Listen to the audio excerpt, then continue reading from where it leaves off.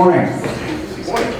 Welcome to the February 11, 2020 public hearing of the New York City Landmarks Preservation Commission. I will call the roll. Chair Carroll? Here. Commissioner Bland? Here. Commissioner Shamir Barron? Here. Commissioner Chapin? Here. Commissioner Chen? Here. Commissioner Bedford? Commissioner Goldblum? Commissioner Gustafson? Here. Commissioner Jefferson? Here. Commissioner Lefty? Commissioner Colbert Smith? Here. Good morning, Commissioners. We're going to start today's Preservation Department public hearing agenda with item number 1, LPC 19-38988, an application for certificate of appropriateness of Borough of Brooklyn, Block 2573, Lot 23, 171 Calyer Street in the 320 Historic District. A commercial building built in the mid-20th century. The application is to demolish the existing building and construct a new building. Good morning, Commissioners. Amy Wood, Preservation staff. The application is to demolish the existing one-story brick building.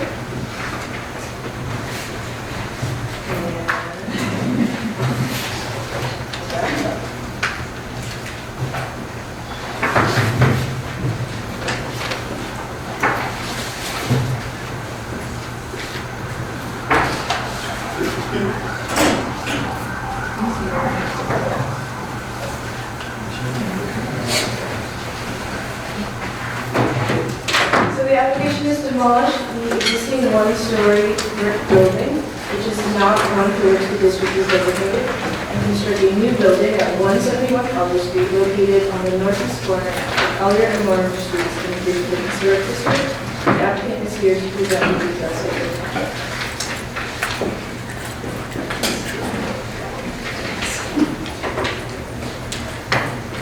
Good morning, Commissioners. Sheriff Paulson from PKSB Architects, here to present this application for a new building in the Historic District. Before I start the presentation, I just got back from 2 weeks in India, and the morning yoga class always ended with a lovely ritual, which was to give thanks to your parents for being alive, to give thanks to nature, because it's a wonderful place, and to give thanks to the place, wherever you are.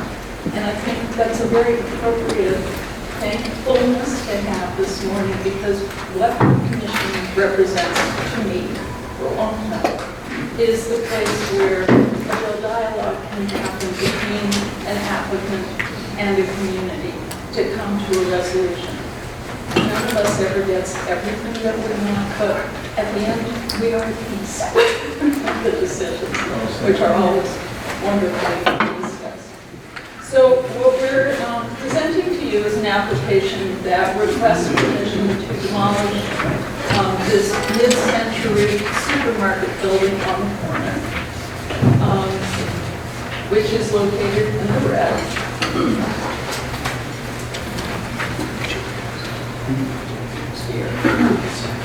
And the adjacent site is part of the zoning lot. It's also a one-story building which houses a crunch gym. And this is important because while there is a significant amount of floor area generated by the two combined sites, we are not utilizing all of it, so that someday that site can be redeveloped to be more appropriate to the district as well.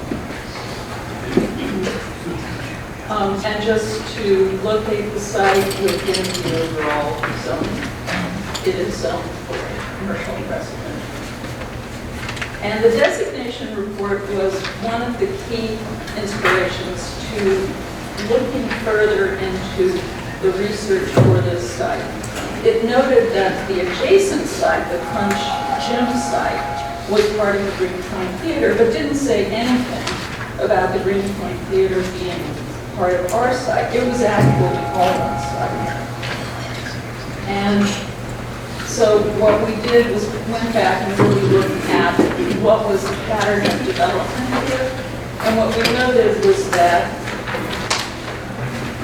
well, most of Greenpoint is typical row houses. This particular street had two houses set back. It had a series of dissimilar buildings. And the building at the corner was a supermarket. So it was the grocery store for the neighborhood. So we thought that was interesting. And then we found, of course, the later map, which indicated where the Greenpoint Theater was. And it was one of those flag kinds of developments, which had its entry building, which was a highly designed facade on Manhattan Avenue, and then the theater space based onto Calyer Street. The grocery store remained. And so we looked into what was the situation with the Greenpoint Theater. As you can see, it was a very handsome facade, lots of signage, and that building remains. Whereas the larger portion of the site given to the theater was actually probably the biggest building in Greenpoint. And while the grocery store was here with a little bustle sticking out, it had fly space, blank brick walls, and water tower and stacks at the time. So we started with an unusual premise for the site, because when we looked at the overall district, where were larger scale residential buildings, they were mostly, and one is new, but they are mostly at the other end of the block, and then just outside the district, which is an individual landmark, are the Astral Apartments. And those tend to be 6-story street wall buildings that go straight up. Our project across the street, as the addition to the very beautiful Greenpoint Savings Bank, goes up 5 stories with a 1-story setback. And that's because we were reusing the steel frame for that building. So that one was a bit unusual, still had sort of a straighter street wall. But in this situation, we were looking at what are the distinguishing characteristics of both these apartment buildings, because they are not the normal buildings in the district. But this is described in the designation report as distinguished for its use of brickwork. This is the building at the other end of the block.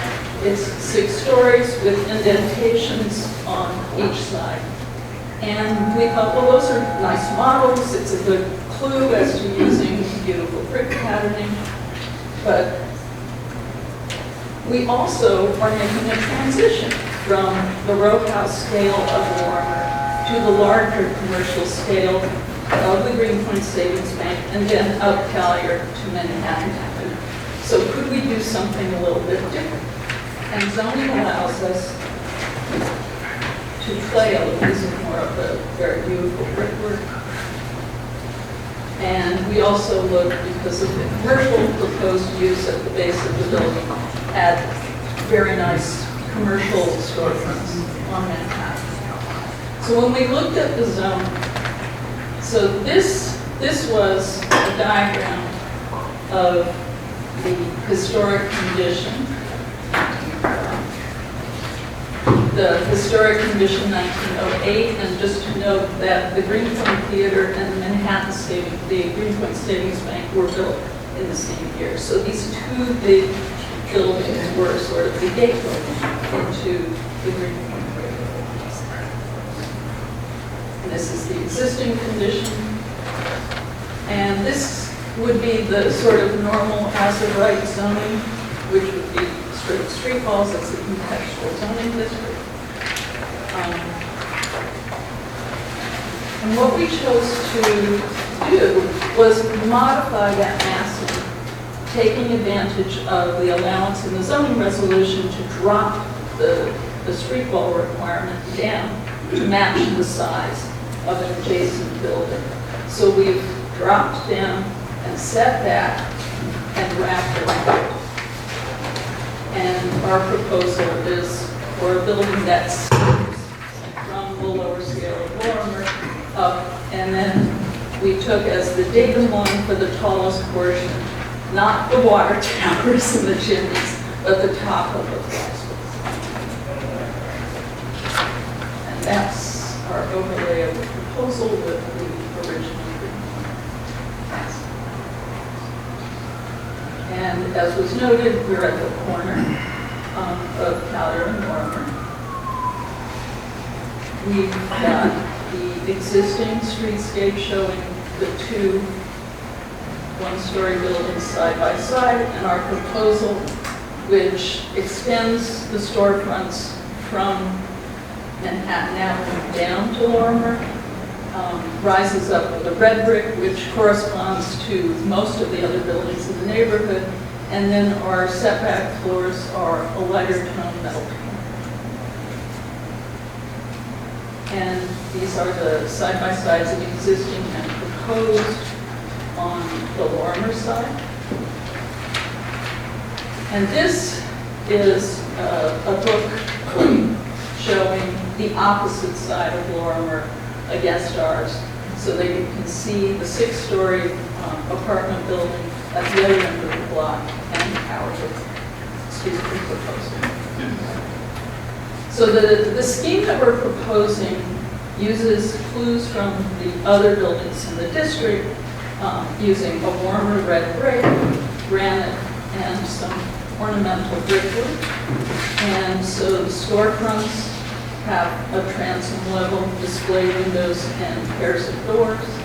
The window fenestration is what looks like a double hung, but it is actually a lower operable, not true double hung, because these are larger openings.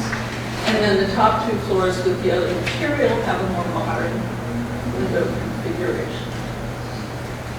And similarly on Lorimer, the storefront wraps at the corners, similar to the little bustle that historically was there on the little grocery store building, then goes to windows.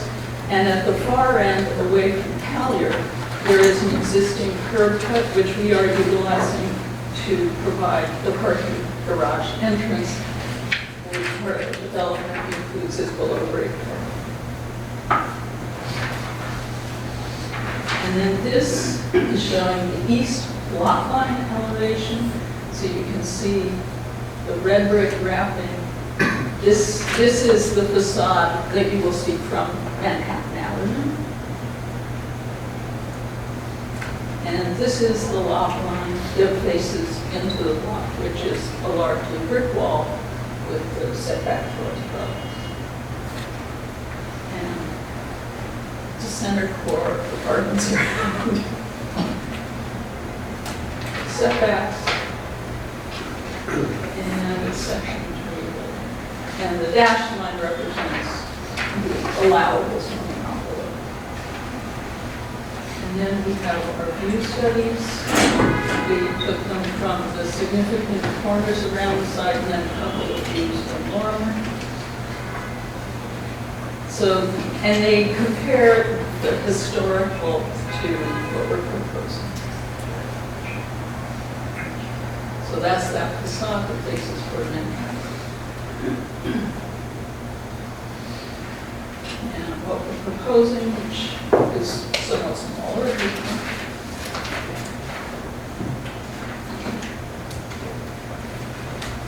and the rusticated base, the ornamental course above the base, granite bases around the building.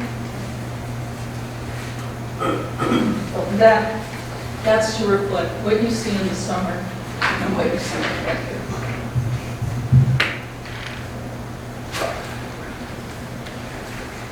Same thing, so that's the view from the other end of the Lorimer down to the county.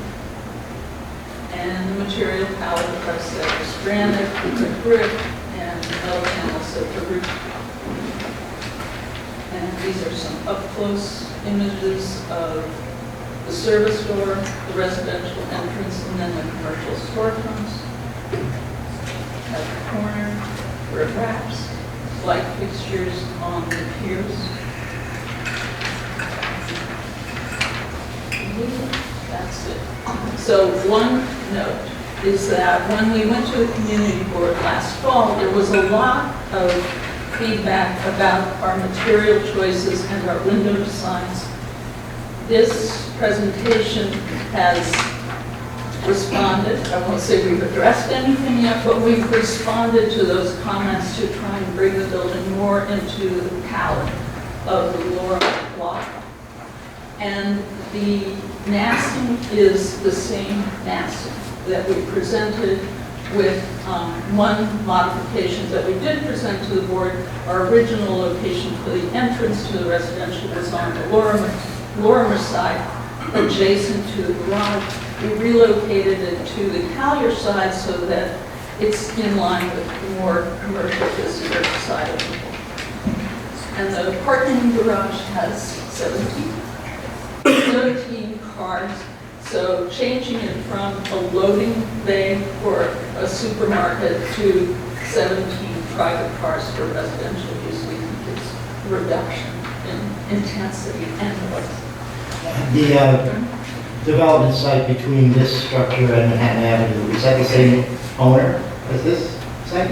They are not the same owner, but they have a Zelda and they are in total agreement about what's. I ask because you present on pages 39 and 40 a comparison of the bulk of the original theater to your structure, assuming on page 40 that the development site stays exactly the way it is. So since you raised the issue, I thought I would want to know whether there is any kind of plan in place for No, in doing fact, anything with that. no, the other owners have stated unequivocally that they do not plan to develop the site, but forever is a long time. And the commission clearly included both of these non-historic buildings in the district with an eye toward making them more appropriate to the district someday. So we've maintained some development rights for that site to allow it to be developed someday. And a follow-up question.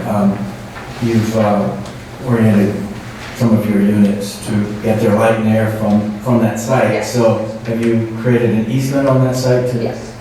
Yes. permanently allow a 30-foot? We've done two things. We've got a 30-foot easement over the adjacent Right. site, and in addition, because of DOB rules, even when you have an easement, they still want you to set back so that your window area is not in trouble. And so we have an additional setback on our side as well. And how wide is that site again? Their side is 96. 96. I think adjacent is the 100. This is Robert Bianco. Okay, thank you. I have one question. The Green Point Savings Bank, is it the same height as your building? I'm sorry. The Green Point Savings Bank, is it the same height as your building? Not exactly. What's the difference? Let me go back.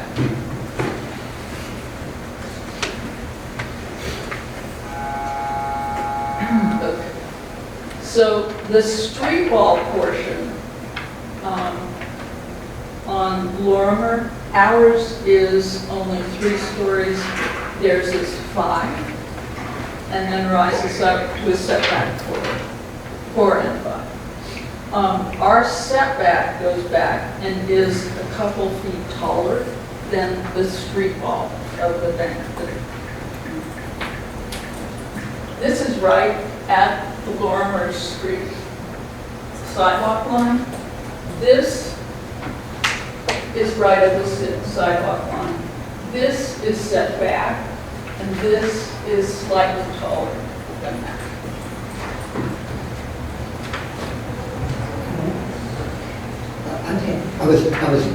You don't have a comparison of the Green Point Savings Bank, the height of that, compared to the height of your building. I'm just trying to compare the two volumes. Green Point. The bank itself. The bank itself, and Not for the architect's Your work. building behind the bank or the bank itself? It was itself, because they said, Okay, let's take it to the building. Is that so?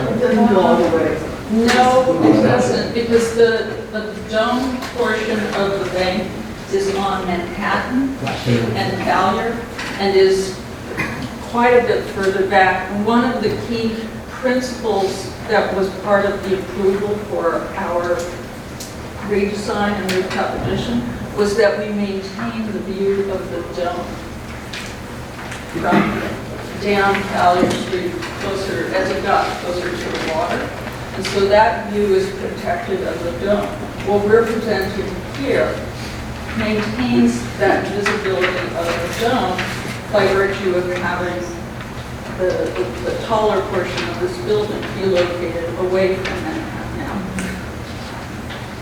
And if you go to page 21, we can sort of get a sense, because we know that the first setback on your building is slightly taller than the street wall of the addition. And we know that the street wall of the addition matched the street wall of the back.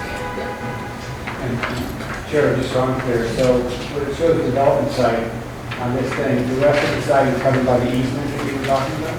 Not the entire site, no. The easement is strictly a light near easement over the adjacent building, and it allows, I'm just curious why you're saying development site is just at the front portion of the lot. Right, what the dotted lines. oh, Thank you. it's illustrative. It obviously can be different. And what we did for that was show it matching the height of the corner building, which is clearly a contributing building to the Greenpoint district. You mentioned that you took clues from the neighborhood for use of materials. Where is there metal paneling in your neighborhood? It was an industrial neighborhood. But the real goal was to try and make a juxtaposition between the addition, which does not have direct relationships to any of the adjacent buildings, so that it looked more bulkhead-like as opposed to others. If we followed the logic of the theater, we would have clad the whole thing in brick, and at one point we did present that option, and would be happy to return. Okay, other questions? Okay, we have a lot of testimony, so we'll go to testimony and then we'll come back to you. Okay, Stephen Chesler.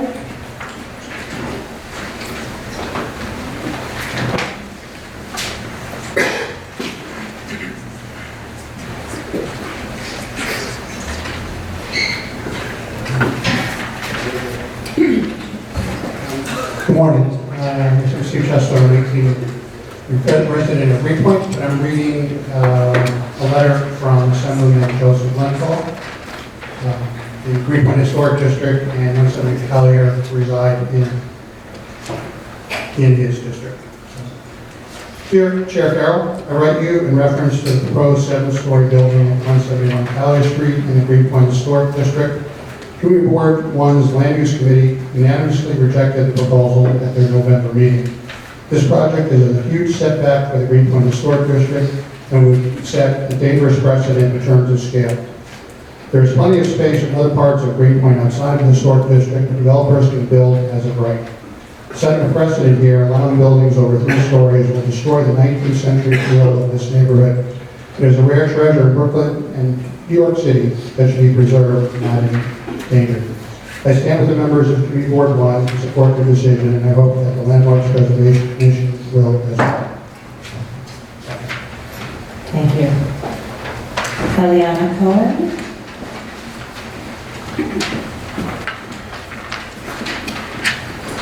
Hello, I'm here on behalf of Senator Brian Kavanaugh of District 26. Good morning, Chair Carroll and members of the Landmark Preservation Commission. Thank you for the opportunity to submit testimony regarding application LPC 1938-988, a proposal to demolish the existing building at 171 Calyer Street in the Greenpoint Historic District and build a new 7-story building with modern materials.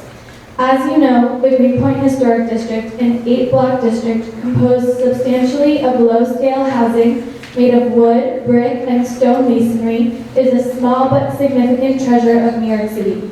Constructing a new 7-story building on this site would threaten the district's historical character.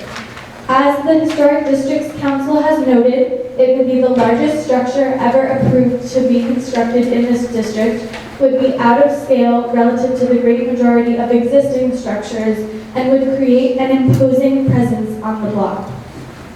Over the past weeks, my office has received valuable feedback from Greenpoint community members expressing deep concerns about this proposal and its effects on their historic neighborhood. The The opposition to the current proposal is also reflected in the resolution approved unanimously by Brooklyn Community Board 1 on November 12, 2019. My colleague who represents the area in the State Assembly, Joseph Lenhall, also opposes approval of this application as reflected in his letter, just read by Stephen Chester, on January 23, 2020. I urge you to give due consideration to the many voices that have called for the Commission to reject this application as written or to require a modification to reduce the height and bulk of the proposed building. Thank you. Thank you. Sante Michele?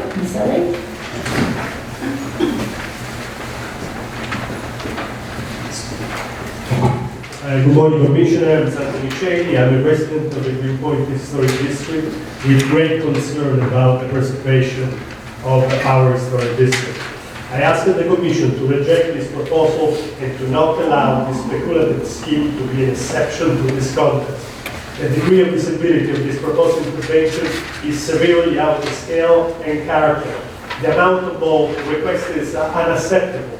The massive approach of this proposal is completely inappropriate and breaks with the established scale of the district, and it will set an unprecedented and irremediable event since the time of the Greenpoint district designation. We should only have serious reservation about this proposal, as it will forever change the character and the perception of the district and will deviate in a direction far from how it was described in the original designation report. The introduction of the landmark designation report for Greenpoint Historic District reads, the Greenpoint Historic District occupies a unique position among Brooklyn historic districts. Fortunately, the architecture quality of Greenpoint has been largely undisturbed since its development. The streets present vistas unchanged since the turn of the century. The district has so far largely avoided the rapid pace of rebuilding and alteration so typical of much of the city. Historic district designation of Greenpoint will help to ensure the protection of the area's distinctive architectural character. Reading again the Greenpoint designation report leaves me hopeful that this institutional memory and knowledge still exists within the Landmark Commission. The applicant seems to be desperately grasping for comparative arguments to justify the amount of bulk proposed. The reference tallest building within the historic district shows only that the large-scale residential building called as a reference are unfortunately scarring anomalies that have occurred before the designation of the Greenpoint Historic District, and one of the reasons why the New York City Landmark Preservation Commission was formed in the city in the first place. Practically 1950s development, like 114 Oakland Street, is not a germane example for present, because the reason why Greenpoint suffered the loss of another great architecture, the Greenpoint Presbyterian Church, that was demolished to make space for such non-contributing disturbance. The Greenpoint Saving Bank Annex at 18 Lorimer Street is another undistinguished development of the 1950s. It remains subordinate to the domed neoclassical style bank and does not prevail in height. Again, it is critical that the historic relationship between the surrounding lower building must be protected. The new construction must be subordinate to these buildings. Unfortunately, the proposed new construction is also not well designed. This triggers multiple concerns with the finesse of its specific, the balance of the fenestration, the material used and its color, especially over the three-story. The visual impact of this uninteresting building is exacerbated by the stark greyness of the metal facade and the Excuse me, could you sum up because you passed the time? Sure.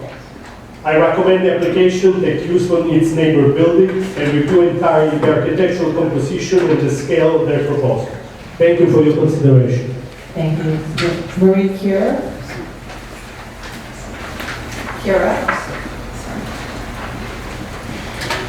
Good morning. My name is Maria Cura. I'm a lifelong resident of Greenpoint and the owner of 202 Guernsey Street, which is located in the Greenpoint district and 1 block away from 171 Calyer Street. I was last in front of the Commission on June 6, 2017, related to the significant restoration of my home, 202 Guernsey Street. I'm proud to relate that my home won the 2018 Lucy Rose Award.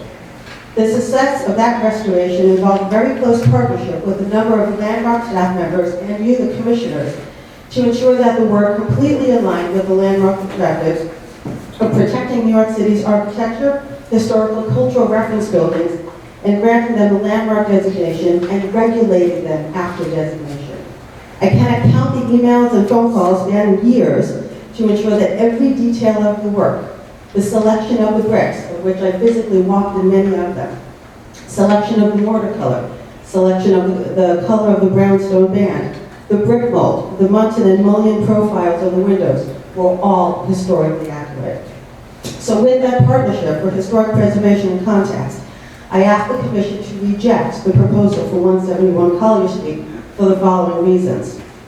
First and foremost, the proposed bulk, height, and mass are not in keeping with the scale and character of the Greenpoint Landmark District, and therefore not appropriate. The proposal leverages comparisons to other existing buildings in an attempt to justify its inappropriate scale. 807 Manhattan Avenue, a non-contributing building. 140 Noble Street, a non-contributing building that was built in the district before there was landmarks. It could have been pink and purple siding at that point. And 182 Franklin, an apartment building that is completely outside of the landmark district. Secondly, the proposed facades and materials are not in keeping with the character of the houses of the Greenpoint Landmark District. The proposed use of varying color bricks, varying mortar colors, metal panels, which was noted, oversized windows are not historically accurate. They would forever, and forever is a long time, negatively affect the integrity, beauty, and value of the Greenpoint Landmark District. Lastly, the approval of the proposal would set a dangerous precedent for others to ignore the landmark designations for future projects, not only in Greenpoint, but in other areas beyond.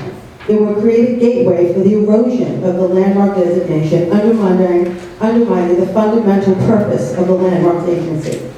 So I personally deeply respect and appreciate the value of landmarks and the mission. So I ask you to protect the Greenpoint Landmark District, and on behalf of the Greenpoint residents and those who cannot come here to voice their objections, I ask you to reject the proposal. And I would like to also respond to 2 points that were raised in the presentation. There was a question in terms of the comparison of height related to the bank, which was presented as, quote, quite far away. And if you look on page 21 of their proposal, you will see it is exactly across the street. And even I, with my weak arm, could throw a rock standing from their building to the bank. And the materials referenced were said to be, with the metals, was said to be in the industrial section. There are no industrial buildings in the 8 parks of the very small Greenpoint Landmark District, and so therefore it is not appropriate. Thank you. Christina Z, followed by Laura Trasiokas. I'd like to ask everyone to respect the 3-minute time limit. Hi, good morning. I am a native New Yorker and a resident Greenpointer for 47 years, and I'm proud to say that I live on a truly lovely New York City historic landmark block. In fact, my former husband and I were members of the Friends of Greenpoint and assisted in the 1982 designation of the Greenpoint Historic District. The Greenpoint designated historical area is very small in size and all the more precious for its residents. The tremendous neighborhood development that has and will continue to occur is indeed overwhelming, but hopefully will not destroy the neighborly, small-town community feel of Greenpoint. The developer proposal for 171 Calyer Street is one such development that threatens the core mission of preservation. The height, bulk size, and mass of this project are totally out of scale and context with the neighboring 1 to 3-story townhouses. The planned impressive height, bulk, and mass are overpowering and would greatly marginalize the beauty of the landmark townhouses that are so lovingly cared for. The projected building will no doubt interfere with light and sunshine and cast shadows on the lovely townhouses on Lawrence Street and greatly marginalize their stature. Respectfully, do not allow this present proposed building plans to go forward. Thank you. Thank you. Laura Trasiokas, That's good. followed by Catherine Thompson. Good morning. Good morning. My name is Laura Trasiokas. I'm a resident of Greenpoint. I live at 218 Guernsey Street. My home came before this commission was renovated in 2018 and you approved our application. I am in fact reading a letter on behalf of my neighbor, Janice Loletta Weinman, who lives across the street from this development at 1101 Lorimer Street. I am a lifelong resident of Greenpoint, Brooklyn. I first lived on Russell Street and then moved with my parents to Lorimer Street approximately 45 years ago. This was before the designation of the Greenpoint Historic District. During the designation process, there were community members both for and against the landmark designation. Those against were not only concerned with restrictions placed on their home improvements, but also the added expense involved. I aligned myself with those wishing to save our historic neighborhood. After the landmarks designation was approved, my neighbors, including myself, decided to work together and have the paint removed from our 5 buildings. I looked into the cost involved and was able to obtain grants for 3 of the buildings owned by my senior citizen neighbors. It was wonderful how through the landmark designation, they could afford to have this work done on their homes. Over the years, our neighbors across the street included several commercial establishments fronting on Calyer Street. Those establishments replaced the original historic residential uses on Lorimer Street. Directly across from our residence was located the service entrance to these establishments, including garbage dumpsters and deliveries. The sound of the dumpsters being loaded and unloaded became routine until they broke the water line under the street. The service entrance remains across the street. As 171 Calyer has been vacant for a while, hopes did arise that someone may purchase the lot and restore Lorimer Street's residential character. But looking at the proposed plans, Lorimer Street will remain as the service entrance for this even larger establishment. All vehicles will be entering across from our houses to access basement parking, and the garbage collection area is shown on the project's basement plans near the vehicle ramp. Mention of garbage collection activities is not shown on the building plans. During community board meetings, it was brought to the developer's attention that the service entrance should be located on Calyer Street, as the building address is 171 Calyer, and not Lorimer. The service entrance remains on Lorimer Street in the proposal being presented today. Lorimer Street is a quiet, designated school street serving Public School 31. We request that it not be overburdened by this development. Thank you. Thank you. Catherine Thompson?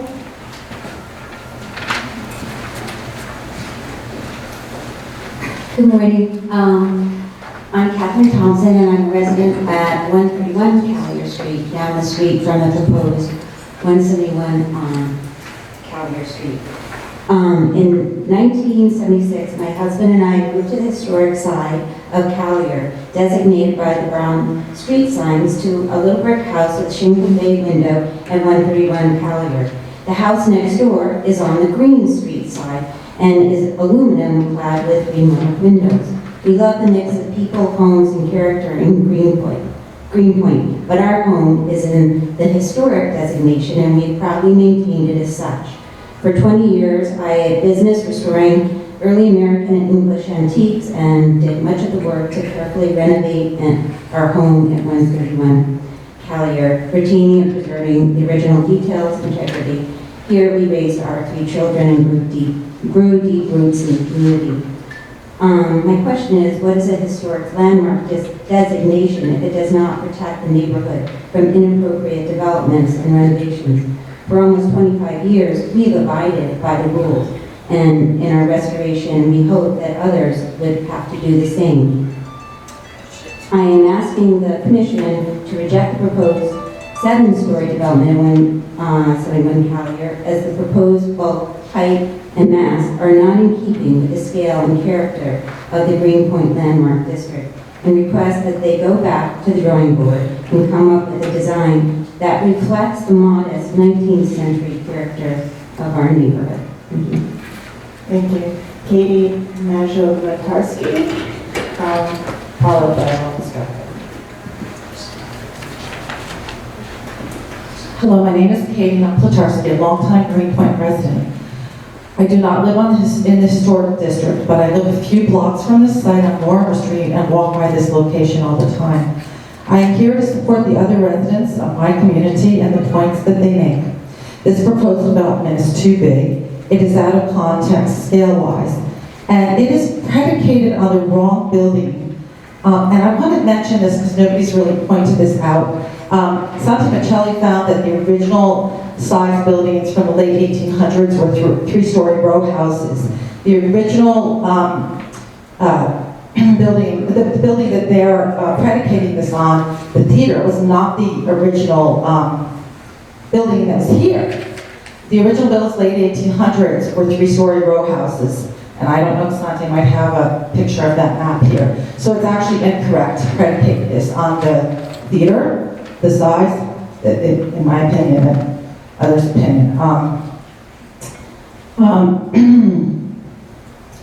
Okay, and it is predicated on the wrong building, as others have described. And along with the bank building, it would be two giants sitting on the corners, creating a canyon, likes of which one does not find anywhere else in this area. You can't really tell, but if you stand on that street corner, as I did yesterday, the bank building feels immense in relation to the width of the street. And two facades like this would feel immense. It's hard to tell from the photo how in reality it would feel. I would also like to add that the original design, which they have since changed, was unattractive and did not fit in at all with its surroundings. And this makes me question what were they thinking. They haven't changed the size, most likely because it would diminish revenue. But revenue or not, this proposal is absolutely too large, and I hope that this Landmarks Commission will see the truth of this. Thank you very much. Thank you. Lawrence Drucker, followed by Brittany Thomas. Good morning, Commissioners, Chair Carroll. My name is Lawrence Drucker. I am a resident of Greenpoint. I live on Noble Street. I'm here today on behalf of all of the block associations in and near the Greenpoint Historic District. That is the Noble Warmer Historic District, Historic Block Association, the Kent Street Block Association, Milton Street Block Association, and the Old Guernsey Street Block Associations. We join Community Board 1's opposition to the development plan for 171 Calyer Street. All the reasons you'll hear in a moment from Trina McKeever. I'll focus on the applicant's choice of precedent. Of all the iterations of buildings that have been on the lot now occupied by 171 Calyer Street, the applicant has seized on the largest and most uncharacteristic reference point for use of this site. The original structures there were 2- and 3-story masonry and frame houses on lots no larger than 25 feet wide, as you've seen and heard. And that's like almost all of the other structures in the Greenpoint Historic District. Beginning in 1908, the site was home to a theater. It was an imposing, unadorned brick wall, 5 stories high, as you've seen in the developer's presentation. Around 1965, that theater was demolished. It was replaced by the single-story grocery store and then later a gym that exists on the site. And that's how the property has remained for more than the past 50 years. So that's a key point. Rather than building on a scale consistent with the original structures on the site, they've chosen to rely on the historical anomaly. That's the large-scale theater that hasn't been there in more than 50 years. And this is really bypassing an opportunity to restore some of the character that was originally part of this neighborhood. And as you've heard from our neighbors, this new building will dwarf the existing houses on Lorimer and Calyer Streets, not to mention the other houses in the district. And here, I think the significant point is that the applicant is seeking to do something unprecedented in the Greenpoint Historic District. And that is to introduce an entirely new, large-scale building, unlike virtually anything else in the district. You've heard reference to the apartment building, non-contributing building on the northern corner of Noble and Warren Street. That's 1125 Lorimer. That was built in 1949, and that was approximately 35 years before the establishment of the Historic District. The other building that the developer has pointed to is the bank building directly across Calyer Street. And that had a 5-story annex in the rear that was built in 1954. And while that project is now, it's also a redevelopment project and they're making renovations to it, it's roughly the same scale as the original structure that was there before the establishment of the district. So that's the essential point that we're trying to make on behalf of the residents. If it's allowed to proceed as planned, it will change the character of our neighborhood fundamentally. It will set a dangerous precedent for future developers who can seek to maximize their financial gain by acquiring non-contributing properties, replacing them with large multi-unit buildings, and that's something that we have to try to stop. We, on behalf of the The residents... time has run out, so Sure. your final sentence. On behalf of the residents of the Greenpoint Historic District who will live with this building for many years to come, we're joining Community Board 1's request that the Commission reject the current proposal. Thank you very much for your time and attention. Thank you. Brittany Thomas. Brittany Thomas, the Historic District's Council. HDC does not support this application of what will be the largest new construction ever proposed for the Greenpoint Historic District. This proposal to construct a 7-story building at 171 Calyer Street is inappropriate because it is vastly out of scale and out of context with the 19th century modest housing stock for which this district was designated. The proposed new building would create an imposing presence on the block and is at odds with the historic small-scale character of the neighborhood. The historic Greenpoint Theater utilized throughout this presentation to demonstrate the appropriateness of the proposed scale of the new building predated the establishment of the historic district, and as such, its previous existence does not justify the construction of a building of excessive height. The conceptual premise of that argument is slightly absurd. One would not propose an early 19th century farmhouse on the site and be expected to be taken seriously. Why should the Greenpoint Theater be any different? Furthermore, the case for exceptionalism in the service of historic recreation on this site is undercut by the details of the proposal, which do not actually recreate the Greenpoint Theater complex, even if it were agreed that such a thing would be desirable. You can't have your cake and eat it too. HDC suggests that the top 2 metal paneled stories and accompanying bulkheads be eliminated to better help this building fit within the existing historic streetscape. The Greenpoint Historic District is a small historic district and encompasses a mere 8 blocks. Introducing a building of this size to the district will have a dramatic effect on the historic atmosphere. If the design and scale cannot accommodate its surroundings, it should be constructed outside of the district where an ample non-designated blocks that await the development. Thank you. Thank you. Is it Tina McKeever? I'm sorry. I can't remember. Trina. My name is Trina McKeever, and I've lived in the Greenpoint Historic District on Oak Street for 30 years, and I serve on CB1 as the chairperson for landmarks. And what I'm going to do is just read the letter that was sent from CB1 to the commission. So, Dear Chair Carroll, please be advised that the regular board meeting of Brooklyn Community Board 1 held on November 12th, 2019 at 211 Main Street, Brooklyn, the members received a report from the Landmark Subcommittee. The report was in regards to the proposed development of 171 Calyer Street in the Greenpoint Historic District. The report is attached. Kindly be advised that the board members voted unanimously to support the following resolution. The Greenpoint Historic District is characterized by its low-scale housing constructed of wood, brick, and stone masonry. The scale and massing of this proposal is not appropriate for this district. The proposed 7-story building with large windows that are more appropriate for a loft building is out of scale and not within the character of the Greenpoint Historic District at every level. For precedent, the applicant is relying on, number 1, the existence of a utilitarian theater house at this location, one which was considerably smaller than the building they proposed, rather than pre-1905 property maps, plot maps from prior to the construction of the theater showing 3-story wood frame buildings on 25-foot lots, reflecting the character and scale of the historic district. Number 2, on an existing non-contributing 5-story building across the street. Number 3, an existing non-contributing 6-story building in the district. And number 4, an apartment building outside of the district entirely. None of these precedents rise to the level to legitimize a building of the scale and bulk in a district characterized by low-scale buildings that typically are no more than 25 feet wide. Beyond the height and massing of the proposed building, we urge the Commission to ask the applicant to rethink their design approach entirely. Neither the storefronts, nor window openings, nor design of the facade itself are in keeping with the character of the Greenpoint Historic District. Even on this commercial street, Greenpoint deserves better. And it was a unanimous vote, and that was the letter signed by the chairperson, Dallas Taylor from CB1. One other thing that I do want to point out is the Greenpoint Bank across the street that we've seen pictures of is the far end. That's the last building in the historic district.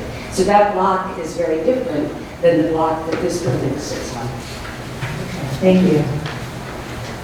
Okay. Is there anyone else who'd like to speak on this application? Yes, please come up and state your name for the record.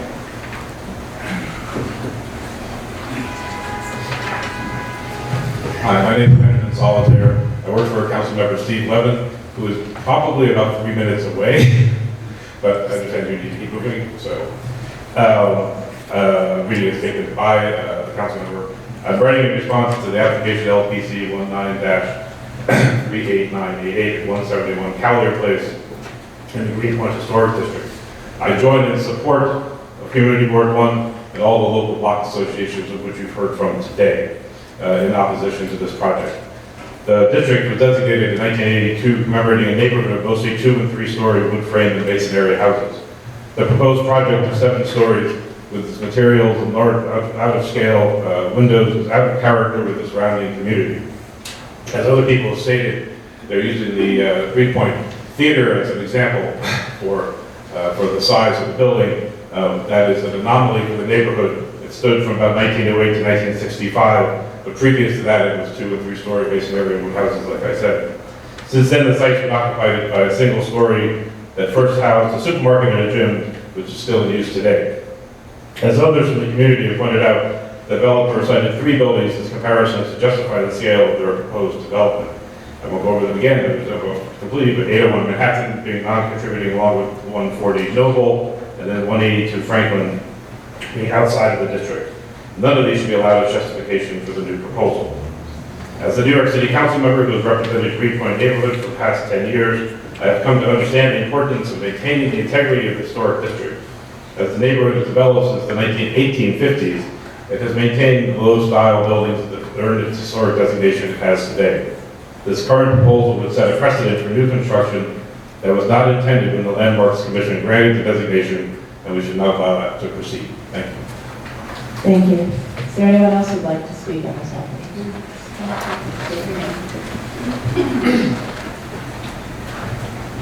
Hi, members of the Landmark Preservation Committee. My name is Ben Dietz. I want to register the statement as the neighbor of the proposed construction at 171 Calyer. As the owner, with my wife, of the single-family home at 1093 Lorimer, directly opposite the proposed development, we have observed and participated in this public process with great interest. We appreciate the LPC's consideration of maintaining the characteristic feel of the block we've called home for the past 13 years, and in preserving the historic Greenpoint we have lived in since 1998. It's our opinion that the development as proposed is a stark mismatch with the historic profile of Greenpoint as a neighborhood of low-rising family homes. Its height and mass will not only impact lines of sight and roof lines that have been consistent for over half a century, but its massive facing on Calyer Street in particular will change the nature of the block, to say nothing of increasing traffic, noise, and waste on the block. We also find it very interesting that in order to propose this, the developer has acquired air rights, which gives us, from the building next door, not included in the proposal, so we understand, which gives us certainly some doubt about the future of both this proposal and the future of the building next door, and a further change to the block, which, as my neighbors have pointed out, is a forever change to the historic district. We therefore ask the Commission to reject this proposal in its current form and request that the developers revise the design to better match and suit our historic block, as we and many other homeowners have happily done. Respectfully, Ben and Marcelo, please. Thank you. Is there anyone else who'd like to speak? All right, and as was stated, we do have a letter, a joint letter from the Noble Lorimer Historic Block Association, Milton Street Block Association, Oak Street Block Association, and Kent Street Block Association in opposition. And we received a letter from Preservation Greenpoint in opposition to the proposed scale and mass of the district. So I know that council member just arrived.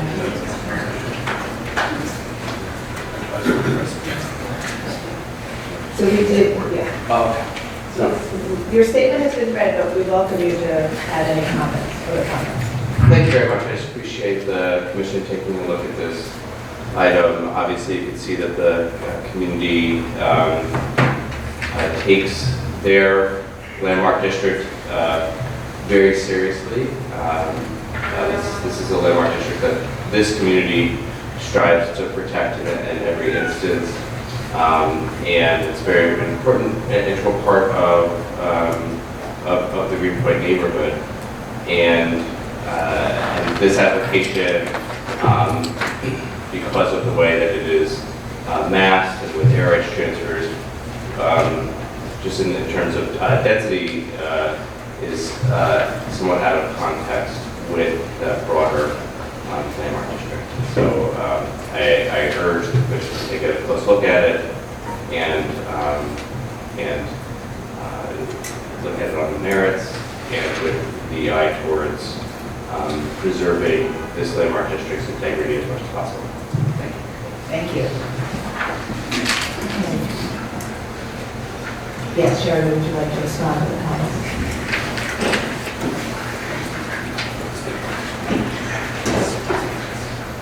I'm not going to go to the pictures. As I started at the very beginning, I, for one, fully appreciate the opportunity to get the feedback and hear things. There are a couple of things that I do want to respond to.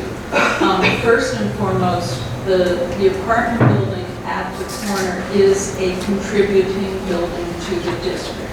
It is not non-contributing. It is noted in the report with a style and is called out for its decorative brickwork, so it is a totally relatable and appropriate precedent to cite for a larger scale apartment building, of which there are very few in the district, and that's totally agree with.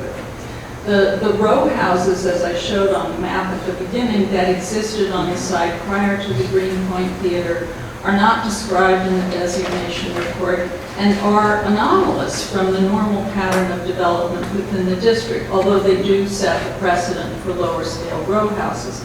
But as Greenpoint developed and as Manhattan Avenue developed as a commercial strip, Calyer Street became essentially a commercial gateway into the rest of the Greenpoint district, with the Greenpoint Savings Bank on the south side and the Greenpoint Theater on the north side.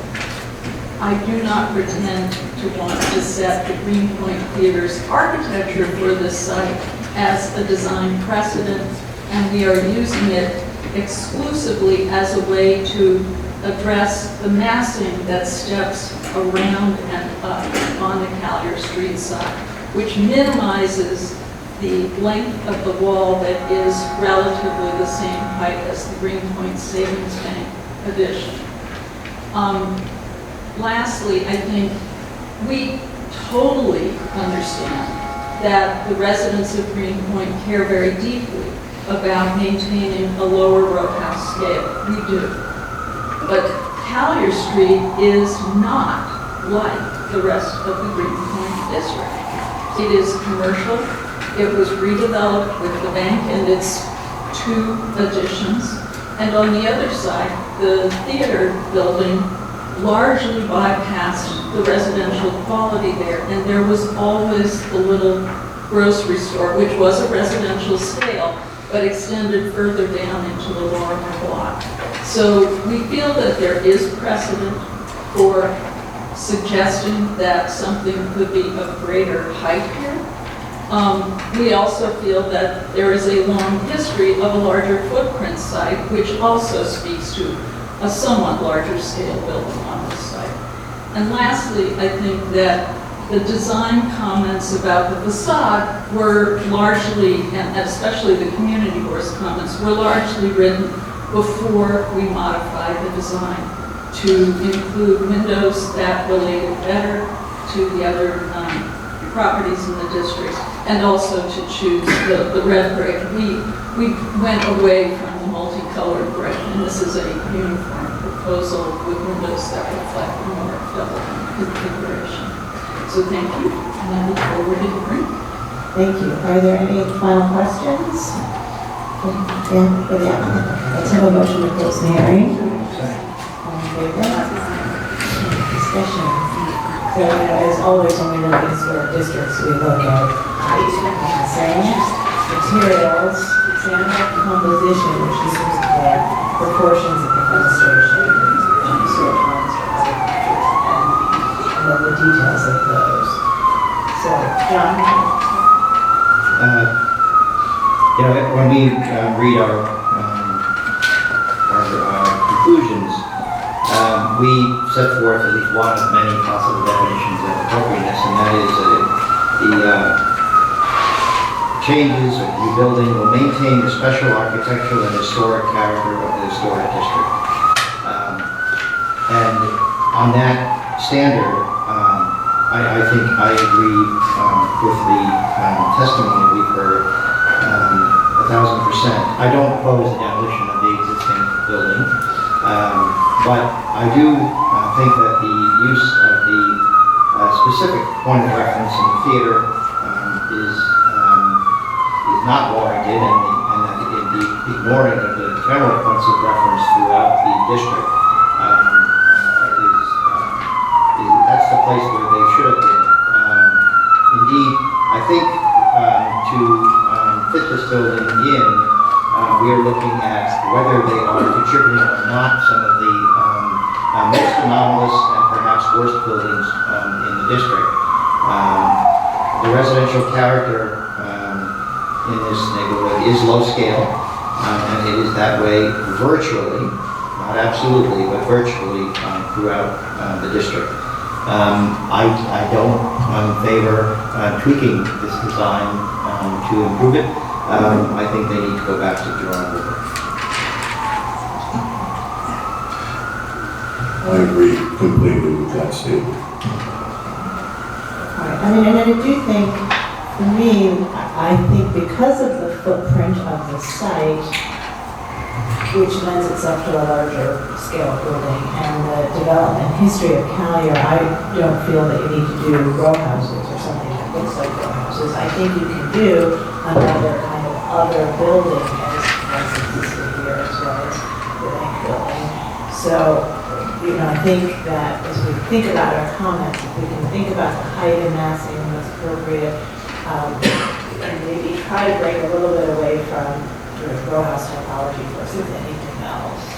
And I think to that extent that this image is constructive because the brick portion, and Michael and John might not agree with this, is actually a good answer to what you just posed, which is not the row house language or scale exactly, but is in conversation with it and takes into account that this street is a commercial street and has a different kind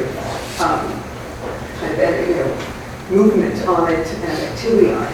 I'm less convinced, though, going back to Michael's earlier question about the white or lighter colored paneling, both the material and the height. I had a few thoughts too. First, I wanted to compliment actually the presentation. It was one of the clearest presentations I think we've seen in recent times. It was very, very clear. We may not be supporting it, but it was very, very clear. And secondly, I wanted to compliment the people who testified. I thought it was extraordinarily articulate, rational, and very clear as well, to help me at least see the merits of either side of this argument. I do think we, as commissioners and as applicants coming before us, really need to be maybe more thoughtful about the precedents that we use. Going back to very early days of a historic district, it seems to me to be not always relevant. Using anomalies that came along, also perhaps not relevant. Those are just some of my thoughts. We see precedents here so often, and I just wonder if they're always so useful to us. It's just a thought I'm having. Given that, I don't disagree with the idea of rethinking this. but maybe not throwing everything out. I see everything, for 50 years of an architectural career, I see everything through the lens of urban design, you might say, which is to say I'm a contextualist. I believe also that new buildings in historic districts can enrich a historic district, not detract from it. And I think this building ultimately can do that, but it does have to be changed. It's too high at its highest point. It's too white at its highest point. I think the differentiation of the beginning of the differentiation of the massing is a really good approach. It may not be the final approach, but at least it breaks down the massing, and I think that helps make this into a more contextual building. It seems to me the brick and the articulated creative use of brick is the right approach. Maybe I'll leave it at that. Yeah, I also appreciate the strong community support for this district. And I think, we should just say that if a larger building here is permitted, it will have an impact, obviously, because that's in the nature of it. At the same time, other larger buildings would only be permitted if there is a situation where demolition is appropriate, because of this, we're not going to be taking down any buildings for which the building was designated. So, but in any event, I think I could permit a larger building here because it's a corner building. It's across from other larger buildings, and there is a history of the site with a very large building on it. So all of those factors lead me to feel like I could be comfortable with some kind of larger building here. I do think that the brick portions does a pretty good job of being contextual. I like very much the fact that they're lining up the street wall and stepping back, to let that street wall read as at the same level of the row houses. The upper portion, the sort of whitish, grayish portion seems really out of character, and also I think that the massing is too much in the context here. So that's kind of where I'm at this point. My comments are similar to other commissioners in that I think I would support a larger building on the site, perhaps, but I believe that this is too out of scale. The proportions, again, the metal panel material is very jarring, but I think that the lower brick portion is more contextual and can work. So I think I can support it if they come up with something smaller. Okay, cool. Bernardo? I agree with my colleagues that it should be rethought. I'm not opposed to it all. And I think the elevation on page 25 and 26, the beauty of brownstones to me is that they set up a rhythm. And when you get to the corner, how you transmit that rhythm to the corner becomes important. And that was not done in this case. And then on the second floor, the patterns, the grid of the elevation changes on the second floor. And that's so that breaks up the facade too much. If they keep in mind the rhythm and the scale, then it will be cool.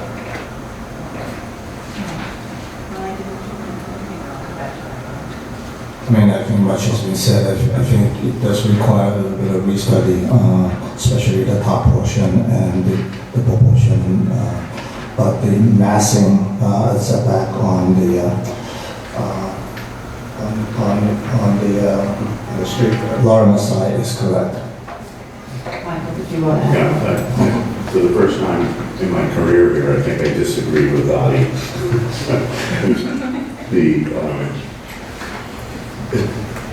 But I agree with Fred here. I think the massing, That's a well, we have and we have not several times. In any case, I believe the goal can be achieved with changes in the massing. Because, for me, well, the assertion was made that it's okay to have a commercial building here. And yes, this can be a commercial building. The building as designed is more redolent of that Tribeca industrial loft pickle factory sort of building. It's much more industrial to me in flavor than a commercial building. And I think that's sort of where, in addition to the massive changing, it would be. But it just, as designed, it changes the character of this district. Measure. All right, great. So I think we did have a good discussion. We had a very clear and helpful presentation, very clear and helpful testimony, which yielded a very informed discussion around the development. So we won't take an action today. You should work with staff and continue to think about the height and massing of the street, particularly the upper floors, and then we should proportion to demonstration of some of the detail choices that more industrial character. Thank you.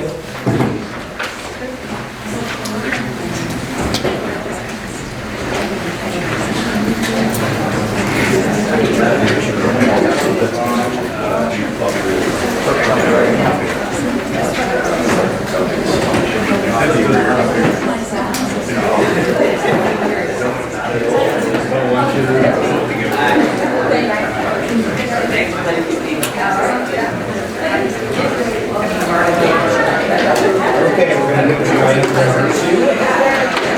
LPC application for certificate of variance Lot 201 lot, title Street, Historic District, make a mock masonry wall, application to demolish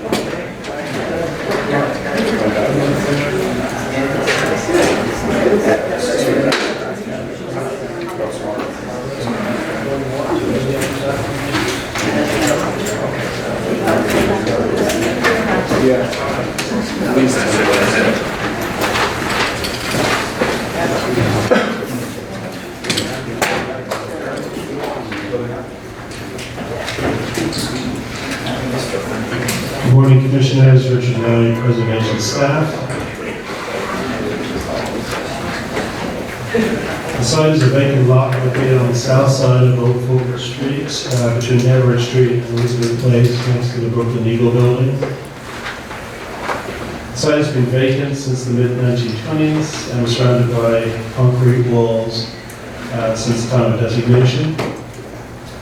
There is currently a visual easement relating to the residential property behind the lot, this one here, which limits new construction to one story in height of the subject property. In 2015, a certificate of appropriateness was issued to demolish the concrete perimeter walls and construct a one-story steel and glass commercial building in the basement. The proposal is to change the design and construct a one-story red brick masonry building with large punch-house openings featuring recessed black metal and glazed storefronts and a green roof. Tom Van Voort of NV Design Architecture is here is to present the proposal and to answer any questions. Thank you.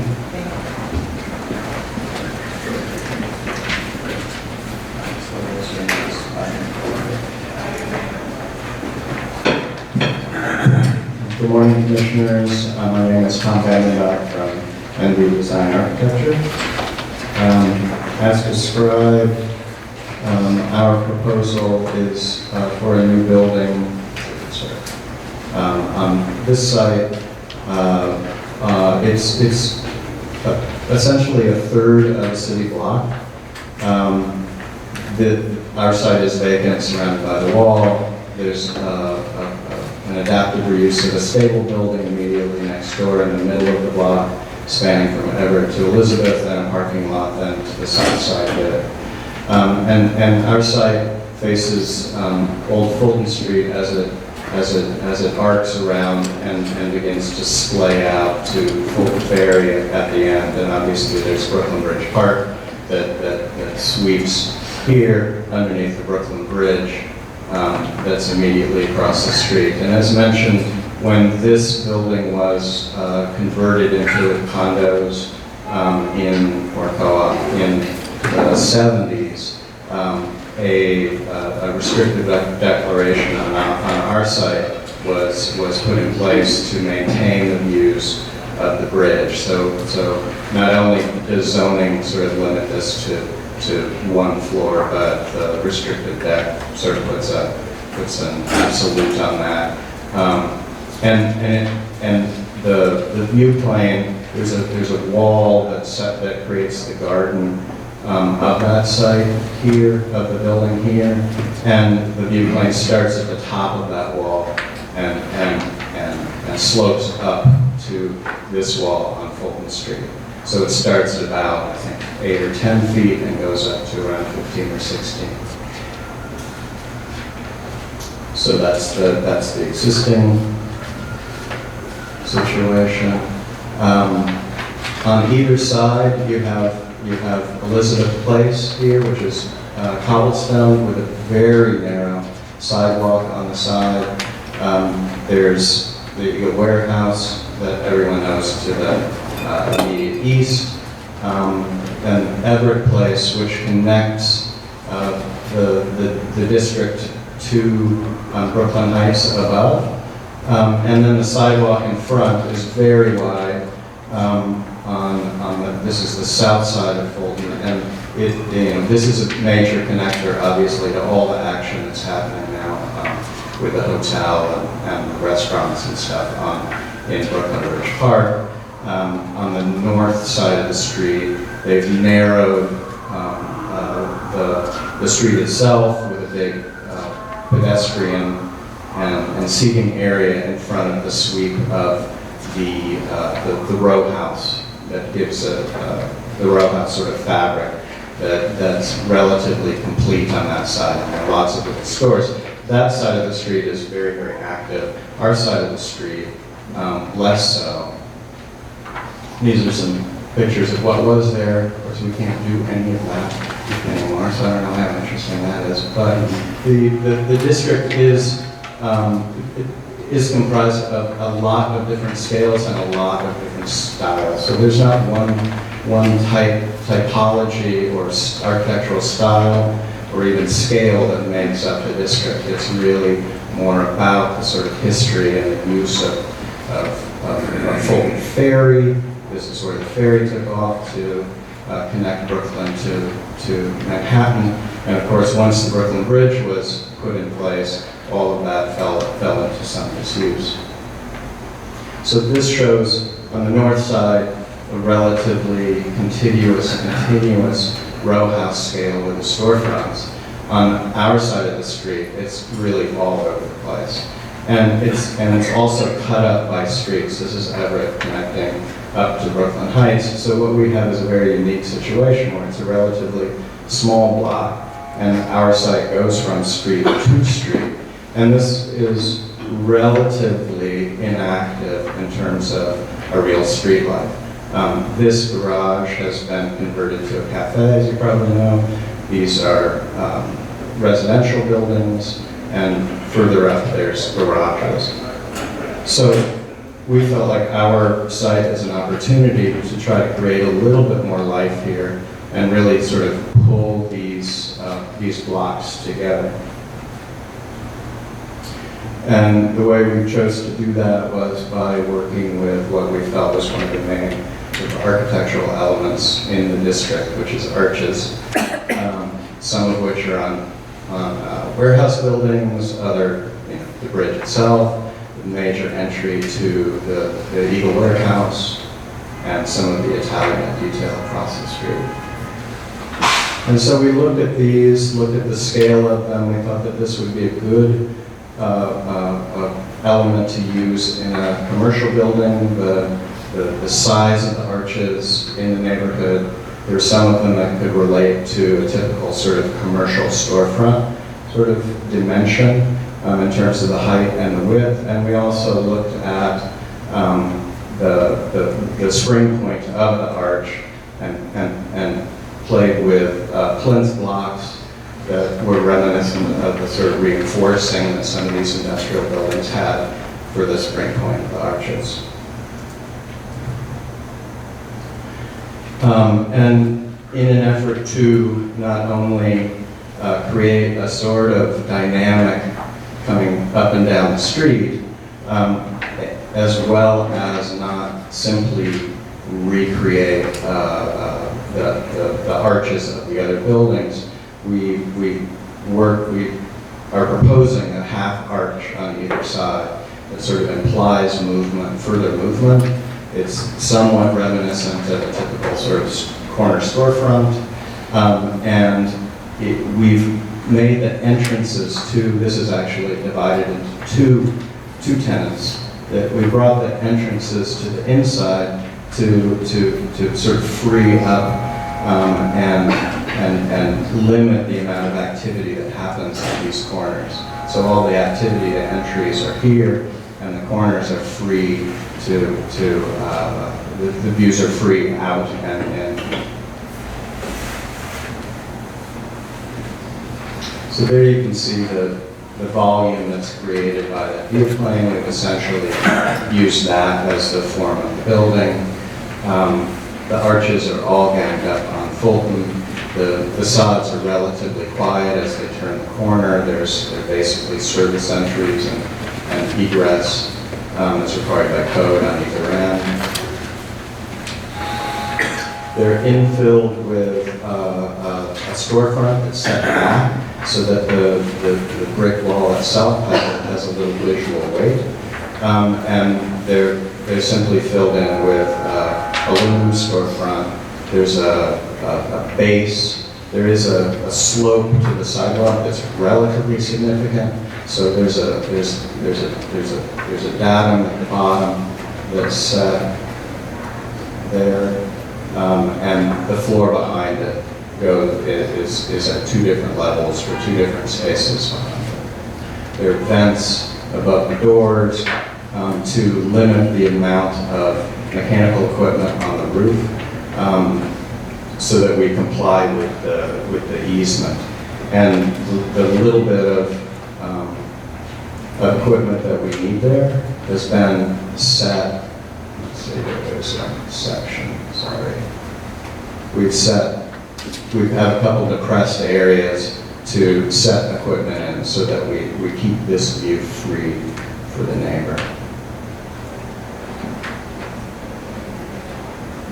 So here's the street elevation. Oops. And then we have the brick sample. We're proposing a Roman brick that is slightly thinner and more horizontal, which we felt worked nicely with the proportions of the building and gave it a little bit more weight since it's relatively small. And we hope that worked nicely with the other brickwork in the area. And we have a very, very simple sort of concrete colored, very neutral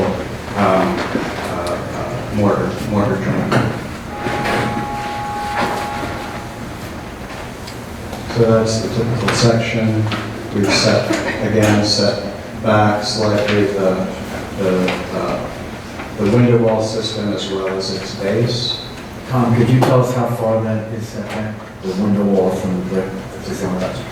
I go 6 inches. It's 6 inches back.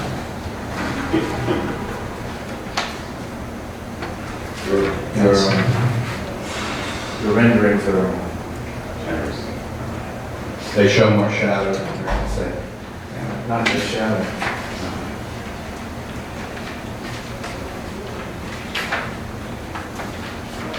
So this is the side elevation, including the building next door and the parking lot. Can I ask kind of a question about it? Yeah. It seems like at the corners, the top left and right corners of the egress door, there's some heightened brick lines. Is that just graphics, or is there?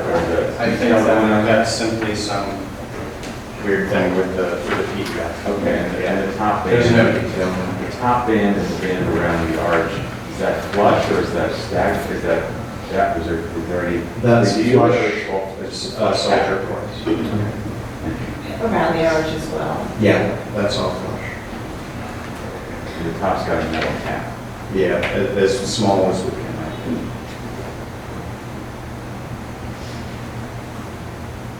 That's Elizabeth Place.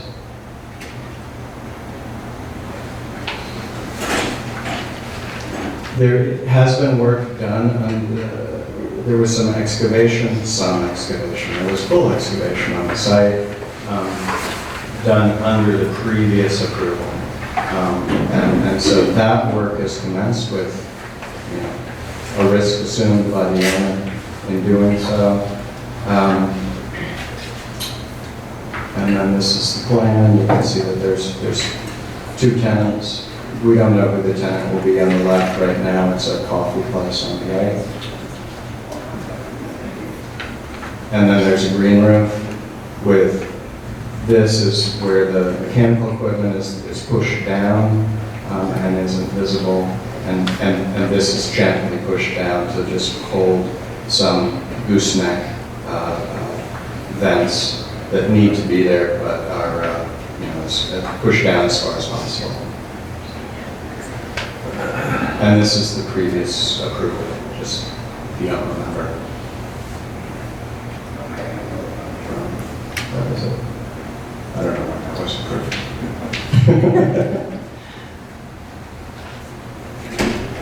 2015. 2015.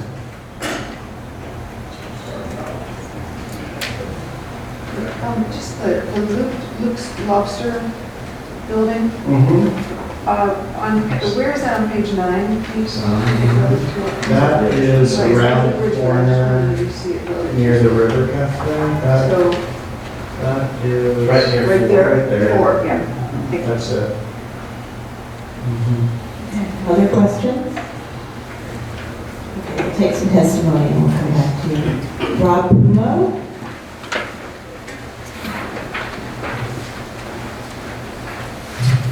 Thank you for allowing me to read on behalf of the co-op owners at 7 Everett Street, which is the property adjacent to the building. I'll just read the comparison. So my name is Rob Pumo. I'm speaking on behalf of the co-op at 7 Everett Street, adjacent to the proposed development, which was developed by the owner's predecessor Untitled. We're a small co-op of 5 units. Most of us have lived in the building for a very long time, and for many of us, our homes are our biggest asset. At the outset, we want to acknowledge the thoughtfulness of the design presented and the willingness of the developer to have his design team work with us. As a neighboring property, we are of course concerned about the impact of the building on our quality of life, as well as its effect on the overall historic district. We are also the beneficiaries of restricted declaration, which Tom mentioned, on the lot under development, which, while allowing for some mechanical use of the roof, recites its purpose is to ensure that any development is designed to protect in perpetuity the opportunity for light, air, and view of the lower portions of any structure. We believe that this consideration is consistent with the way the Commission takes into account the relationship between existing and new or additional improvements in the district, which we now know are sensitive to in connection with this application. In this regard, we believe those interests are appropriately addressed in the plans presented to you. We would advise the project architect that there are certain differences between those plans and the drawings on file with the DOB. Specifically, the file plan shows a series of goosenecks and a location for what is designed, for what is designated as the future fan, which are not on the LPC drawings. We have been advised that these were legacy mechanical considerations that have been eliminated and that revised drawings will be filed with the DOB reflecting this. The goosenecks to provide bathroom ventilation are being retained. We believe their placement on the north side of the building is acceptably located, provided, of course, the orientation is away from our windows and minimally visible from the street.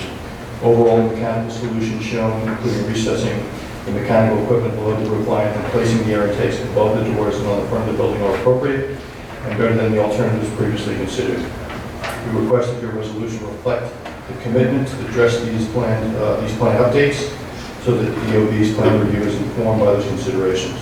With this in mind, we believe the overall design reflects the character of the district. Thank you for your consideration. We'd be happy to answer your questions. Thank you. Thank you. Is there anyone else who'd like to speak on this application? Okay, and we have a resolution from Brooklyn Community Board 2, unanimously recommending approval of the application. Would you like to respond to that? I think it's, in terms of our process here, we don't issue a permit for any approval until we look at the final DOB filing guides, but you probably filed that DOB early with the preliminary set. That's right. And there was also, in an effort to communicate, there's probably over-communication with Everett Street, and they were given a set of drawings for an option that removed the louvers from the facade here, and those were brought up as these goosenecks on the roof, which is not what's being presented here. I won't present it here, you will never see it, and that's what they were reacting to. So that's not our intention. If we're so privileged as to get a permit for this design, there would be no need for those goosenecks, period. So we've removed them from this. Any other questions before we close the hearing? Okay, let's have a motion to close the hearing. All in favor? Okay, so this is an interesting site that the applicant presented. It's a restrictive by both zoning, but also this easement next door. And it's on the sort of side of the street of this district that has sort of a variety of building types and sizes going on. So the commission previously approved a different one-story building, and they're back today with something that takes some cues from some of the neighboring buildings in terms of materials and the arch form. So, Brett, it's your hood. Would you like to start? It's my hood, not only my hood, but it's my path of every morning walking. So I've been noticing the construction finally on the site recently. Why do you know where the lobster site is? That's correct. In any event, I think this is a terrific scheme, really. I wouldn't have thought of this scheme here, and I think it's really quite a fabulous scheme. I know this area as well as almost anybody could, I suppose, who doesn't actually live right in Everett Street. And I never really thought of all those arches. I mean, I see them all the time. I know them, but I just never thought of the family of arches that this context presents. And that great slide shows them all. I know every one of those places intimately. But so I think what Tom has done here is picked up on that family, that context, in a really brilliant way. And I think I really want to admire the two in pieces. He could have started the rhythm differently and ended with big heavy corners, and thank goodness you didn't. This is a really animated, alive kind of piece of brickwork, which you don't normally think of. Brickwork is alive and kinetic almost in its expression. In any event, I think it's just terrific in all ways, save one. And this is what we should build, not 6 inches. So push that back, those glass walls back at least a foot, maybe even a little bit more, to get that feeling of real brick, not a facade, a thin pasted on facade.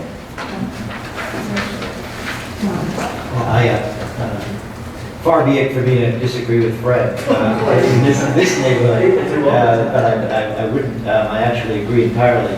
And I think the original design was going to be my first few minutes on the commission. And if I had to do it over again, having seen this, I wouldn't have agreed to the first design.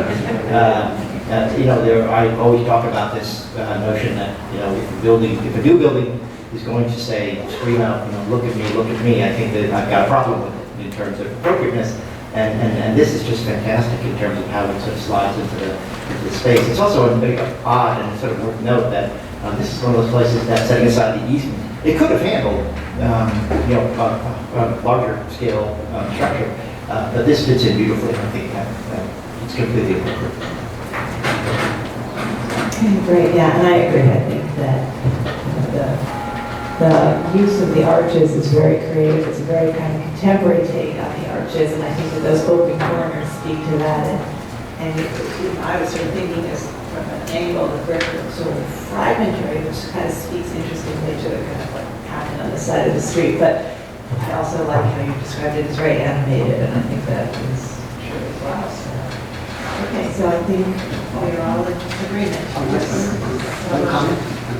Yes, Everardo. It's a very handsome building, and what it does for me, it's a solid building that feels light, which is kind of a contradiction. Very handsome. Okay, in the matter of 20 Old Fulton Street in Fulton Area Historic District, it's an application to demolish a wall and construct a new building. I note that the lot has been empty since at least 1925 and has been surrounded by concrete walls since the time of designation, and that there is currently an easement on the site limiting new construction to 1 story in height. Further note that the foundation work has already begun pursuant to a certificate of appropriateness for a different new building issued in 2015. I recommend approval, noting that the construction of a new building on the site will not damage or destroy any significant features of the site or adjacent buildings and will restore continuity to the street wall, thereby strengthening the streetscape. That the low scale of the proposed building is in keeping with 1- and 2-story commercial buildings found currently and historically within the Fulton Area Historic District. That prominent aspects of the design, including the use of arched masonry openings with simple brickwork details abstracted to wrap the corners at the midpoint of the arch, will recall in a contemporary way the more robust arch openings and brickwork details found at other prominent buildings and structures in the historic district. That the proposed red brick facades, stone bases, and metal storefronts will feature materials found within the historic district and relate well to the industrial character of the historic buildings and the nearby Brooklyn Bridge.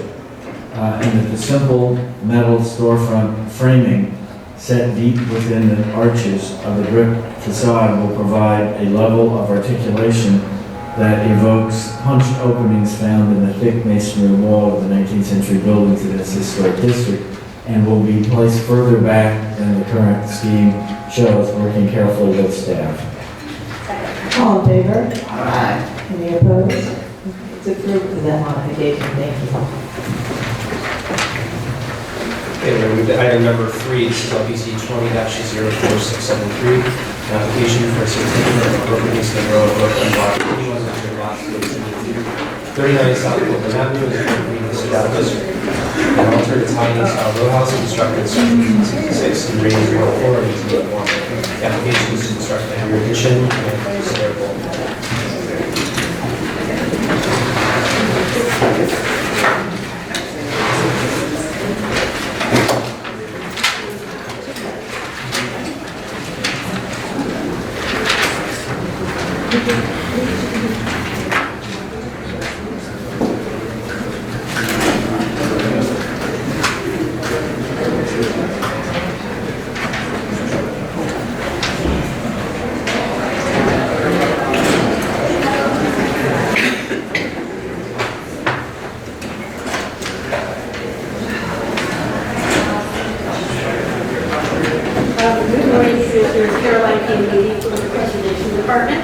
The application before you is for the construction of a rooftop stair bulkhead and a two-story masonry rear addition with a rear deck at 39 South Portland Avenue, located between DeKalb and Lafayette Avenues.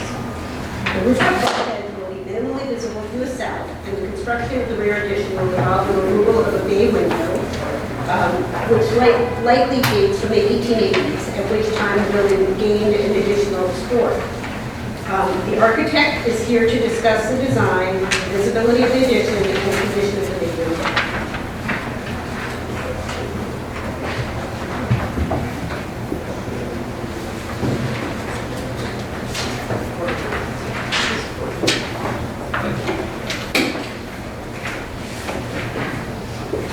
Good morning, Commissioners.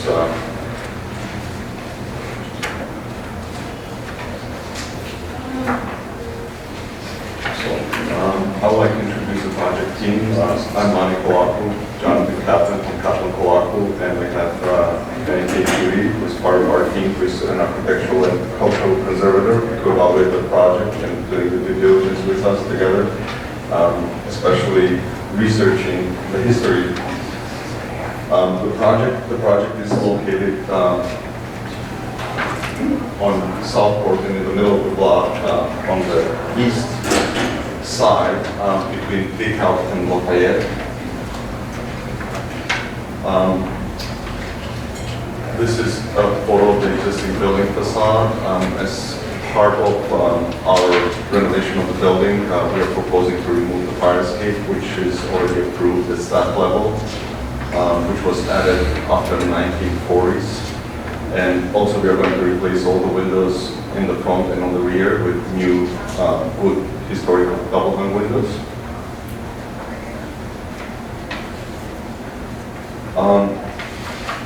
As you can see from the Sambor maps dating back to 1855, but it's not building, and then the first time the building shows up, it's in 1880s.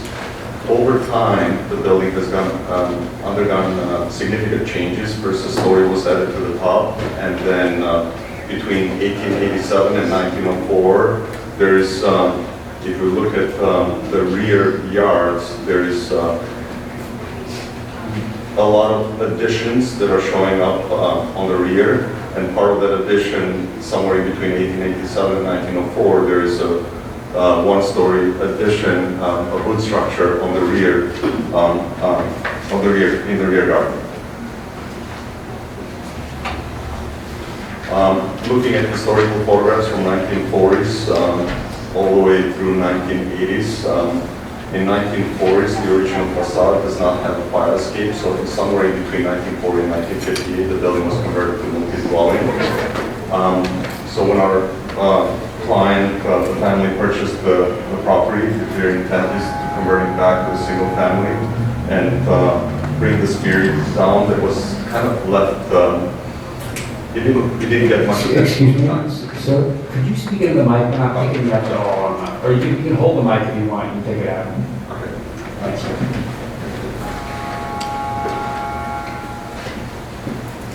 This is the rear facade that shows the existing condition. We did probes trying to look at the different conditions of the rear additions. There are two additions, one on the parlor level, and one is also on the garden level. Both of those additions, after doing the probes, we noticed that they have done also tremendous changes over time, especially if the addition previously, our belief is that it was a wood structure, then it was cladded at some point with metal, and then at some point it was probably, I'm guessing, due to water infiltration, it was cladded with asphalt shingles.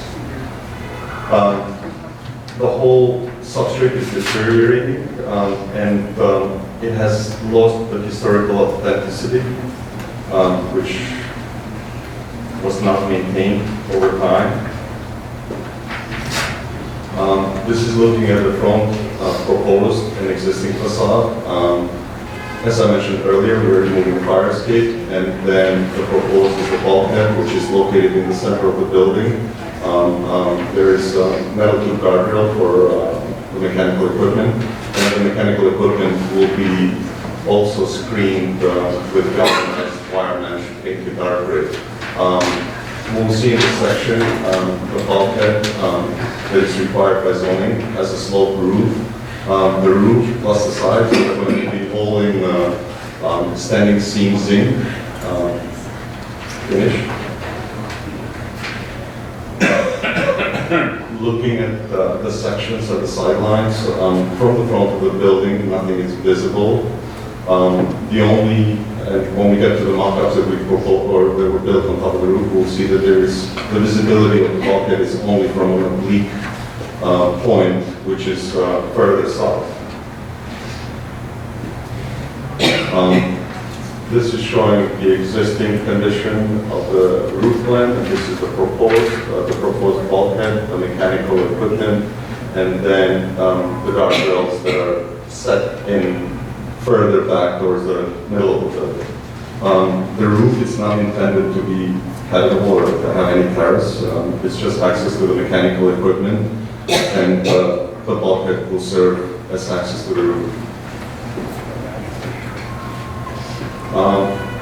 Those photographs show the bulkhead. Previously, the mechanical equipment was located 6 feet closer towards the front, but after building the mock-up, it was interesting that we were not able to see from the north, but we were able to see from the south. After reviewing it with staff from LPC, we decided to move the whole mechanical equipment 6 foot back so it's not visible now from the street.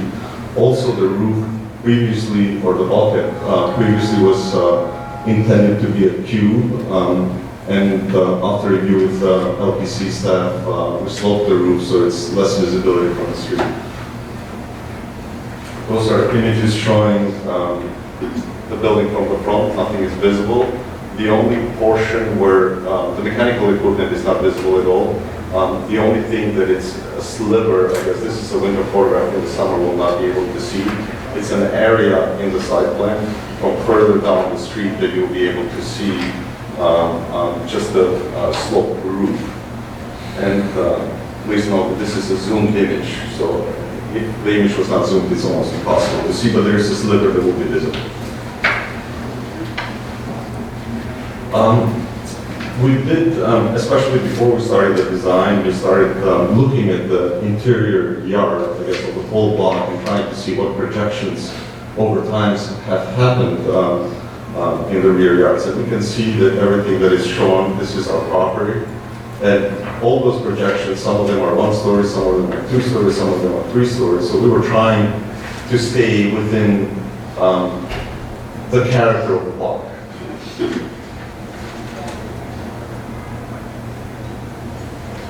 As you can see in the site plan, this is our property. The existing extension, or the first floor extension of it's approximately 7 feet projecting into the yard. The red dot of the red line shows the proposed addition that we're proposing, which will be 12 feet.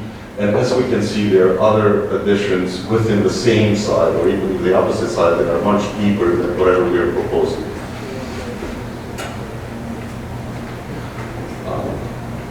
The plan just goes on the left, you will see the existing, on the right, the proposed. There is no extension of the cellar. The extension, which is shown here in blue, it's addition to the kitchen floor with a family room above, which is a double height space.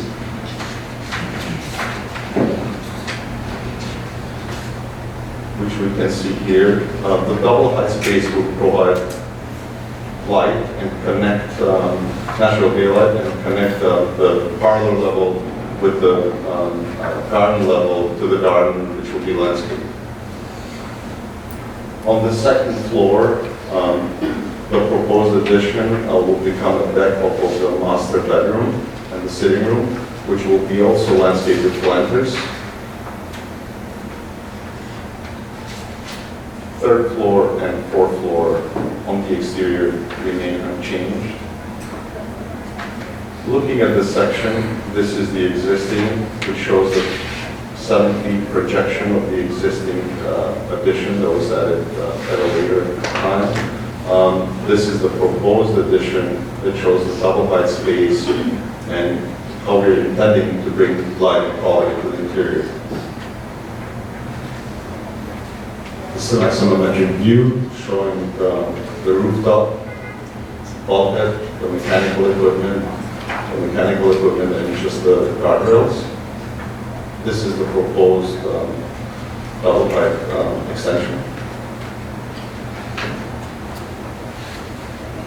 This is showing the existing and the proposed elevation. The proposed elevation, and we'll go in detail in the next page, we're working with the structural engineer, class limited from England, and trying to go back in the history and trying to keep all those profiles as slender as possible. The horizontal line that is introduced in the facade, it aligns with the floor plate on the interior, which kind of proportionally balances the whole design. The brick will be recuperated brick from the demolition that we are proposing, and if it's not going to be sufficient, we're going to find brick that is going to match in style and in color. The second, from the third floor up, those are just wooden windows. On the second floor, those are going to be steel sliding doors off of the master bedroom. This is the facade that we're proposing, which is going to be at the moment 2-inch steel, blackened steel and glass. We'll have 4 doors. The horizontal plate matches, as I mentioned earlier, the floor plate on the interior, which you cannot see in this section. This is the second, or the master bedroom, showing the deck of the extension.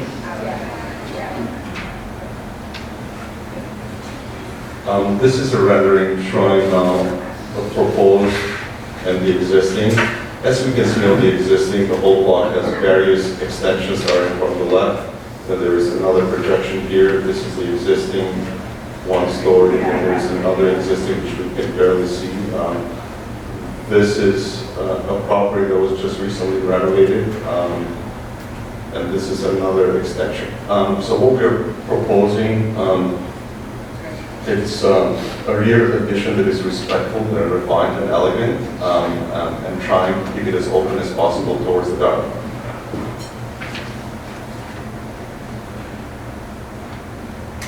This is again some photographs showing the interior of the block with various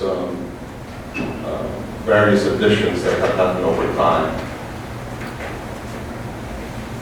And those are some precedents from the same district. Thank you. Are there any questions? Okay, we'll take testimony and we'll come back to you. Brittany Thomas.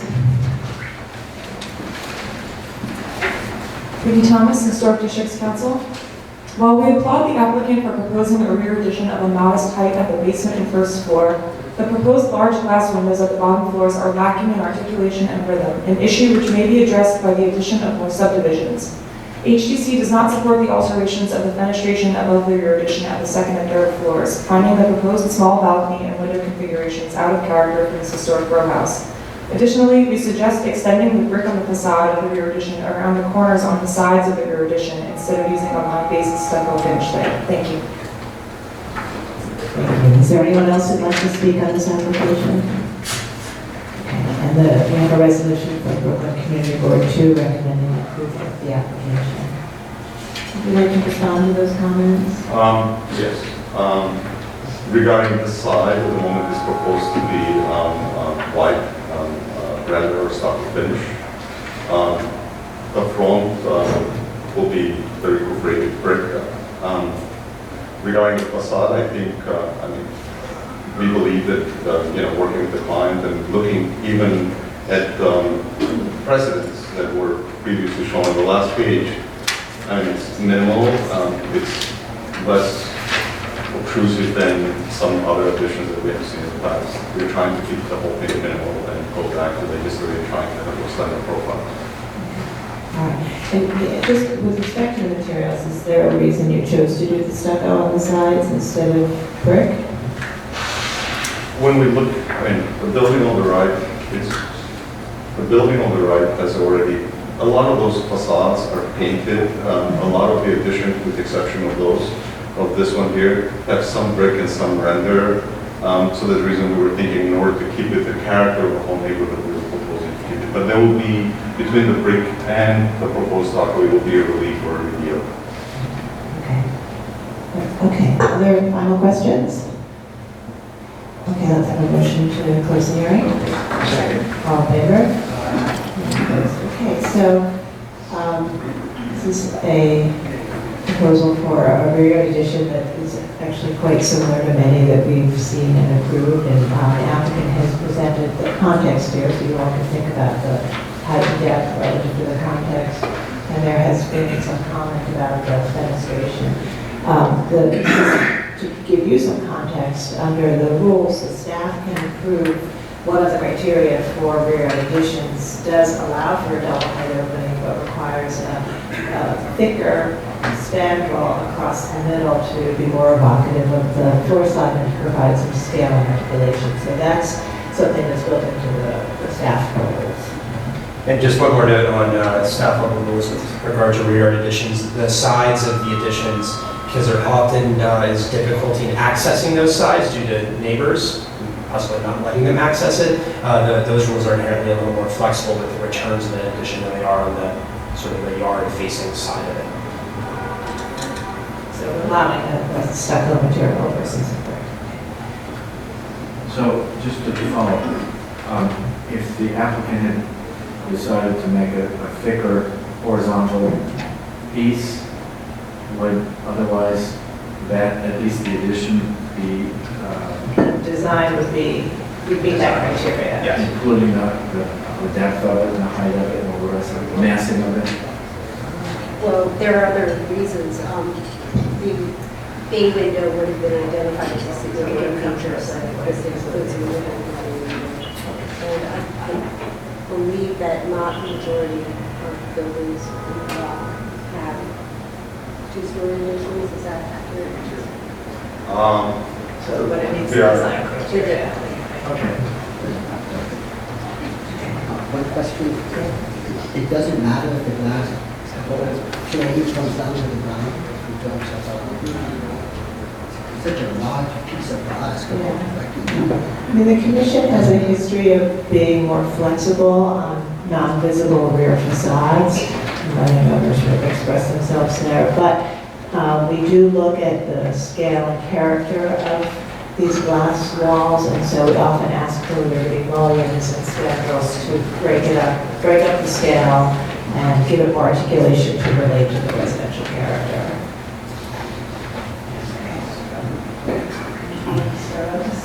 Diana? Yeah, I agree, just looking at it, that the glass really needs to be broken up in some fashion, so that it's, although we permit a lot of these, it just really seems kind of jarring and out of character. To Robert's question, it could also have something at the bottom for that matter, like an empty or something, but it really just seems sort of floating there and just doesn't seem appropriate to me. I have an opposite view. I think that could be the case. However, I think the architect has demonstrated a very compelling and beautiful design. If this was a clunkier kind of put together out of catalog kind of an approach, I would probably agree that we would want to tinker with it more and break it up more. But I think this is going to be a very beautiful thing. I'm not, the world doesn't get to see it. Only a few neighbors, and they may not love it because it'll be glassy and light at night and so forth. All of the issues that we know so well, but have continued to approve over years and years and years now of additions in rear yards. I know people, even around this table, may have different opinions about all that, but anyway, I think I can approve it. I think it's a slightly clumsy little pop out there on the, I guess that's the second floor, all for a bathtub. But when you really think about rear yard additions, I'm not sure it's inappropriate, because often they were sort of helter-skelter. But I just think it's a clumsy piece of design, and the rest of it is so elegantly done. I was surprised to see that piece of it. And are you comfortable with the removal of the bay window, given its alterations in integrity? Okay. I think I agree with Fred on all three of those points. The thing that attracted my eye was not the glass wall, but the clunky little addition at the top, which is the glass that goes around the corner. But I'm okay with taking out the existing. Okay. Actually, I realized one thing that's troubling me is actually the second floor is 4 feet higher than the lower floor, so it looks, that's when the disproportion I feel of it is that they're unequal, and there's reason for that, no doubt, but anyway. Right, it's Carla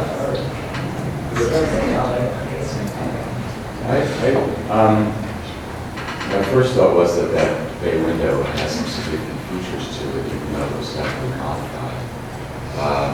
The cast iron columns, the red glass, it's pretty distinctive.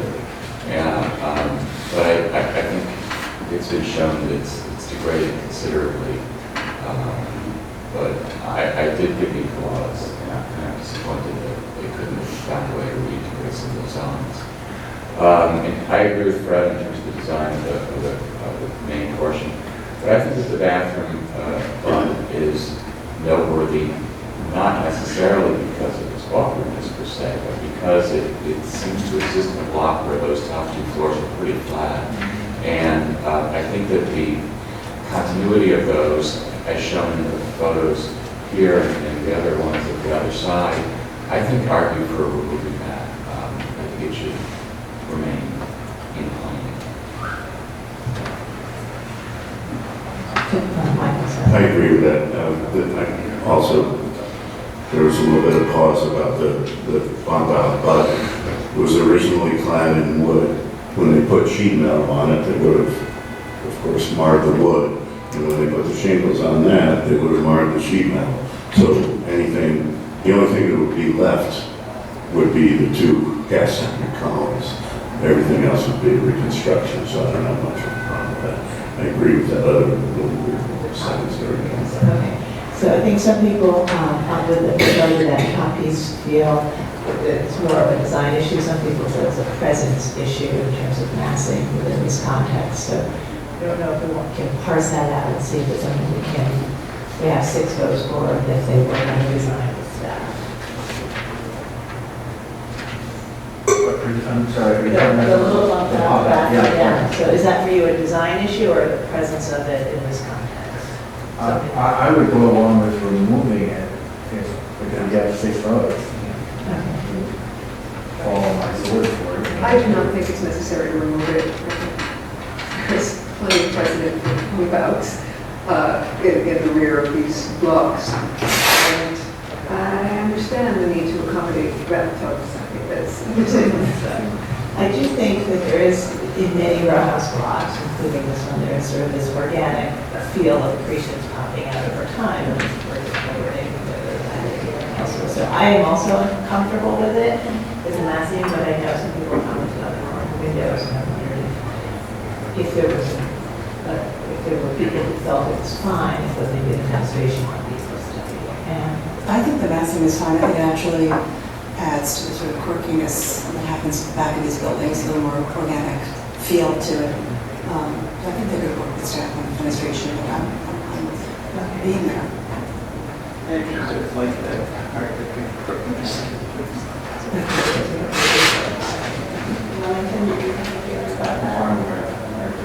Second floor either way. All right, so I think we have 6 for it, but and I think everything else is approvable. So, and Maria, would you make that motion? To approve. in the matter of LPC-20-04673. 39 South Portland Avenue, Fort Greene Historic District. Application is to construct a rear addition and stair bulkhead. I note that the building style, scale, materials, and details are among the features that contribute to the special architecture and historical character of the Fort Greene Historic District. I also note that the rooftop bulkhead, I recommend approval with modifications. Finding the rooftop bulkhead.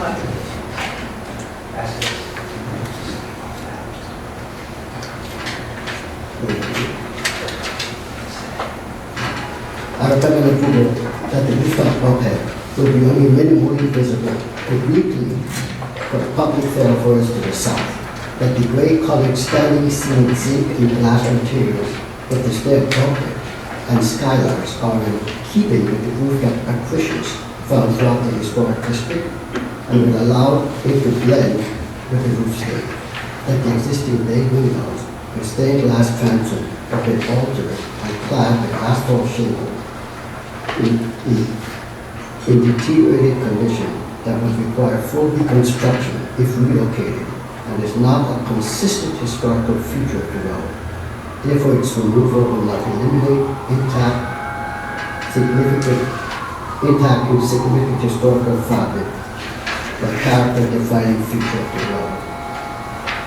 That the two-story height and shallow depth of the proposed rear addition is consistent with the height and depth of other rear additions in this block, and its scale will not overwhelm the building, row, or central view space. That the cladding of the rear facade of the rear yard addition incorporates salvage bricks from the existing lower facade and stucco cladding at the side facade can match the color of the surrounding brick, and therefore the material and pattern can blend visually with the facade and surrounding facade in this road. And that the work will maintain a special architectural and historical character and the historic district. I find, however, Can we have a second? Second. All in favor? Aye. Any opposed? That's approved. Thank you. Okay, the next item is number 4, LPC 20-04495, an application for a certificate of appropriateness in the Borough of Brooklyn, Block 1918, Lot 7502, 283 Washington Avenue, in the Clinton Historic District, an Italian-style row house built circa 1874. The application is to construct a bulkhead and install a deck and railings.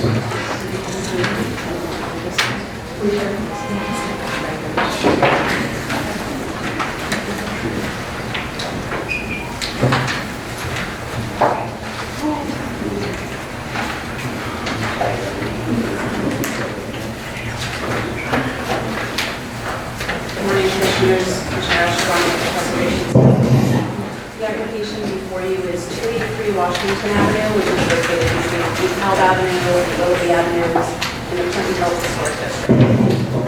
This application is to construct a bulkhead, clad in stucco, and it will be finished to match the lot line of the adjacent building. The application is also to construct a deck and ticket railing at the roof in a dark brown finish, and the railing will be visible over the front facade as this slide shows. The bulkhead, sides of the deck, and the railing will be visible over the sides of the rear facade from Hall Street, and the architect, Martin B. Tor, is here to discuss the proposal.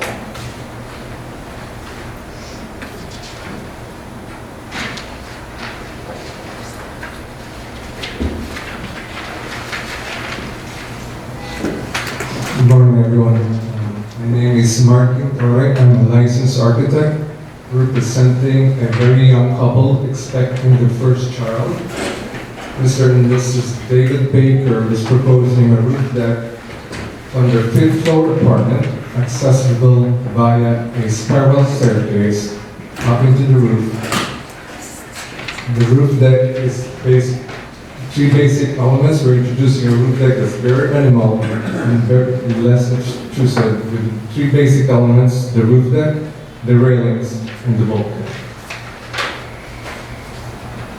Let me start with the location of the 283 Washington Avenue. It's about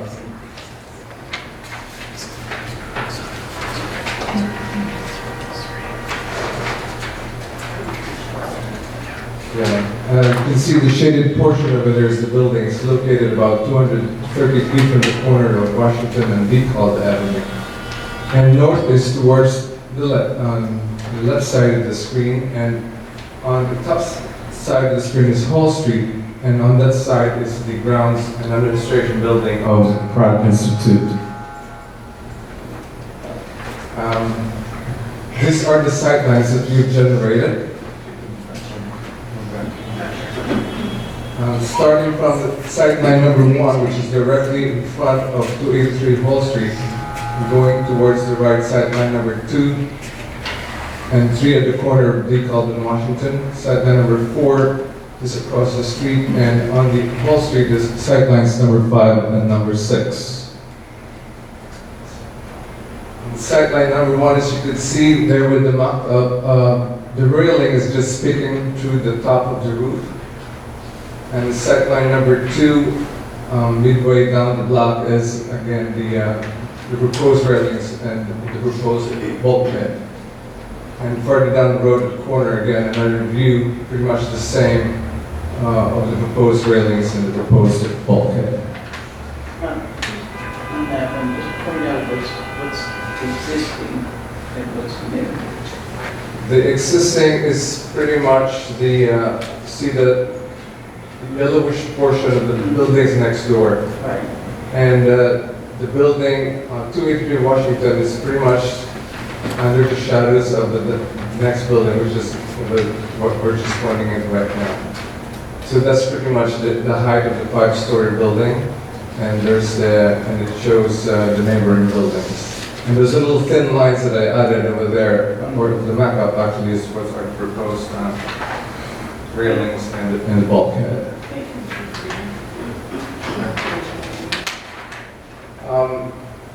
I'd like to show you the section.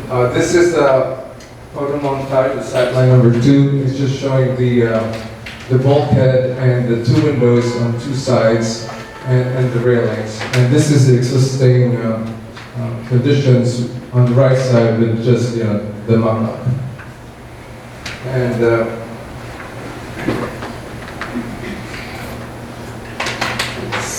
at the back of sightline number 6 is pretty much where you can see most of the bulkhead, because there's a drop in the height from the front side of the building to the rear side of about 4 feet.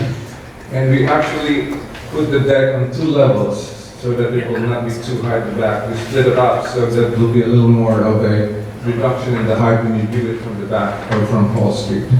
The ones at the bottom is the existing conditions, and they have an existing hatch right now, which the homeowners really wanted to do away with the hatch because it's just so hard to get up in the roof deck, and they wanted to have that bulkhead just stolen out.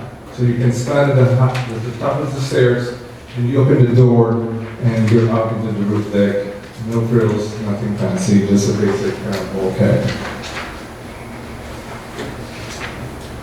This is a photo montage. Sightline number 5 to the left. That would be how the bulkhead will look and the railings from Hall Street. And on to the right, the mock-up on top of the existing building. Next, please. This is a proposed elevation of the bulkhead as looking towards the north. And you can see the change in the elevation. So like 3 steps from the rear, 2 steps or 3 steps going up to the front, and the bulkhead, the proposed bulkhead in the middle. And on the lower level, you can see the details showing the steel beams going from one side of the building to the other side, anchored into the existing masonry hall with plates and some posts. And this is a hand sketch perspective of the proposed bulkhead looking towards downtown Brooklyn. And it shows there's the door opening to the bulkhead underneath the deck and the railings with picket style railings. And the color will match the existing building. And the bulkhead here will match the existing building next door, match the colors so they're all blend into one. And the deck will be finished with some non-combustible porcelain tiles and some PV tile accents. This is the floor plan of the proposed and existing floor plans of the fifth floor apartment. As you can see on the left, there's an existing stairs right now, which is actually ill-designed.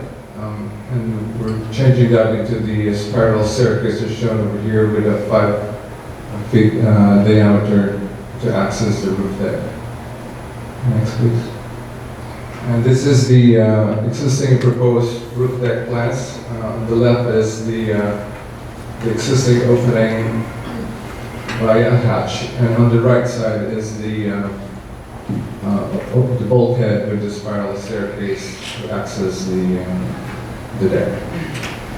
And the next slide, these are some of the color material samples. The color of the bulkhead, like I mentioned earlier, will match the neighboring buildings so that they all blend together and not be so visible and so distinct. And the color of the railings will match the color of the existing facade of the buildings with brownstone. And the window, we have proposed a very simple window just to provide light, air and heat to get out into the environment. And I think that's what we have for you today. Thank you so much for your time. Thank you. Questions, Michael? Yeah, a couple of questions. First of all, the decision to put the stair from the apartment up as a spiral stair, what would have happened? Was there a reason why you didn't just go right above the existing stair like most bulkheads do? Just like go up and then like kind of off to the side there. That would have allowed the bulkhead to be angled out instead of a little phone booth kind of direction. The existing opening, we're utilizing the existing openings of the stairs going up. We just widened up a little bit to accommodate, I think we widened up by a foot to accommodate the 5-foot diameter of the spiral stairs. And the stairs that you can see there on the floor plan, you can see the stairs there. Actually, the rise of the stairs as in relation to the run is not correct. It's very steep, and it is very dangerous and not good for a family with, expecting a child. So you're saying that the reason you chose to do the spiral stair was for economics, to keep it in the existing opening, more or less? Correct, and also to give the downstairs apartment a little more space because the existing stairs actually take so much space. Right. And the stairs, when they go up to the roof, they go up to the high part of the roof, which means that the bulkhead's a little bit higher than it would be if you were to have the stair land on the lower portion of the roof. Am I wrong in that? I think you got it opposite. Yeah, this stairs is on landing roof in the lower side of the roof. As you can see in the lower diagram over here, the stairs ends up in the lower side. Oh, okay, good. Okay, good. I'm going to back. Great. And lastly, what is one going to actually see when one sees Sightline 5? Is there any kind of, are you just going to see like the posts and the steel and the underside of the decking and all that stuff? Yes, we thought to just leave it open and color to match the building so it will look just, as an extension of the building. It's a very simple element. We don't want to have any additional stuff. Just the basic post and the I-beams crossing from one side to the other with the deck railing, with the grating, so to have a platform for the deck finish. And then of course you have the railings, which is required by law 42 inches above the finish of the deck, which I cannot lower down. I cannot reduce the height of it. And then there's of course the bulkhead that, very minimal height, just enough for one person to step out with a normal size normal hard door. Thank you. Any other questions? It seems there's testimony. Is there anyone who'd like to speak on this application? We have a resolution from Brooklyn Community Board 2 recommending approval of the application. Are there any final questions? Any final comments before we close the hearing? Any more discussion? Obviously, you all approve it. Let's have a motion to close the hearing. Sure. All in favor? Okay, so we have bulkhead and railings, two sort of primary views. One is this oblique view looking at it against the backdrop of a taller building that's light colored, and then the other is over the back. And I think for me the bulkhead kind of blends away, and in this view where it doesn't, I do think my first question was about whether you could do one that's angled, understanding the applicant's response. I think maybe this still reads as a kind of typical bulkhead in that it's so small in its footprint. So I want to hear your thoughts on that, but also thoughts on the railing. You do see some of it over the front and at the back, you see the deck kind of sitting above the wall, and how do you feel about that? If you look at LPC 008, I think it looks to me like a very small adjustment in the rail, bringing it back, but a very small amount will make it not visible over the master roof. So I think that's sort of a gimme here. About a few inches to get it to be invisible. The thing about the other end of the deck is that the odd thing is not so much to me. I guess I'm not that concerned about some visibility in the situation, but it's flush with the back of the building, which sort of makes it, which is sort of something I don't think we typically would approve. Usually some sort of setback from it. Right. Or a railing that sits on the rear wall, but not sort of hovering above it. Yes, yeah. So there's some sort of adjustment there that probably they can work out with the staff exactly how that works, but I'm not really concerned about that.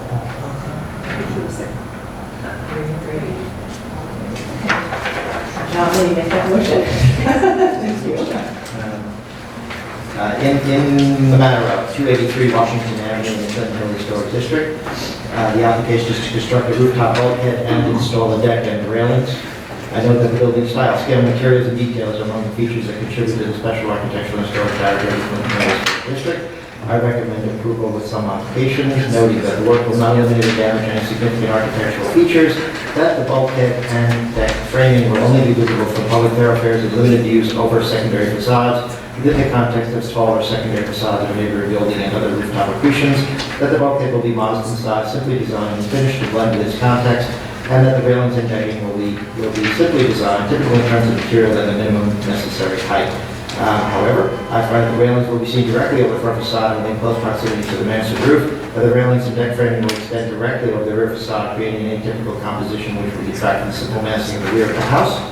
Therefore, I recommend that the railings be set back from the front facade, eliminating views directly over the mansard roof on public thoroughfares, and that the railings and deck be set back from the rear facade. All in favor? Any opposed? So we approve those modifications to the railing and deck and work with Michelle on that. Thank you.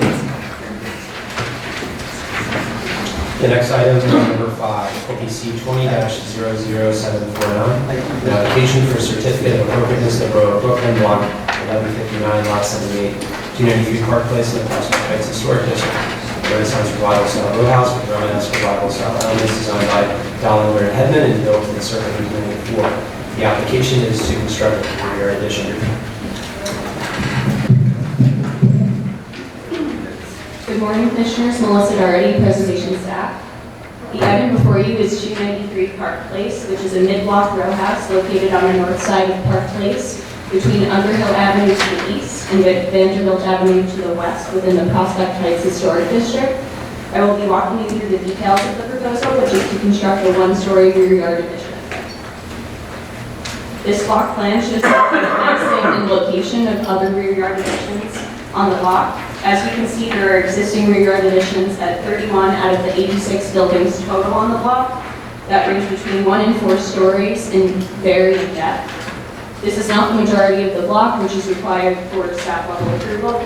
And as indicated by the subject property's location on this block plan, the area of work at the rear yard is not visible from any public thoroughfare. For your reference, here are some existing conditions photos showing the rear yard of the subject property. As you may have also noticed on the block plan, this is one of the 31 buildings on the block that have existing rear yard additions present. This small existing partial width addition is not original to the building and will be demolished in preparation for the new addition along with the basement portion of the roof facade. Here are some photos showing the existing conditions of the two adjacent properties as well as the subject property in the middle for context. As illustrated by the two views on the left, there is an existing rear yard addition present directly to the east at 297 Park Place. Here we have the existing rear facade elevation drawing, and here we have the corresponding proposed rear facade elevation drawing. The proposed one-story addition will be constructed at the basement floor and will consist of steel window and door assemblies, a deck on top of the first floor, railings, and a stair down to the rear yard.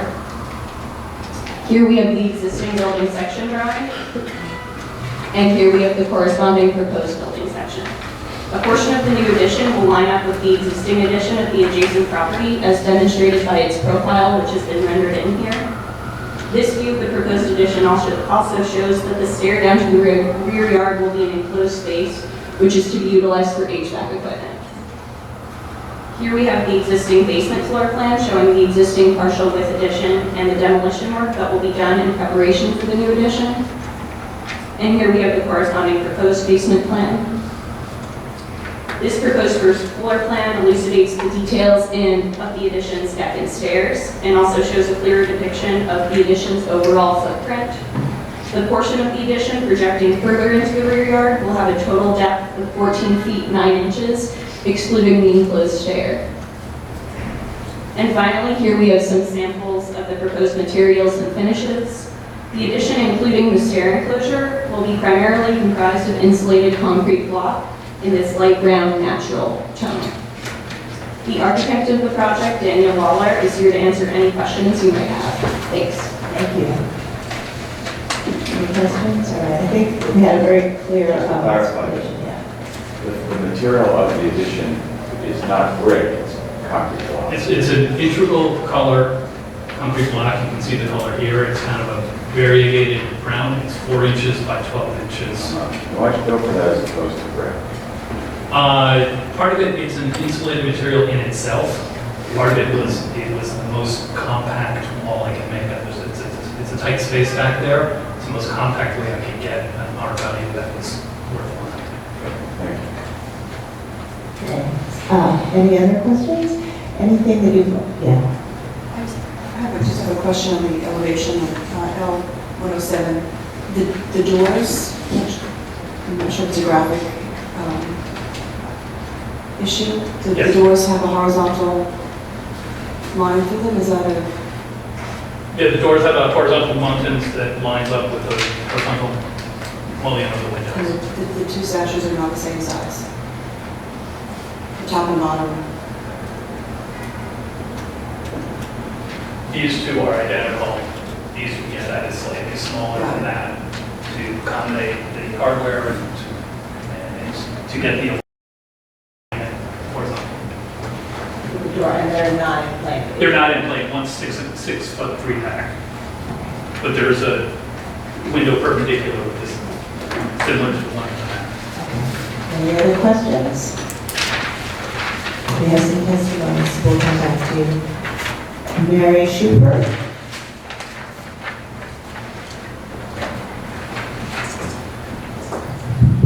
My name is Mary Schubert, and I am representing Prospect Heights Neighborhood Development Corporation. We are pleased to present our comments on the certificate of appropriateness for 293 Park Place. The application is to construct a rear yard extension with basement level 14 feet 9 inches deep. Terrace above the extension of parlor floor will include a masonry stair to the rear yard, which we understand will extend approximately 12 feet. PHNDC has no objection to the height or depth of the proposed extension.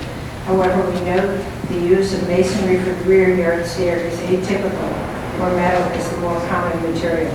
A brick parapet surrounds the terrace and extends down the length of the stairs. The choice gives the stair a more massive quality, reminiscent of a stoop in the front of the row house rather than the stairs in the rear. EHNBC believes the proposed extension of masonry stair will better harmonize with other extensions in the interior block if black painted metal rail were used in place of the brick parapets at the terrace and the stair. We recommend the applicant consider this change.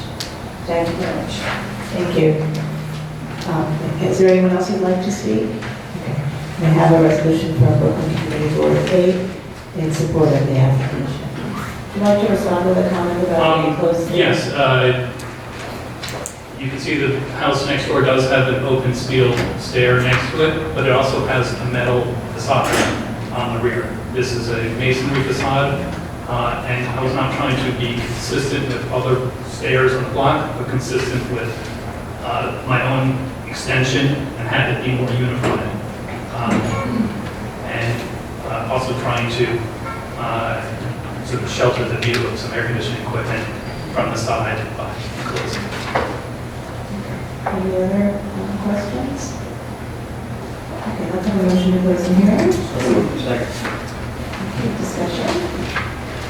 So, it's very modest in size, it's a 1 story, and even the shipping and plan seems fine in this context.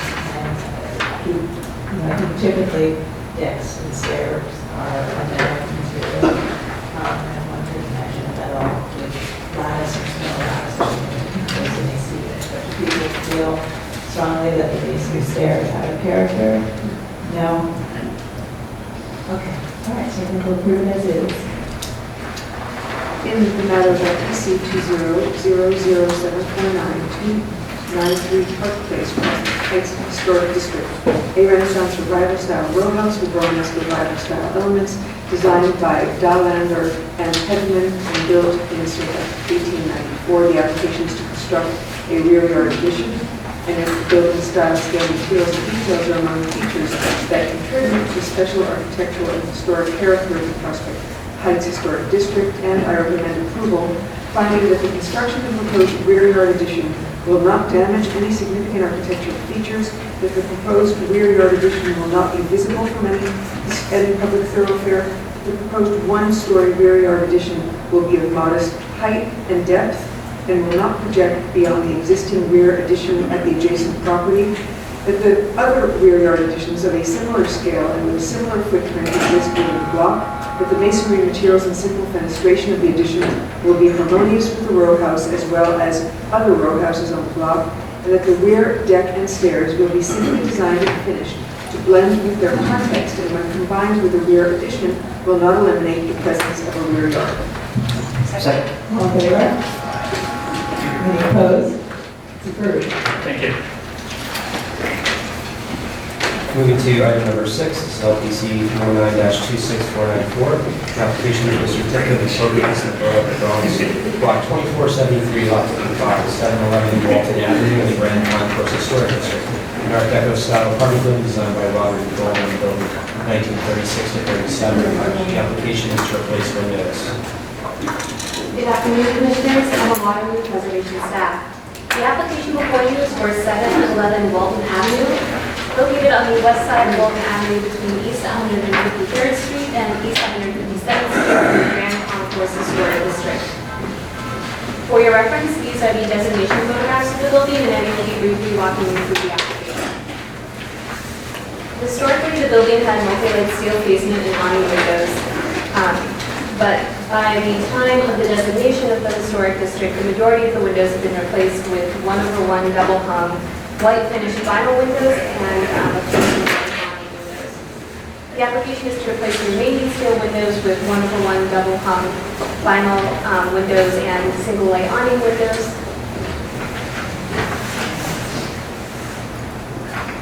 So the remaining historic windows are located at select locations of the building, primarily at the recessed entrance and light courts along the street-facing side of the building, which is at the lower right portion of the screen, as well as at the side facades and at the rear facade.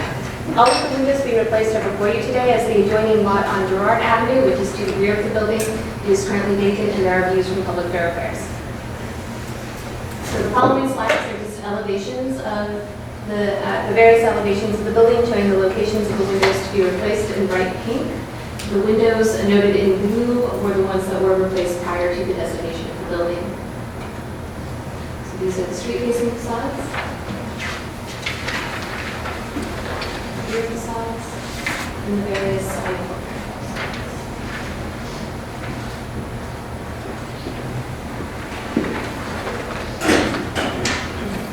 So the following two slides are additional photographs of those facades. These are the details of the existing replacement and proposed windows, as well as the details of the existing historic windows. The remaining slides are streetscape photos of the district documenting existing conditions, and the applicant is here to answer any of your questions and provide additional information. This may be a question for you, actually. What's the percentage of windows that are remaining? I am going to have the applicant answer that question for you.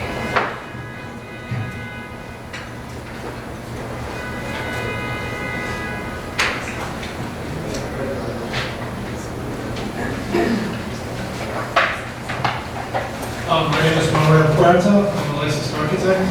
To answer your question about the percentage of windows remaining is 90%. So we're looking to replace 10% of the overall count of windows. Thank you. Other questions? We're going to take some testimony after that. Brittany Thomas.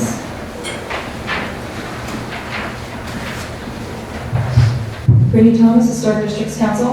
Between 1987, when the Grand Concourse was first discussed for landmark designation, and 2011, when a portion of the boulevard was actually designated, a vast number of historic windows on the concourse were replaced unsympathetically.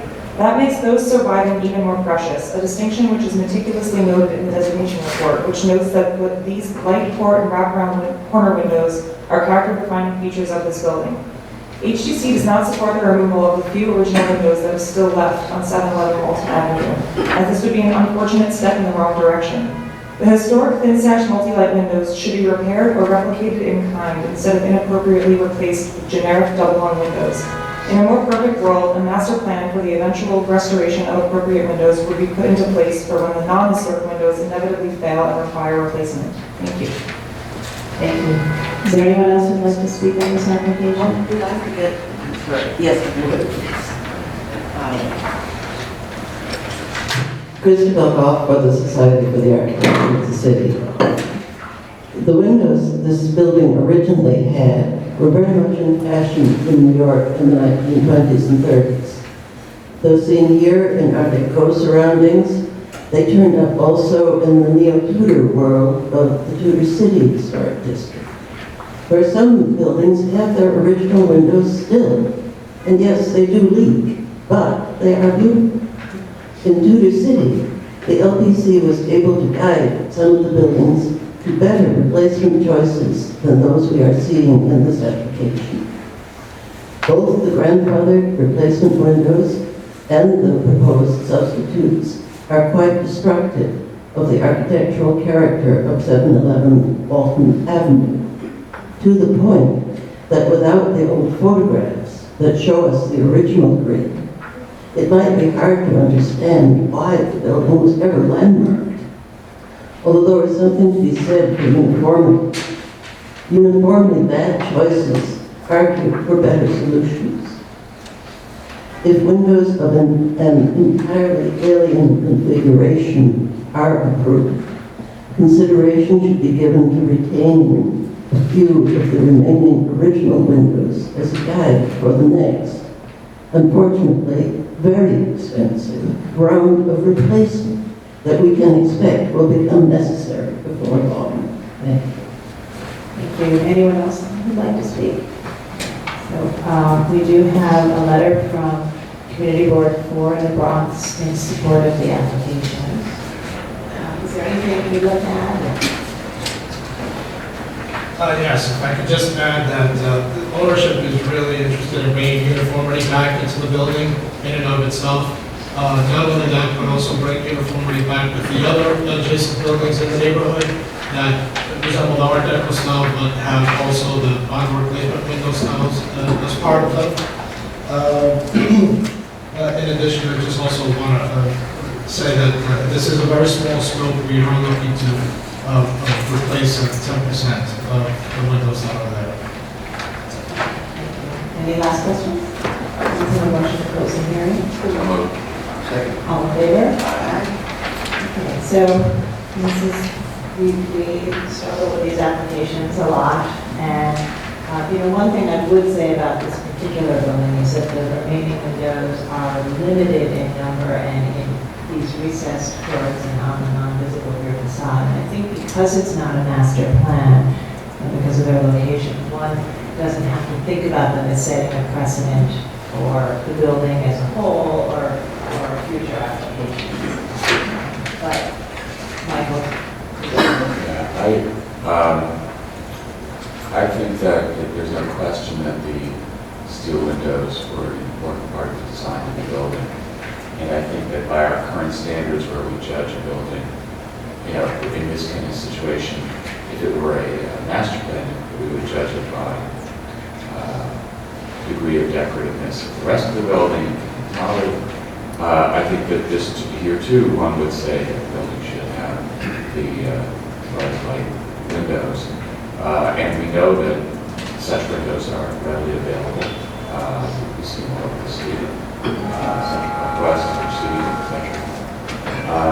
So what I would suggest here is that they save themselves some money and repair the paint the ones in the front and replace the ones in the back. The back is not a designed facade, even though it's visible.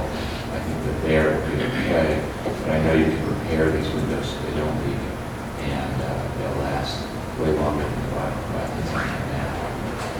And I think there are sort of two issues. One is the configuration, and the other is the material, and vinyl is the material that we discourage over time.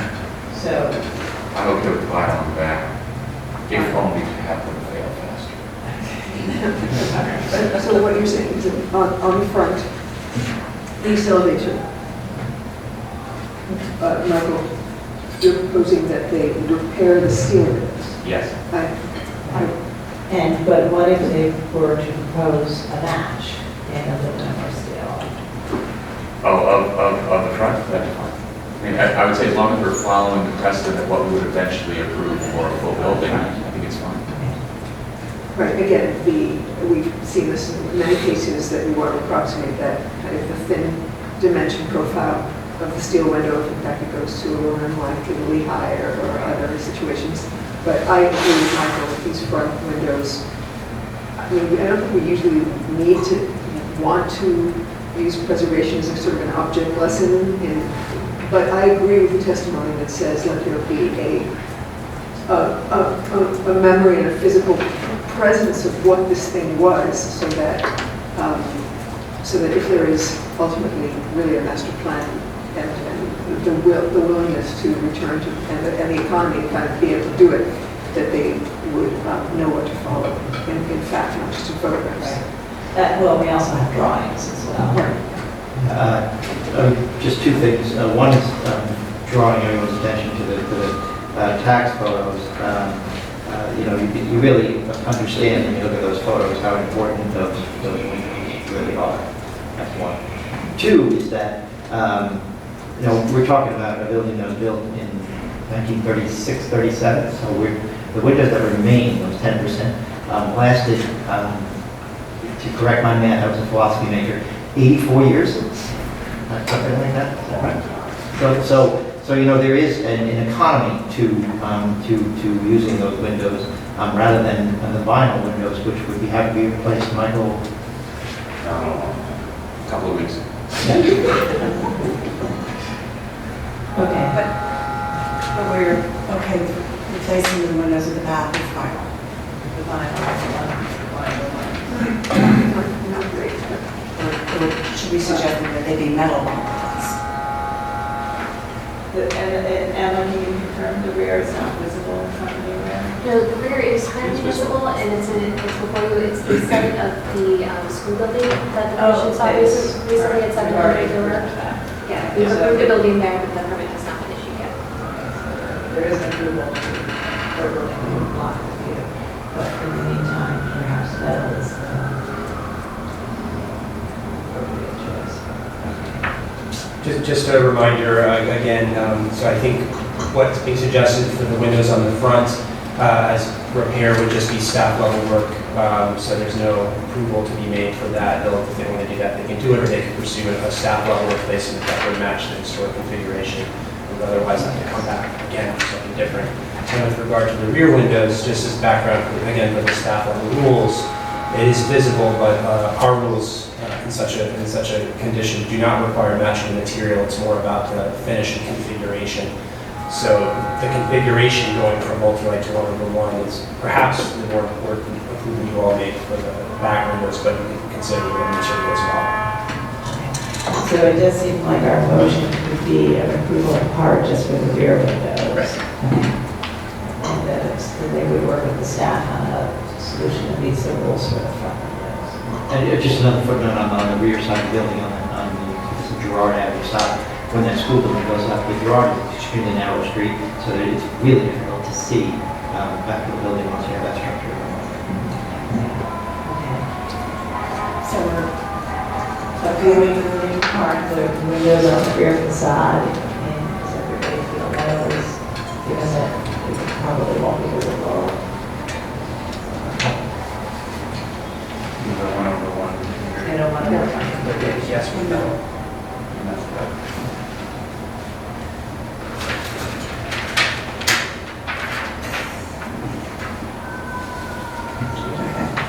In that LPC 19-26494, 711 Walton Avenue in Grand Concourse Historic District.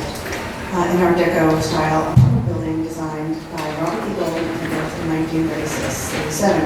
The application is to replace windows. I note that the building style, scale, materials, and details are among the features that contribute to the special architectural and historic character of the Grand Concourse Historic District. I recommend approval in part, finding that the vast majority of historic multi-light casement windows of the building were replaced prior to designation. Therefore, the removal of the few remaining historic windows on secondary facades will not disrupt a unified fenestration pattern. That while the proposed white finished 1-over-1 double-hung windows and basement level awning windows will not match the finished configuration or operation of the building's original windows, they will match the remaining replacement windows in the building, thereby supporting a uniform fenestration pattern. And that the proposed work in this limited context will not serve a precedent for building-wide window replacement at this or other buildings of this age and style in this historic district. However, I find that the proposed final material is not in keeping with the material of historic windows and would detract from the building streetscape, and recommend using metal windows in lieu of the vinyl. All in favor? Any opposed? Big part of the We're going to move to item number 7, LPC 20-06-165, an application for certificate of appropriateness in the borough of Manhattan, block 90, lot 7501, 15 Park Road, Park Road building, individual landmark.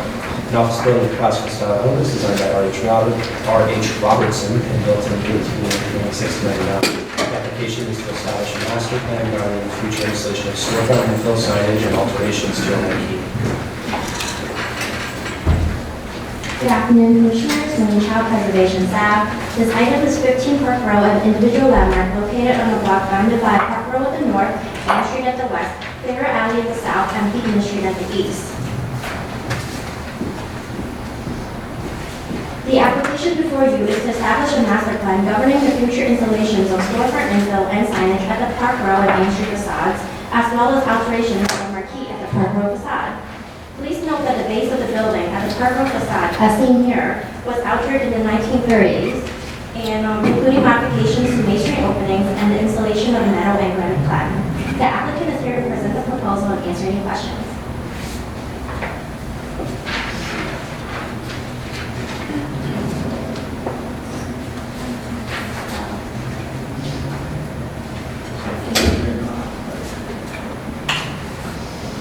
Hello, I'm John Zimmer. John Zimmer, I'm a partner at Fogarty Finger Architecture. So this is the 15 Park Row building. We have been working on this building for about a decade with various projects. We've already been in front of you with a legal master plan for the upper stories and various exterior renovations and renovations to the theater alley facade. So we are here today just to focus on the lower 2 floors of Park Row and the Ann Street facade. It's a funny building in plan. The world is no different than it used to be, and they couldn't get these lots when they assembled 7 lots together. This is the Park Row facade, and this is the little Ann Street facade, and that's the theater alley facade in the back. It was part of Newspaper Row. The Associated Press was in the building in 1900, completed in 1899, and was the tallest building in the world for about 7 years before it was supplanted by the Singer Building. You can see the difference between the original photo we have here that shows a granite base with 3 columns centered in the main building entrance, and the tax photo that shows the result of a significant renovation in 1930 during kind of a Art Deco mode. That was done largely to increase the amount of retail square footage for the project. So a couple more photos through the years. It was the home of Calyer music for many, many decades. And this is the current condition. And this is what we're trying to accomplish. It's predominantly a restoration project, and the center building entrance here, this is the residential entrance. This was approved under a different application, so we're not here for this today. We're here for the storefront bays on either side. And the alterations that we're making to historic material are limited to those necessary to provide new retail entrances and accommodate different demising options for our market.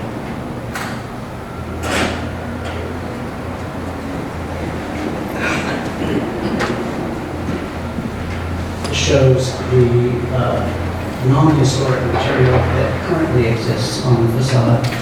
There are these all-glass Herculite doors, somewhat clumsy metal frames from, I think, the 60s or possibly 70s, louvers. These signage bands, which usually have a piece of black aluminum on them, were added long prior to designation.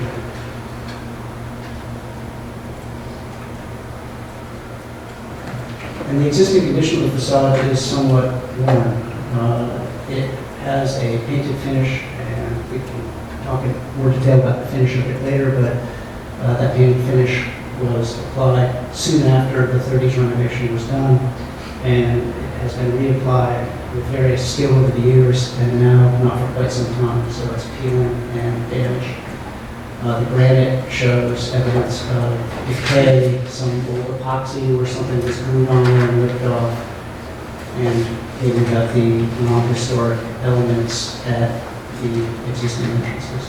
What's the underlying material that's underpinned? It's bronze. Bronze. Bronze. And our intent is to retain that bronze and restore it.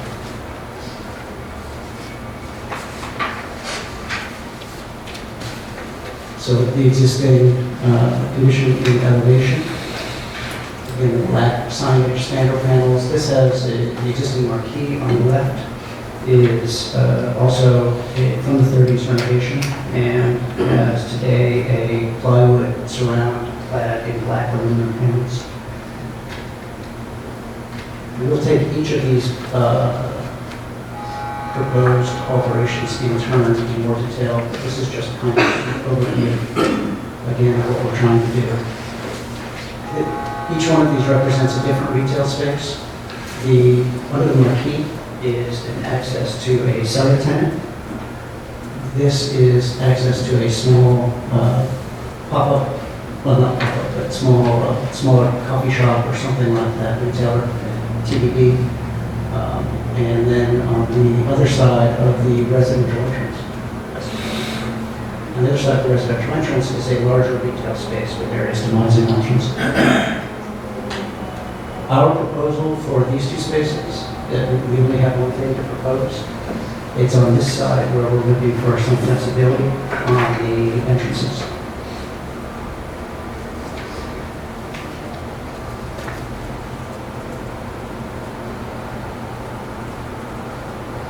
So you can see now there are two retail spaces on the, what we call the 13 Park Road, not an official address, but on the south side of the building instead of the one. And that involves taking out the center, again, non-historic entrance, and adding two new storefronts to the new demised spaces. And the goal of these would be to create a, use a vocabulary sympathetic to the history of the building, framed aluminum, bronze-clad aluminum doors, recreating the bronze bulkhead where it doesn't currently exist. If we have to remove some of the bronze bulkhead, we will do our best to remove it with care and reuse it in filled areas. And in all of the options, the basic proposal for the new entrances is the same. It's just about where to go. So 2 retail spaces and 3 retail spaces. So you can see this is staying the same, and then 1, 2, 3. So to focus on each in turn in a little more detail, this is the existing marquee. And this is what we're trying to do. The tenant for the cellar space has been identified, and it is City Winery. And if we would like to incorporate, they have a combination logo that they are devised together. This is the one lit portion of the facade that we are proposing.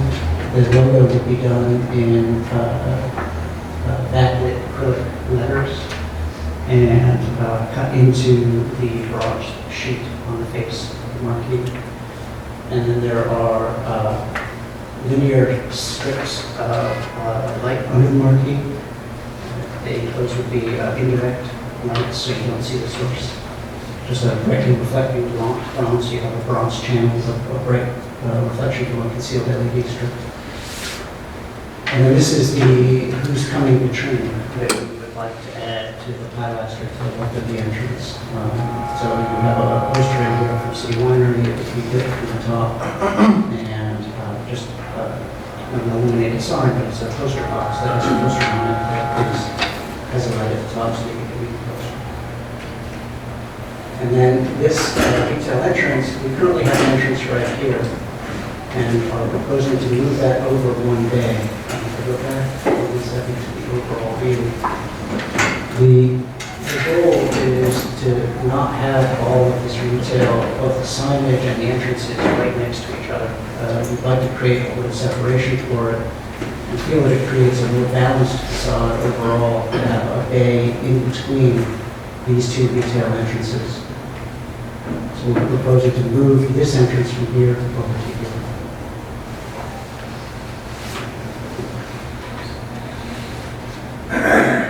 The bronze at the marquee will be done with historic detail and relief. The existing structure will remain.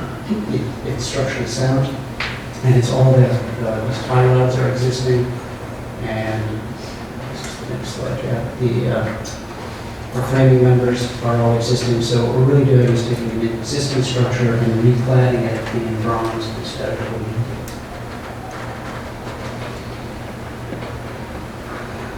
We had at one time proposed a digital sign for the sides of the marquee. When we met with the community board, they were less than enthusiastic about that idea.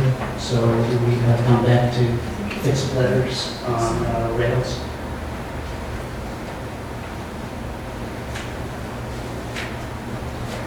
This is the existing condition of the bay. Next to it, again, the percolate doors, the non-historic frame, and what we're trying to accomplish. So this would be, we would create a storefront bay here that exactly matches the historic unaltered bays and use existing material from here to the extent possible. And then create a frame door opening with a detailed transom over. The signage proposal in front of you for these is controlled in terms of height and width and material. The bronze adhere directly to the glass, but is proposed to allow flexibility in font, depending on the individual.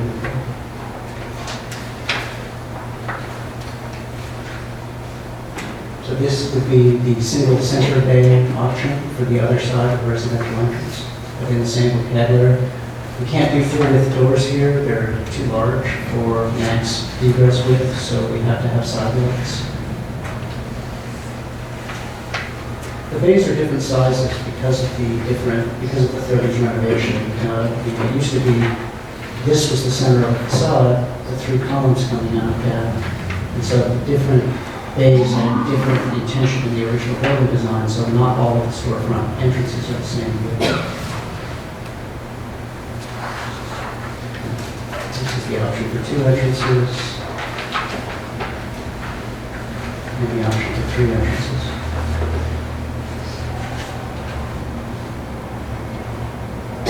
Again, the vocabulary stays the same. Sorry, I'm not clear on resident or for the marquee. Where does that come from? I know that there is one there now. There is one there. It's not historic. It dates to, it's been modified and has private siding, but I think the applicant said it dates to that 1930s renovation. It doesn't seem to be in the photograph of that 1930. You know, the old photograph, I didn't see it, so that's why I'm asking.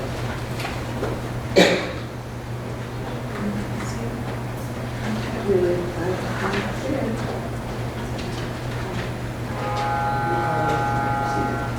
Yeah, so if you all see it, then that's good, but I'm not sure it's not. Are you basing that determination on the tax photo, or did you also find it in DOB drawings from the 1930s? I don't have DOB drawings, but I believe it is in the New York Times article from 1930 following the renovation. I think we were happy about that.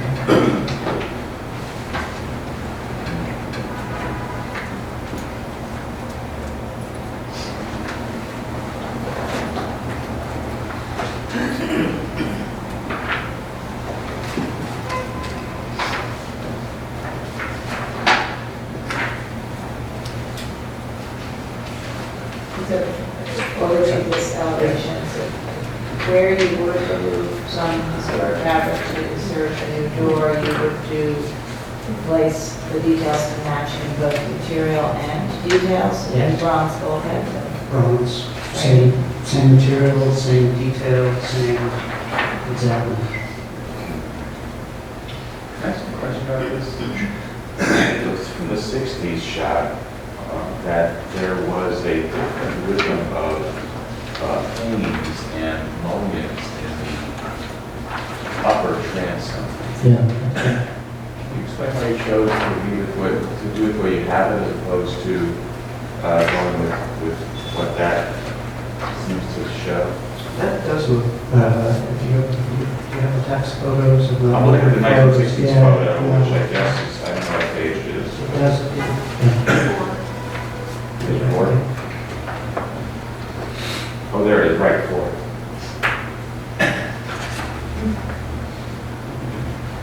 And what you see there is that the original had, right now, there's big panes in between the mullions, you know, those kind of highly articulated mullions. Here? Right, Over here. that level, which your proposal, right now, that's occupied by kind of metal studs, which used to have aluminum in front of them. Right. And you're going back with a larger pane than what is shown there. So my sense was that this showed just the splitting in half, not the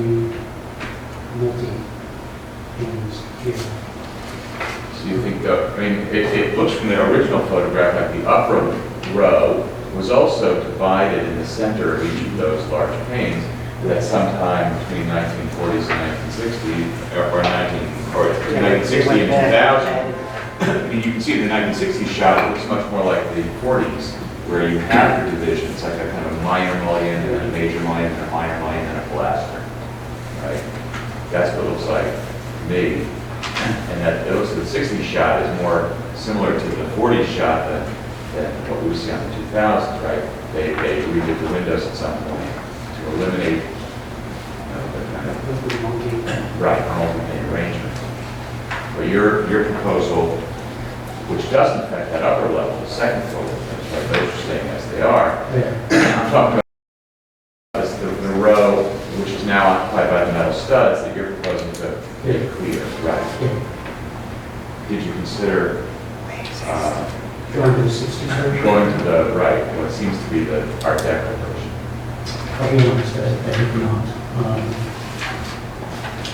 Not to belabor this one particular point, it actually looks like in the existing addition photographs behind that metal stud frame for the signs that those mullions are still there. So I think it's, whether or not they're earlier than the 60s or not, I don't know that that's been determined, but they are there now. So that division did exist at one point in time and still does. Look at that. Yeah. Huh. You're right. Cool. No, but here you see it, right? Okay, thanks. What would to ask?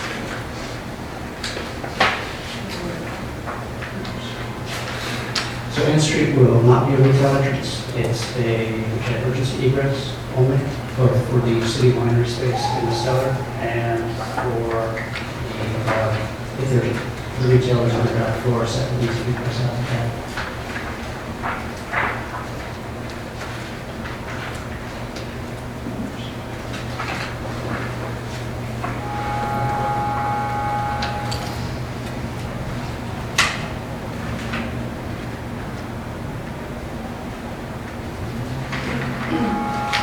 The existing base metal here was copper, not bronze, and we had an analysis done by Jablonski. They believe it was never left natural finish because there was no patination on the copper, it was promptly painted. You can see the condition of the existing, this is what we're proposing. So it's been all metal. So hollow door, security grill, hollow panel, CMU, very simple utilitarian louvers, and our goal is simply to restore and make it look nice. And accommodate additional egress with. So there are some historic elements remaining. This piece of sill here, this little pilaster in between, center here, decorative pilaster here at the corner, and this frieze across the top are all existing. And we will retain all of that we can. You can see this facade is severely deteriorated. We would go in with a sign and peel off all the paint and generally bring it back together. We need, because it's a assembly occupancy in the cellar, we need two doors, but to retain that existing historic material between the doors, we will keep the pilaster in the middle and have two separate leaves on either side of it. That we are removing some historic bulkhead here again, and we will again reuse that piece. Does not exist over here on this side of the door. We use it as an input piece over here. The decorative elements in the corner remain, and the frieze remains. The transfer is we remove the concrete block with the louvers and the glass. Create a double height space, or we'll create a double height space behind it. The glass is actually in front of there's light behind it. And then these louvers are active louvers, but we will simply replace the very Broadway utilitarian versus nicer architectural features.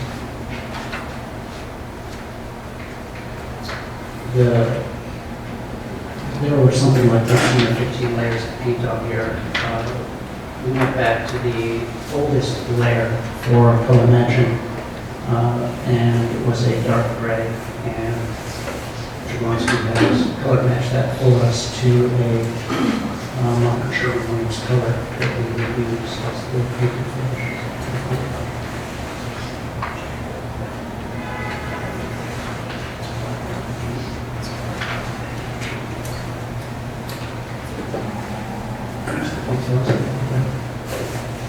This is Jablonski's analysis of the finish. The intention is to use these previously approved bronze doors at the main building entrance as our control and make the rest of the columns match. So that's it. Thank you. Are there any questions? Any more questions? I'm not sure if it's a question. I'll wait for comments. Okay. All right. Maybe it'll come up in another one before we get there. Brittany Thomas. Brittany Thomas, Historic Districts Council. The proposed restorative treatment of the storefronts at 15 Park Row is a commendable endeavor. HDC finds the design to be elegantly executed and very consistent with the existing architecture, and the proposed signage subtle and well integrated into the facade of this distinguished building. Thank you. Thank you. Is there anyone else who'd like to speak on this application? We have a resolution about Community Board of Law recommending approval of the application. Okay. Yeah, so I just, before we close, right? Yes. The 1930s change, among other things, made the entry, the main entry to the building, asymmetrical on the facade. So, and that's right? So, because am I correct? Because it looks like the original was symmetrical. It was in the actual middle. That's correct. The original had a tripartite. So this bay here was the building entrance originally.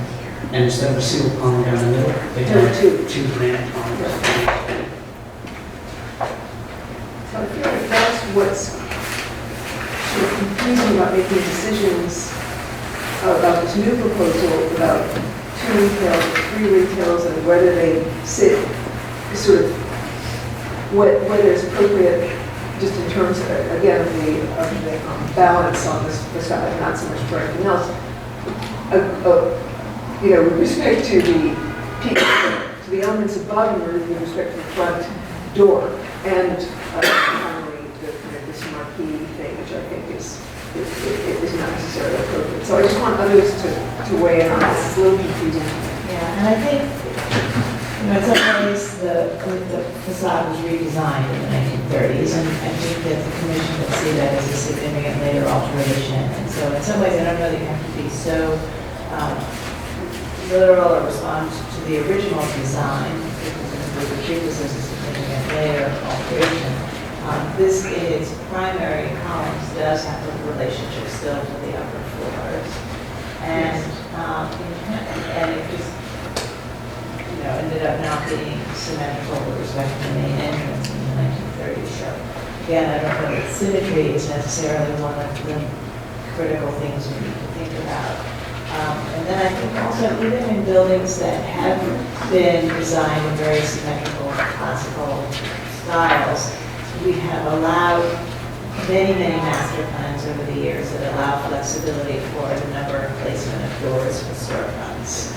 So, I guess I'm asking because in this image, the proposed retail happens where the narrow bays, where the narrow bays between the columns are. Whereas in the other proposal, it shifts. It's in the narrow and it's wide. So I just don't know what criteria we use to make decisions.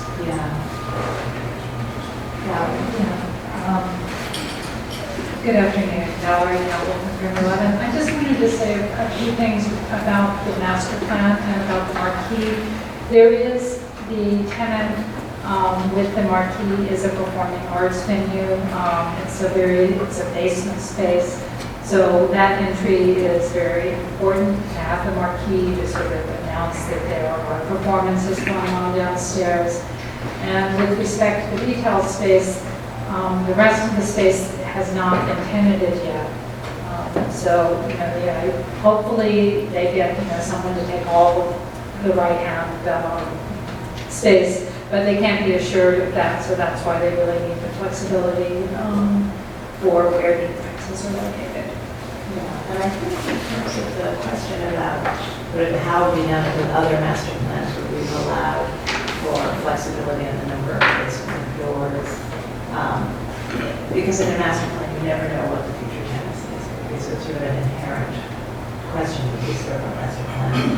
But I think that we have certainly allowed for storefronts that are wider, that had a two-part display window, for half of that display window to become an entrance and half of it to still be a display window, which still gives you a similar proportional system on the overall facade.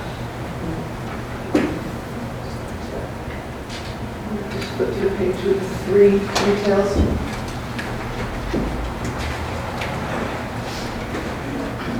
This is page 28.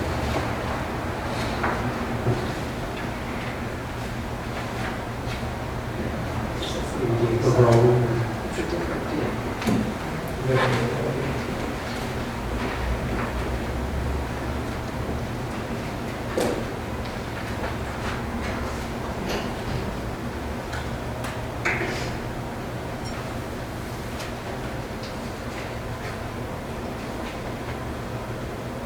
So I think we will allow for it to fit within existing proportional systems on the overall facade.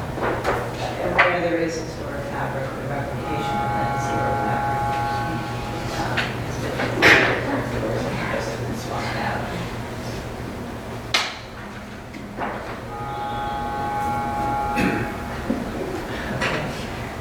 So, let's have a motion to close the hearing. All in favor? Okay, so, let's let you think about it. But, as I was saying, I think this is fairly consistent with how we allow flexibility in our storefronts, and I think it is fabulous if historic fabric is being recreated. But Michael, you did point out the transoms, which are still there today, so it's like, it might be worth incorporating that into the configurations of the transoms. Would you like to talk about other aspects of this? If we are going to put or maintain the existing divided lights in the transoms, it makes the second floor even more sort of jarring and has a big sheet of glass. So Are they proposing to change it? I believe the second floor is not part of the application. they're not part of the application. Okay. But actually, you can't, Winnie can answer that question. I believe it's not. I think if we wanted to put it on the record that we hope to consider doing that when those conditions change. I would just say that they should look at the profiles, they should work with staff on the profiles of the storefront to try to draw down the profiles that are extant onto the sign ban. I think that they've tried their best to make the profiles of the storefront responsive to the historic context. I think that they could draw from that to kind of, what was evident in the 1960s photo is that there's kind of a major minor thing going on with the storefront, which was very purposeful. So I think that they should try to continue that. And they also might want to look at that on the Ann Street side, where the transom, there's evidence that there was some kind of transom going on there that was not just a simple double sheet glass. I think they need to go back specifically to what could be discerned as something else there, very heavy, but I think they should try to bring up the richness that they're putting back on the first floor, or bring down the richness that's existing on the third floor, or a second floor, into that area to make it a little bit more transitionally smooth. The framing details and profiles. I'm just wondering if, I mean, I think that what still disturbs me a bit is where the retail banding happens and then the fact that it's so irregular. And I'm just wondering if, as a continuation of what you're saying, Michael, that maybe the retail signage can happen in that transom space, and that would mean, though, the other thing that I think is that maybe the doorways into the stores would need to be taller. Maybe that's not something that is advisable, but I actually think it would be better. And I also am still not that much in favor of the marquee. And I do see that double transom, and because it's in the same plane, does stand out. I think it's less so when you have one storefront entry, more so when you have three. But maybe it's something to think about with the staff, because I know that at some point, if the doors get too tall, they become difficult to operate. So it's something you have to think about to see whether it makes sense from an operation point of view. You should look at it and sketch. I think it looks very different. I think that imagine putting the text into that band, I think gets to be more problematic when it kind of has a texture that the mullions would It would have to into sort it. of stand as a signage on top, rather than be on the glass. Is there going to be I mean, just you could potentially lower the doors. Oh, God. No more doing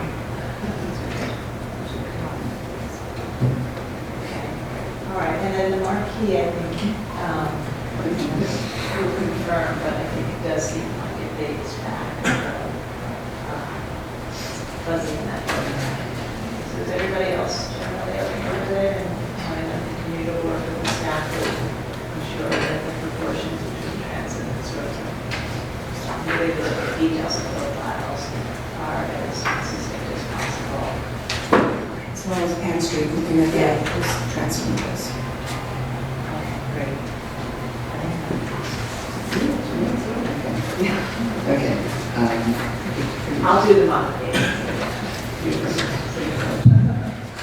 All right, the matter certificate of appropriateness for Manhattan, LPC 20-06-165, 15 Park Road, Park Road building, individual landmark, and office building with classical style elements, designed by R.H. Robertson and built in 1896 to 99. Application is to establish a master plan covering future installations of storefront infill, signage, and alterations to marquee. I recommend approval with modifications, finding that the establishment of a master plan will provide for a unified pattern of ground floor infill and signage over time, with the removal of light fixtures, metal sign panels, modern metal doors, and louvers at the transoms will eliminate unsympathetic alterations that detract from the significant architectural features of the building without causing the removal of any historic fabric.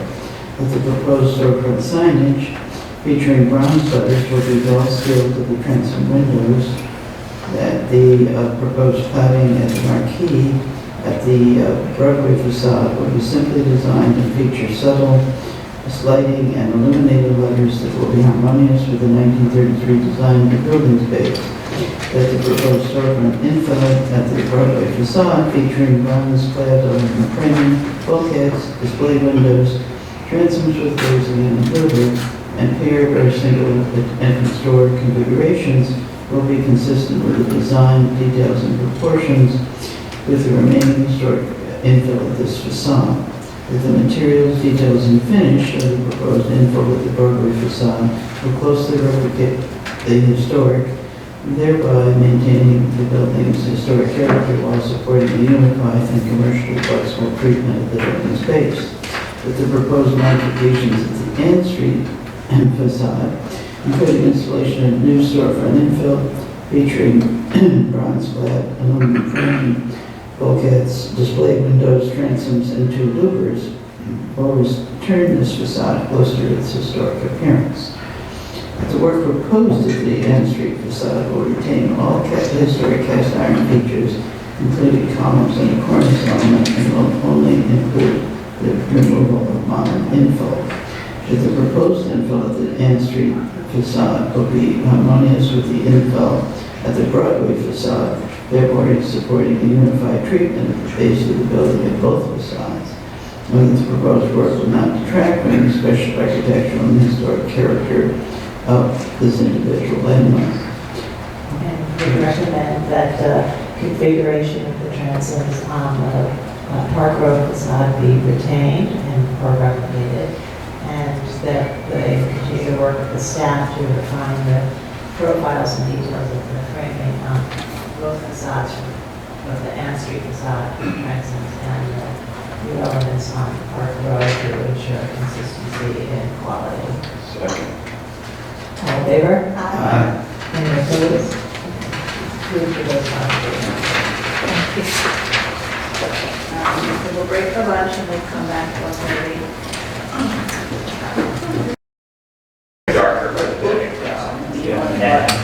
All right, everybody, we're going to start the afternoon session now. Beginning with item number 8, LPC 20-03407, an application for a certificate of appropriateness of road and patent, block 614, lot 15, 34 Bank Street, in Greenwich Village Historic District.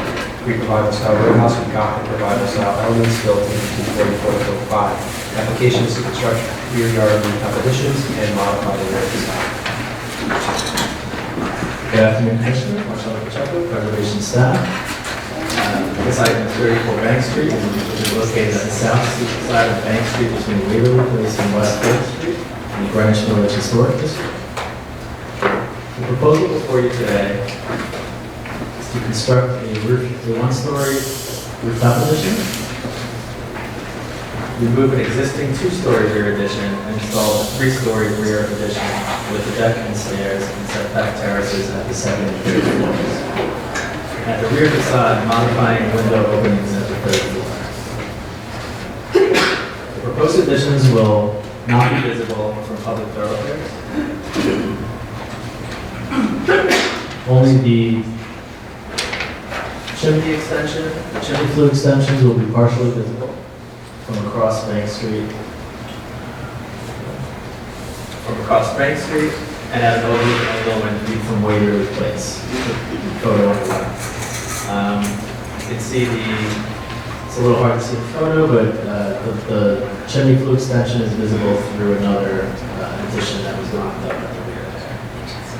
The commissioners are reviewing this proposal because both the rooftop addition and rear yard addition are proposed, and because of the modifications to the top floor window, which do not meet the criteria for staff review. Catherine HQ is here to further discuss the proposal and answer any questions. Thank you.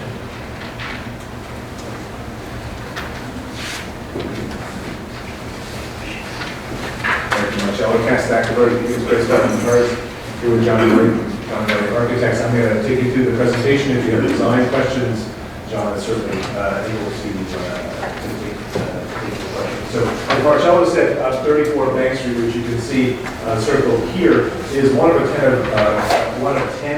row houses on the south side of Bank Street in the Greenwich Village Historic District. As a designation report, I said this is one of the outstanding residential rows in Greenwich Village, and indeed it maintains, despite the sort of range of colors, it really maintains its integrity on the street. It's clearly legible as this 1840s row of 10 houses. Most of the stoops are intact, but even where they're missing, as in here, you do have the hoods over the entry. Marcello mentioned what the scope of work is. That's before you today. I'll also mention that the front facade, there's a comprehensive restoration scope that includes taking out the 1/1 windows, putting in 6/6 wood windows on the upper floors, multi-light parlor, 6/9 windows, reworking the stucco at the base, restoring missing ironwork at the stoop, the missing, just general masonry cleaning and repair as required. The 1969 photo of the block front 34 is here on the margins. Again, you can see sort of what the writers of the destination report saw. It is remarkably intact. You do see flues and vents and things of that nature coming above the cornice line. I'll also just point out that in 1969, these trees were quite small, and today they're actually quite mature. And this block in particular is the home to a lot of amazing birds. As you walk down the streets, the tree life is really endured, is quite something. A proposed block plan. So the 10 buildings in the row are from 34 down to 16. So Bank Street, you can see the uniformity obviously at the street line, of the street facades. The rear of the buildings, there's sort of a different story. There's a lot of variety that is taking place in terms of the depth of the existing additions and also the height. This is just within the row, independent of the block itself. So there's a combination of 1, 2, and 3-story extensions off the buildings in the row. Our proposal shown here is to have a 2-story extension in line with the adjacent building, and then a 3-story, just a shallow 2.5-foot extension at the third floor. Some existing condition photographs. This is the view of the back of the building. A few things to point out. The back of the building has been completely barged with a cementitious coating over the brick and then painted. And you can see the adjacent buildings are still the exposed brick. There are also significant changes up on this upper 2 floors, the 3rd and 4th floor, in terms of lintels and masonry openings. Some details of first just the integrity and condition of the masonry here. It's all barged. The corbelling is just visible because of the stepping, but the jointing and brick is no longer visible. These openings have been infilled and shortened. This door onto the deck has been modified as well. Looking now to the east, so this is 34 here, 32, 30, and 28. You can see the range first of sort of volumes, 2- and 3-story additions at different planes. And this building here, 28, really is a sort of dividing line between the western half of the row. It's hard to see down here, but those buildings have a little bit more integrity. This here really sort of is a dividing line between the west half and the east half of the buildings in the row. Looking at the upper portions of the adjacent buildings, so you can see, despite all these having been built at the same time, this line, which is the original line, both at 32 and ours at 34 with the corbelling, that's been altered over time at 30 and 28, where the parapets have been raised and window openings have been lifted. So while there's a clear sense of the front of the building, on the street, the rear is sort of a different story. We also wanted to just look at what the makeup of this extension was. There's always an interest and concern about the presence of a T-porch or something behind the stucco. So both looking at the inside, but also doing selective pros in this area, it's clear, and there's physical evidence on the inside as well, but it's clear that this plane here is actually a second generation. So when you're on the inside, and I can show you in the appendix, there's a clear line on the floor and the walls where the extension went out to, and then this plane is now 3 or 4 feet beyond that. So any remnants from perhaps the 19th century T-porch is now gone. And looking at this probe, what we have is just basically wood framing and then expanded metal lap and stucco. So there's no paneling or anything in this zone, and then you can just see the condition of the stucco and the windows that have taken place in the second floor. Turning to the proposed work, the existing elevation is on the left and the proposed is on the right. I talked briefly about the restoration work that's happening on the front facade. There's a small setback penthouse, which really almost is sort of a stair bulkhead. You'll see in the plan it's not particularly big. Setback about 15 feet from the front facade and not visible. Its presence will require raising the chimney at 34, but also the chimney at the adjacent property at 36. Just the tops of those are visible. I'll show that to you in just a moment. At the rear facade, as Marcello mentioned, we're reconstructing the 2 stories at the base and pulling that out so it is coplanar with the adjacent building on the west, and that's about a 4.5-foot extension, and then at the the second floor, just a 2-foot extension off the back. Because of the condition of the brick, it is likely that we'll probably have to rebuild the brick at the historic just because of the parking on that bridge, it would be impossible to get off without being able to do it. So we're looking to reconstruct the brick at the historic plane, reconstruct the corbelling, and then introduce multi-light 6/6 wood windows flanking here. We are proposing a door with 2 leaves at the center. I know often the commissioners prefer to see the rhythm of those 3 windows remain. Our feeling here is, first of all, this is the westernmost the westernmost building in the row. So in terms of seeing it in conjunction with the other adjacent properties, this is not actually seen except for one building to the east of 32. And then we're reestablishing or maintaining that corbelling and then multi-light windows, whereas the buildings, as I showed in the previous photos, the buildings to the east have stepped parapets and the sort of connection from one building to the other in the row is actually already been lost. Looking at the sections, this is looking west.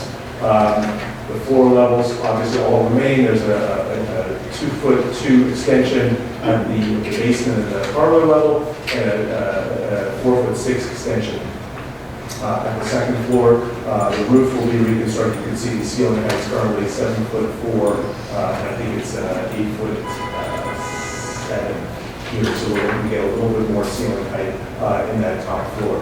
The deck, and you'll see in the other extension, this deck is set back and angled so that we can reconstruct and preserve that parapet and that corbel line with the adjacent property with this element set back from the edge of the parapet.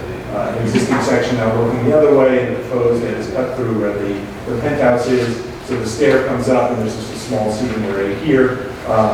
This is set back 15 feet, and as I said, not visible from the street. And just the upper portion of the chimneys are visible with the extension shown area. There's a little bit of excavation at the center of the cellar. It's being benched. There's no underpinning or anything of that nature included in the work at the base of the building.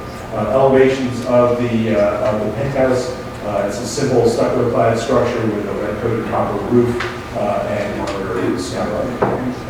Some visibility views of this is looking west down Bank Street. You don't see the chimney.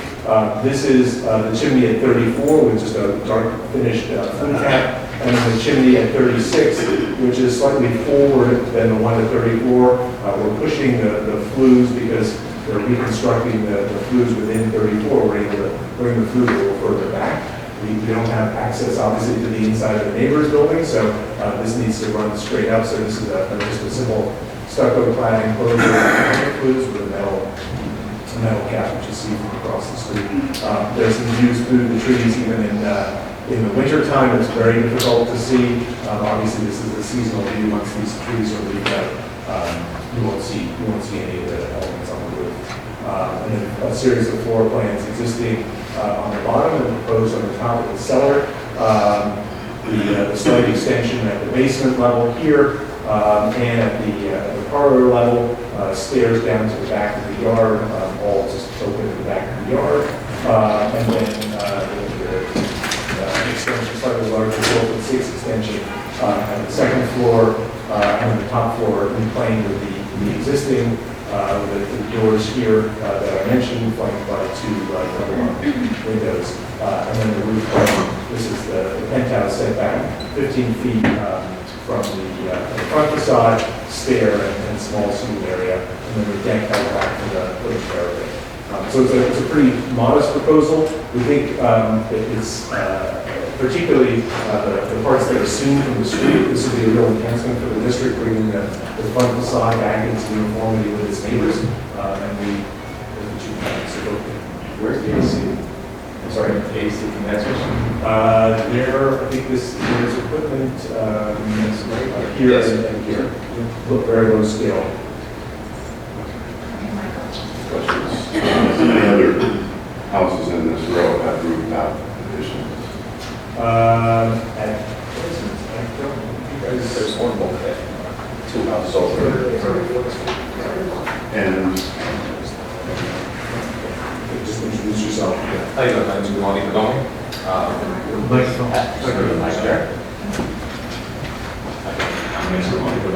I think if you go back to the actual photos looking east, you'll be able to see the additions. which, towards the end? No, I think it's towards the end, it's towards the appendix. Your second question. If the monitor were removed, that means you wouldn't have to have the stack cell. No, it's actually, the 3 feet is going from the actual roof of the penthouse. Yes. It is? Yes. It's really sort of this one. Right, so this, since we're in here, this is this line that I was alluding to that shows the sort of 2 steps, and this is the floor below where you see this sort of extension to the extension. The other way.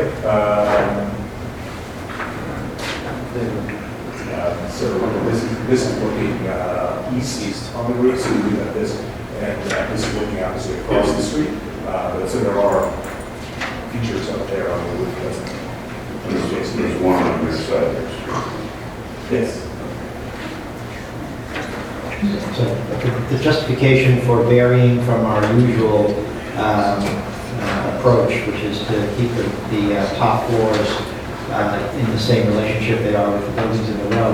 There's apparently, I'm not just reading this, there's 13 buildings, and I don't see any, maybe I'm just missing something, I don't see any images that show me what those others look like other than those 2.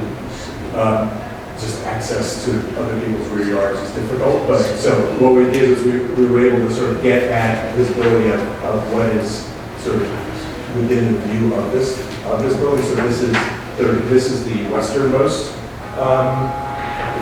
building in the row. So the justification is that this is at the end of the row, and even in this section of the row, this, as I said, this 3-story section sort of divides the 2 sides. The 3 openings, these have been raised and altered over time, and the parapets themselves have also been manipulated. So we're maintaining the parapet line, but proposing to modify the openings. I think what you mean, Cash, by the end of the row is in the front, it's the end of that row, because there are 2 houses beyond that 3rd story. Several, 3. Right. Oh, sure. Right. So this is a group of 10. Right. I'm looking at this row. There are other houses to the west that were built at a later time. They have a consistent corner site on the front facade, there's a different context here. So there are these rows here, and then there are 10 in this stand at this end. The original row of 10 is from 34 east to 16. But yes, there are other buildings to the west as well. And so the buildings to the east, the top floor windows have been modified or not? Some have, some haven't. 2 next to it yet, 2 next to yours, yes, but the others we don't have yet. 4, 5, 6, 7 others. Right, so these 2, this one, no, this one I think has been, and this one. But beyond, we don't have. We could just, I'm just repeating John's question. Right. It does have context. In this road is where you see it's members of that LPC.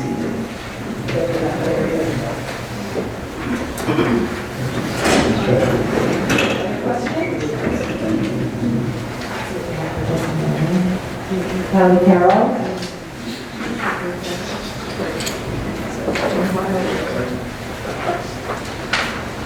Kelly Carroll, Historic District Council. HDC is perplexed by this application. Does the applicant understand that this 175-year-old building is within a New York City historic district? The amount of volume these proposed enlargements and alterations suggest an awareness of the protected nature of this building was not considered. To begin with, the proposed modifications and the additions to the rear facade 34 bank are excessive and unrestrained, leaving no floor left untouched and erasing all traces of historic fenestration. Had the 2 top floors been left alone or more sensibly and minimally modified, the alterations at the bottom 2 floors might be deemed more appropriate. Additionally, HGC was skeptical of the penthouse mock-up shown in the presentation, as an adequate amount of vantage points demonstrating its visibility were not provided. This folly doesn't belong on top of a Greek revival row house, and certainly not one in Greenwich Village. Thank you. Thank you. Is there anyone else who'd like to speak on this application?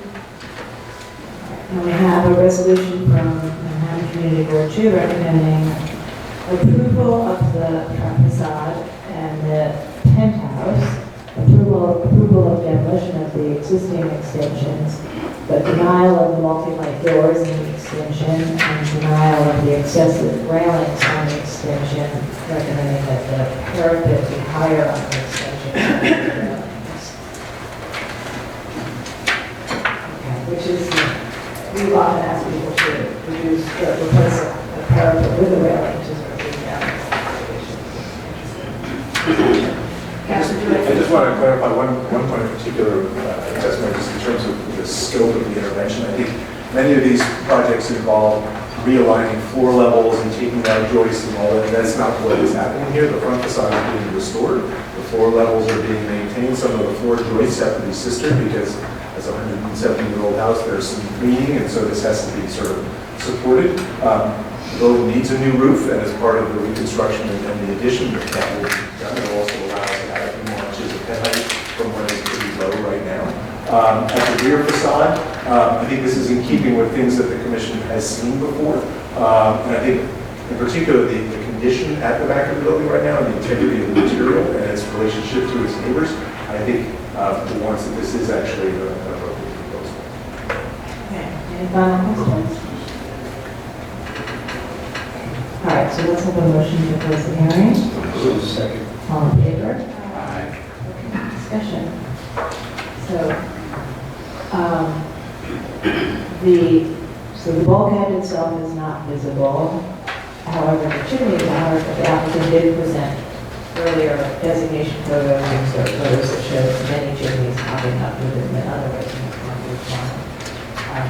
And they are pushing their own chimney back, so it's really one chimney that's most visible there. And at the rear, the proposal is for sort of stepped addition, and they've shown a range of different heights of other additions within the block. But as John pointed out, we are proposing to change the window penetration pattern at the top floor, which that pattern is certainly consistent within the roofing, even though some may have been raised a little bit taller.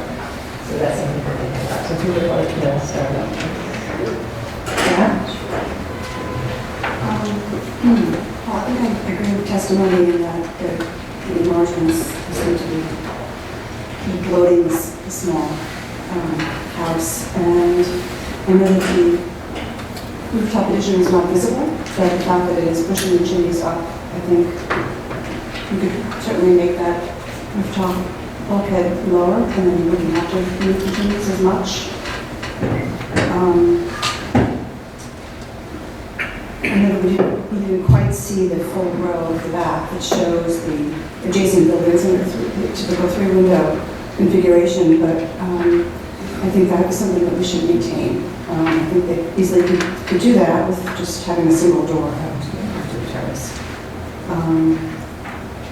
And I agree that there's a lot going on in the back elevation of the railings, so either that is a raising the parapet so that there's less railing. Curious to hear what people have to say about it.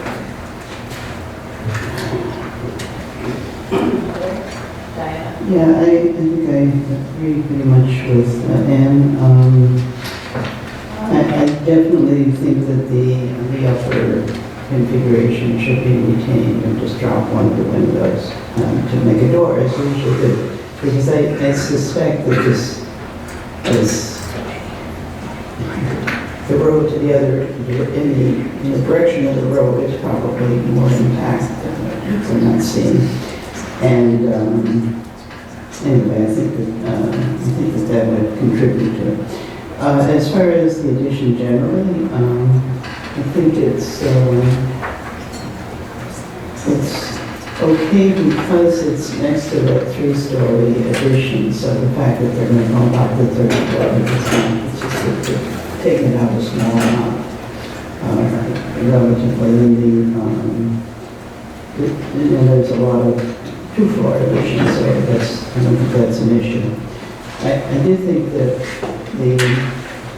the top addition, rooftop addition, if it could be lowered, then it's like the catwalk or something, maybe even we could sink the chimneys that are not so evident.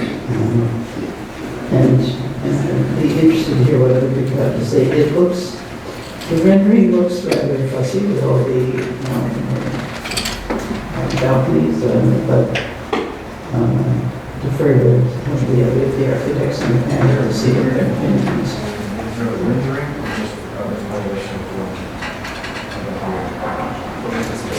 Just the elevation.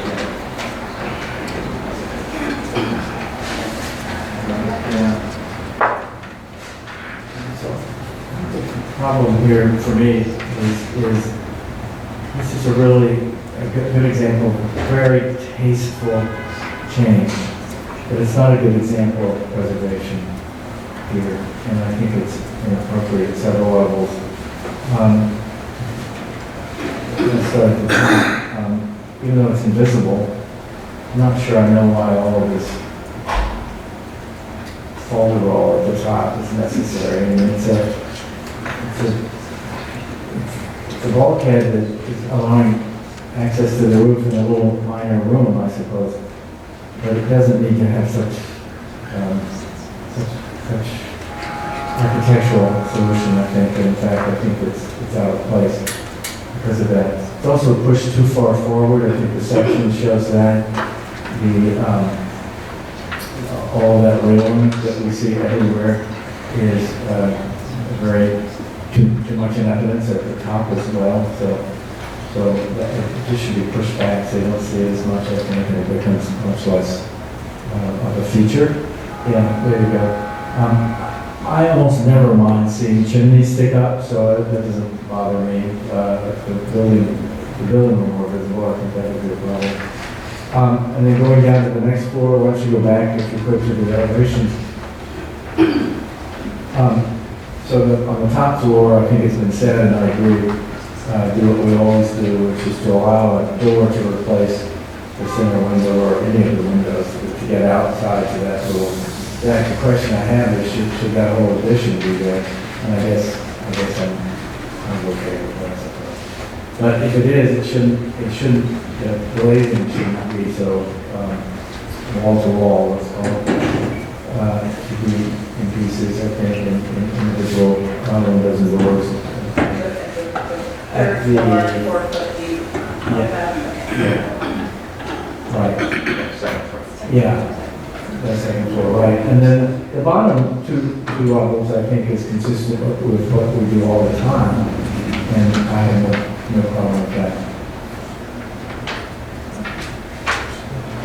What he said. Okay. So I think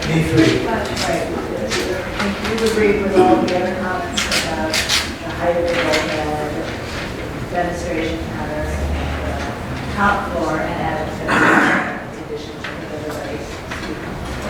So, and then I think we were pushing the bulkhead back, so I think that to minimize that Michael. Well, it's 34 Main Street, which is the application, competitions on the project facade. I know building styles and materials, possession and features that the special architecture and historic character of the Greenwich Village Historic District. I recommend approval of modifications line for the post working on the future. The existing rear addition made any sort of gorge, although the evidence is not there for that. It is highly altered and probes with windows and remain, therefore working on eliminate any intents to make an feature of the cumulative effect of the outline roof operations. The proposed rear addition will not allow the building, surround the buildings that the proposed addition are visible from public thoroughfares, the home and chimney. Extension to be partially visible of the Main Street facade, and as an example, we replace the proposed roof addition set back to the facades, thereby helping to maintain a sensibility of well massing of the design materiality of the roof addition, several types, things that roof the door openings to be deeply variety of materials found in the completion business district.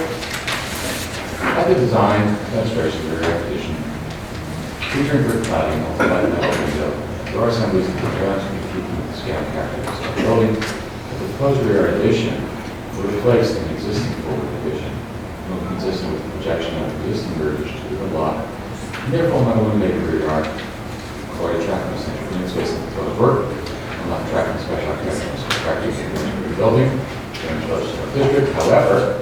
I recommend that the railing on the back be moved closer to the front, that the addition on the roof be made smaller, both in plan and in height, and that the fenestration on the third floor maintain the 3 existing openings. The one will be cut down to the door, and that the fenestration on the second floor should more closely resemble individual window arrangement. All in favor? Any opposed? So it's approved with those modifications.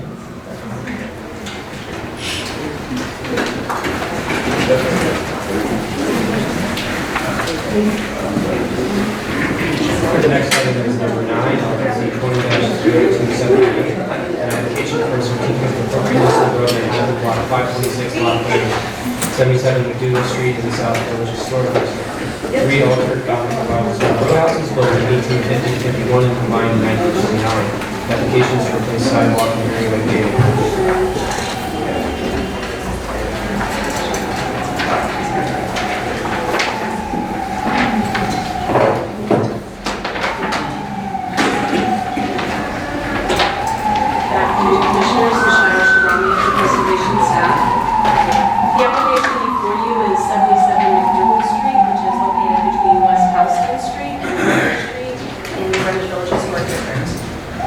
The application is to replace modern pink granite from the entrances and underneath the canopy and at the areaway.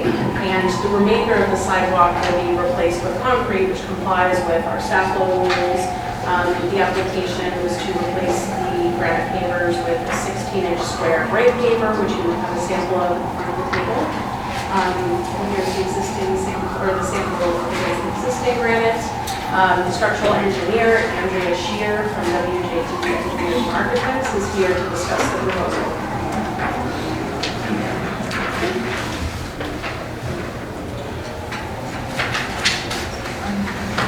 Thank you.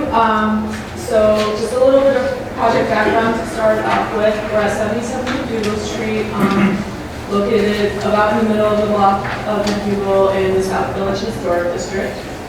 So we provide a little bit of context with the maps there. After speaking with staff level at LPC, we understand that the historic sidewalk in the area is bluestone.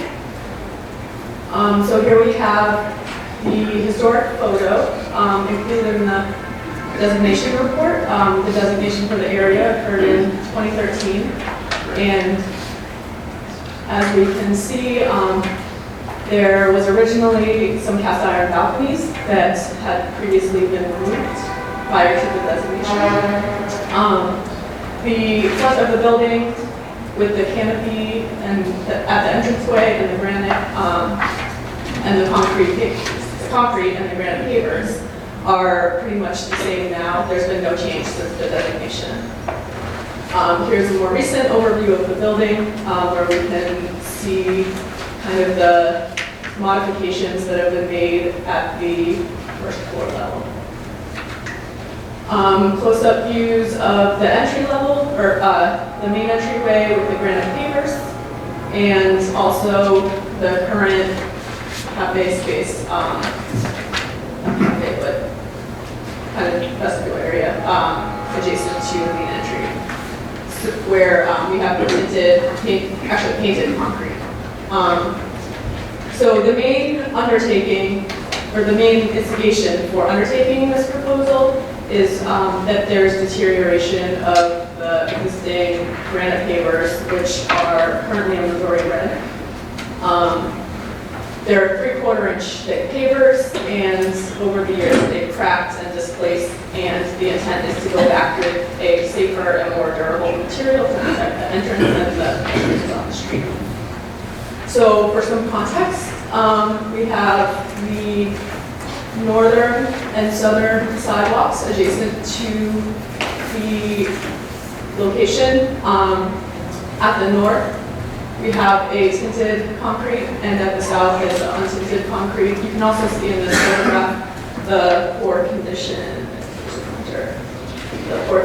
of the existing pavers that are not holding up at this time.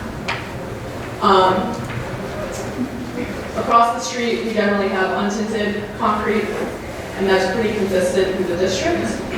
However, there are areas where granite is used in the historic old thick slab sections. These tended to be along Housewood Street, so kind of a different sidewalk treatment. So here is a plan view showing the existing and the new. The existing, as you can see, we've got, again, right now, these are the granite pavers in the Missouri red color, and this is the section that's concrete painted to match. In the proposed replacement, we want to go back with a Caledonia paver, which, as you can see from the sample in front of you at the room, it's more of a gray color, which as you get out to the sidewalk will blend in a lot better with the existing concrete gray. We do want to, at the at the adjacent area behind the gate, use the pavers in that area as well for consistency. It's behind the cast iron gate, so it's not as visible from the street level.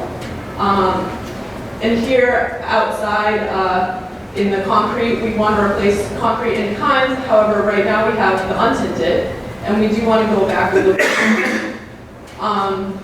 our original proposal going to the community board was a darker charcoal gray, but we heard their comments and we modified that to the bluestone to be historic, consistent with the historic treatment for the area. It'll be more consistent with the northern section of the sidewalk.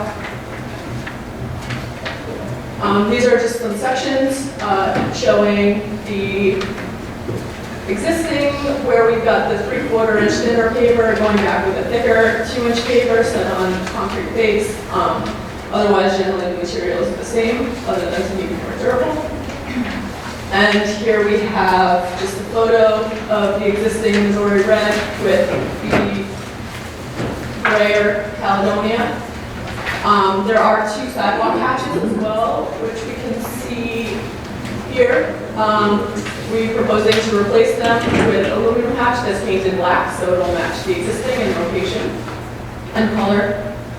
Let's see. We did do some renderings here. So this is the existing photo. This is with a 16 inch by 16 inch paper with the Caledonia color. And right now, I think this is the proposal that we sent to the community board, which this has the charcoal gray. However, we amended this to be the blue stone to match it. They're made of landmark. It's right. Yeah, it's going to be the blue stone, the landmark blue stone material. Color. Tinted concrete with the landmark blue stone. Tinted concrete. So again, here we've got the slightly darker tinted concrete. You can see the score patterns in the concrete. And we do understand from talking to the staff level at Landmarks that it's preferred that the granite pavers be slightly larger, or be larger than the proposed 16 inch by 16 inch. So we are, we looked into it, and we can go up to 24 inches by 24 inches in the paver to make it more larger to be, understand that comment. Here's just a rendering at the areaway. That's the word I was looking for. The areaway you can see behind the cast iron gate. Here we can see again the hatches in the same spot. And that's the end of the presentation. Just as a recap, the main inspiration for the modification is to increase the safety. What we haven't been intending to undertake a large change to the entryway. The entryway's been like that for at least 20 years. And the proposed modifications that we're making are intended to blend in the existing sidewalk better with the historic appearance in the neighborhood. I just quickly ask, why is it your proposing to replace the granite with granite. You see it's kind of, it's not held up very well. And why not actual blue stone? So it's our opinion that the 2-inch thick granite is an appropriate material for an exterior paver. The concern with the existing granite is it's only 3/4 inch and the bedding is not very good, and that's what's leading to the deterioration. The granite material itself is more durable than bluestone, as kind of you can see that there's almost no bluestone remaining in the historic district area. In this rendering, how large are the tiles or the pavers shown? Are they 16 inches or are they 24? I believe this one's currently 16, although we have a couple of... It's like the 12 is the red, and this looks like... No, the same size. I believe it's in this presentation it's 16. But you could go up to 24 inches. Yeah, and I believe, there was an inconsistency in the, So, no, the public had not seen the later version, but in your reduced sets, they did do a rendering of what it would look like with a larger size. But we didn't want to bring it up because it hadn't been that While we've got you, Michelle, is there any precedent for this precise material and size? So there, as some of the other slides showed, there's granite, but they're typically much larger slabs, like full width. So the size is what isn't typical. The material is, the color is. Oh, that was it. It's material, it's the design, the particular reason, and then the size. And we don't have anything that's all three. There's nothing exactly comparable. Why don't you stop the granite pavers at you have the fence going across all 3 properties, but you stop the pavers bingo at the second one? I think our approach was basically to the extent possible, keeps the existing layout and... You're covering over a lot of the concrete that was painted red, right? So why not make I think the answer to that is because there's a natural separation there and we have a sidewalk and an areaway. So in the design sense, there is, I mean, I understand your point that we do have at the entryway coming out to the curb, and I mean, that was what the owner wanted and that's what the proposal is. So if you have comments, we can consider them. Any other questions? We'll take testimony in the public. Christabel.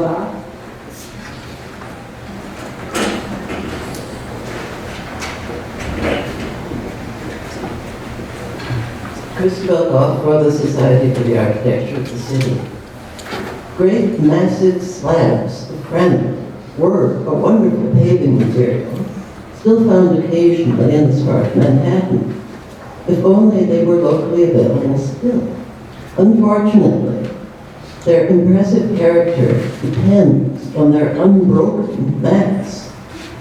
Google will tell you that miles of tiles are available in granite. Alibaba ships them all over the world and assures us that they are very nice in modern kitchens. But in the street, in historic districts, it's regrettable, but tile flooring can never really replace those old-time granite slabs.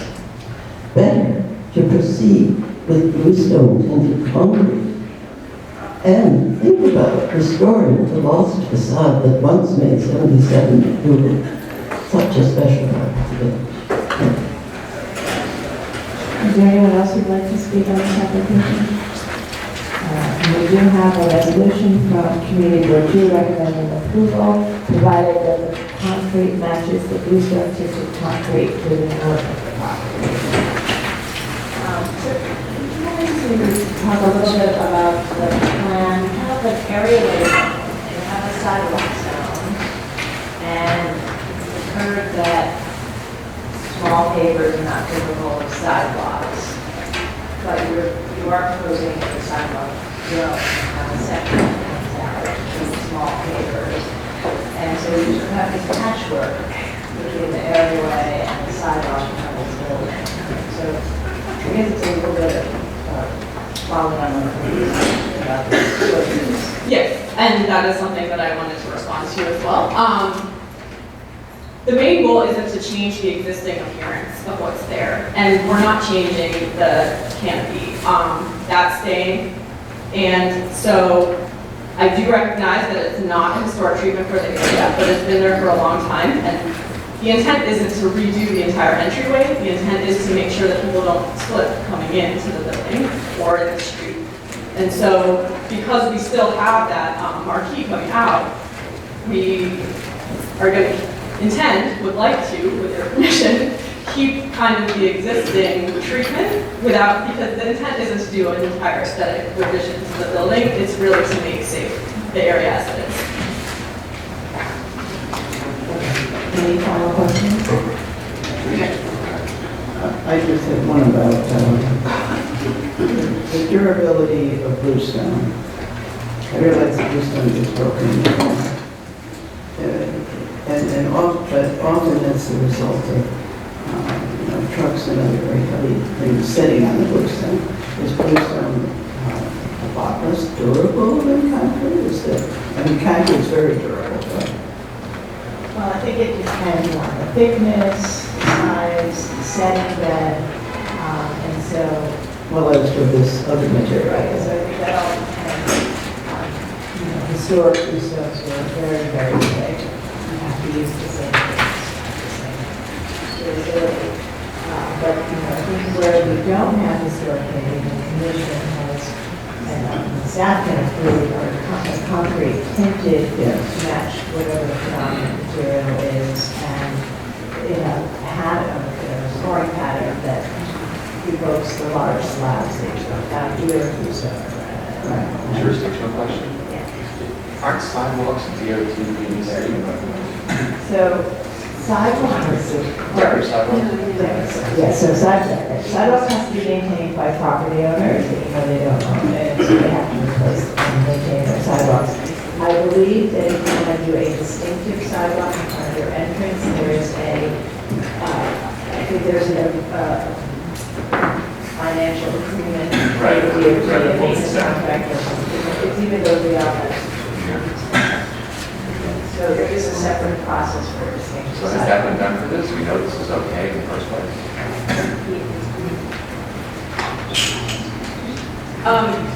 The answer to that question is it has not been started yet because it's something that we do after we get the landmarks approval because we have to finalize the materials to go into that. And I had preliminary conversations with them to get a sense of how to treat it. Not yet, however, I did do this before at 454 Broom Street where we got staff level approval and we used the original granite, which was pretty nice. And it was kind of just the paperwork that we went through with the state. Is there PVC on this? You have to go to PVC? No, because it's in the Because it's in landmark, so we would have, but that answers that. Thank you. All right, let's have a motion to close the hearing. All in favor? So part of the challenge here is that they are not really rethinking their sidewalk, they're just replacing portions of it in the same erratic pattern. And it doesn't distinguish between sidewalk and areaway or have rationale that you would apply looking at it. They're looking at these other sidewalks. So I don't know, there are other examples in this particular district of distinctive paving and entrances that was presented to us. So without that information, this is more challenging for us. You want to start with this? Well, I'll start. This is, I know it's meant to be a very small issue because we're just kind of replacing, but I think I don't know, just 40 years or something, I've been a student of the pavements of our city. And I don't always agree with everything Isabel says, but I agree with every single word, every comma, every dotted I, every crossed T. It's almost impossible these days, I find, that bluestone can be replaced properly. And I think it's all about the size and the depth. You can go out in front of St. Thomas Church and see fabulous bluestone that's been there for 100 plus years without any cracks, and it's because it's about 7 inches thick and, you know, etc. You can go across the street, as I just did, coming back in front of our city hall and see it cracked to smithereens all over the place because they're small-ish and I'm sure not very thick. So this is just getting a little off my chest about this issue. And I think more and more people should know this, and we shouldn't be spending so much money to do it if we're not going to do it correctly. And I think to do it correctly is unbelievably expensive. So I don't know where I ended my statement, but so we're back here. Okay, we're back here. And I'm going to be guided, actually, I think, by Sarah and others, because I'm not sure really. I mean, this is a replacement of a failed system with another system that will fail soon enough, and we're just in a kind of a conundrum here. I'm not sure what is the right thing to do in this particular case, but I do know that the issue of bluestone sidewalks in Brooklyn Heights, for instance, is a great study there too of very old sidewalks that are still there. They started to rip them all up in the early 80s. Unfortunately, they picked, during August, by the way, DOT picked the editor of the Wall Street Journal to start on and cracked the entirety of his carriage house front. So that became a cause célèbre in the district, and I think within landmarks districts everywhere. So it's a big issue. I'm not sure it's a big issue right here, right now, but it's to me, a very interesting issue. And if it helps to give you all context, I guess, for your discussion, the rules that allow for staff level approvals where there is no historic bluestone, which is the case here, and on the adjacent sidewalks, really sort of guide the staff to get approved sidewalk paving that is most uniform with the rest of the streetscape. So uniformity of the sidewalk is sort of the ultimate goal, and so it does seem that to have concrete on either side, tinted concrete on the north side. Yeah, I started the discussion about the bluestone just because I wanted to make the point that bluestone is not necessarily an easily breakable material. And if you loved it, and the expense was not an issue, that you could put it there. But I agree that we have many, many times approved concrete replacement, and it seems appropriate to me here. Except that the size is not appropriate and commensurate with what's used in other places in this district. I also feel like if this had come before us initially, as we often talk about, you would be looking for the sidewalk to be the same, and the area would be something different. Or if you're going to have some kind of entrance in it, it would be designed in a certain way to just sort of leave it cut off at this point. At that juncture, just doesn't seem appropriate to me. I think we would have just approved the entire sidewalk to be, tinted concrete of an appropriate color and size. I disagree, but I personally would be okay with the granite going behind the fence all the way to define what used to be that really cool metalwork areaway. If they want to do that. But I think that the sidewalk should be continuous concrete. And I also think that if they're going to use the granite, they should not use the metal. If they're going to use the granite, they should not use the metal nosing that was called from the drawings. Even though it's existing, they can make it out of stone. It's more traditional detail. Also, does anyone remember how thick the pavers were on the application for the granite pavers for the building, the Q building?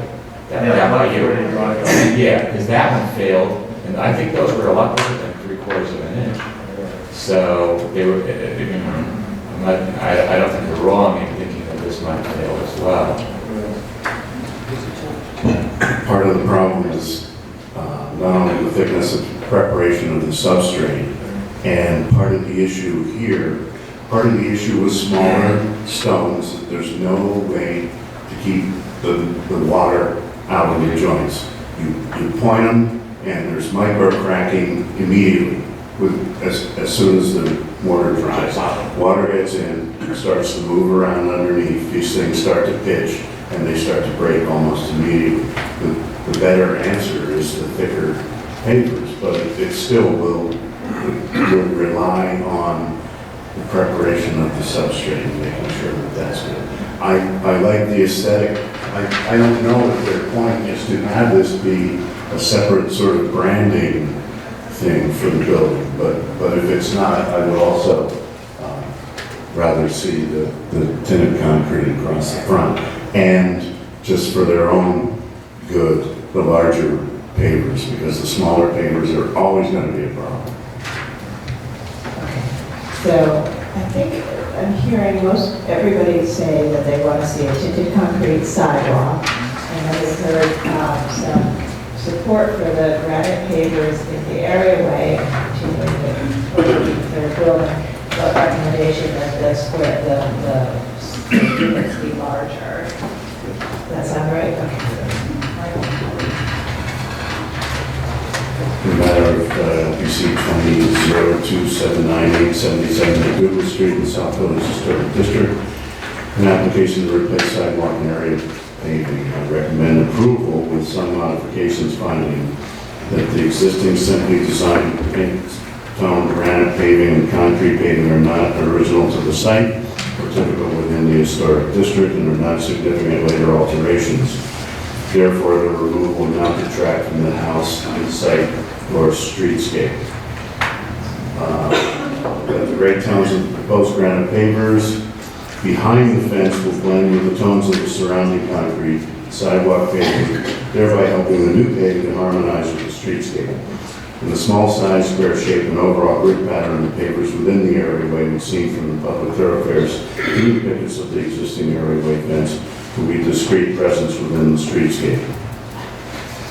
That the grid pattern created by the small square sidewalk pavers will not be consistent with the typical historic paving patterns, however, or with the existing adjoining sidewalk paving patterns, and will draw undue attention to the paving. Therefore, I recommend that the blue stone tinted concrete be used across the sidewalk and the size of the pavers be large. All in favor?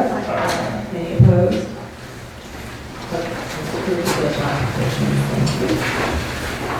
Okay, the next item is number 10, LPC 20-0652, an application for certificate of appropriateness and growth in Manhattan, Block 44, Lot 525 Broadway, aka 525-527 Broadway, 92-94 Spring Street, in Soho, Pasadena Historic District.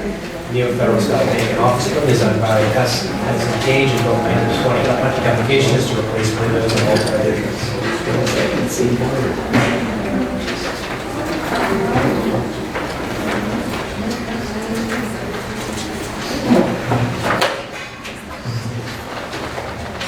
Good afternoon, James Russillo, Preservation Staff.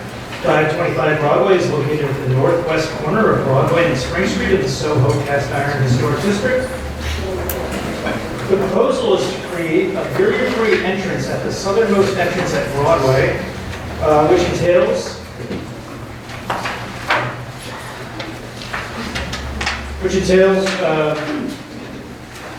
removing the existing paired brass doors, transom framing, eliminating a granite step, and installing an unequal pair of brass doors with a new transom framing. The work does not meet LPC rules, as the brass doors are considered a special door. The proposal also includes replacing the building's monumental steel windows with new aluminum windows. Windows at the upper stories will be replaced at staff level as they meet commission rules. A conditions report is in the active commissioner's handout. Ward Dennis, Peggy Spacework, is here to present. Thank you, James. Good afternoon, commissioners.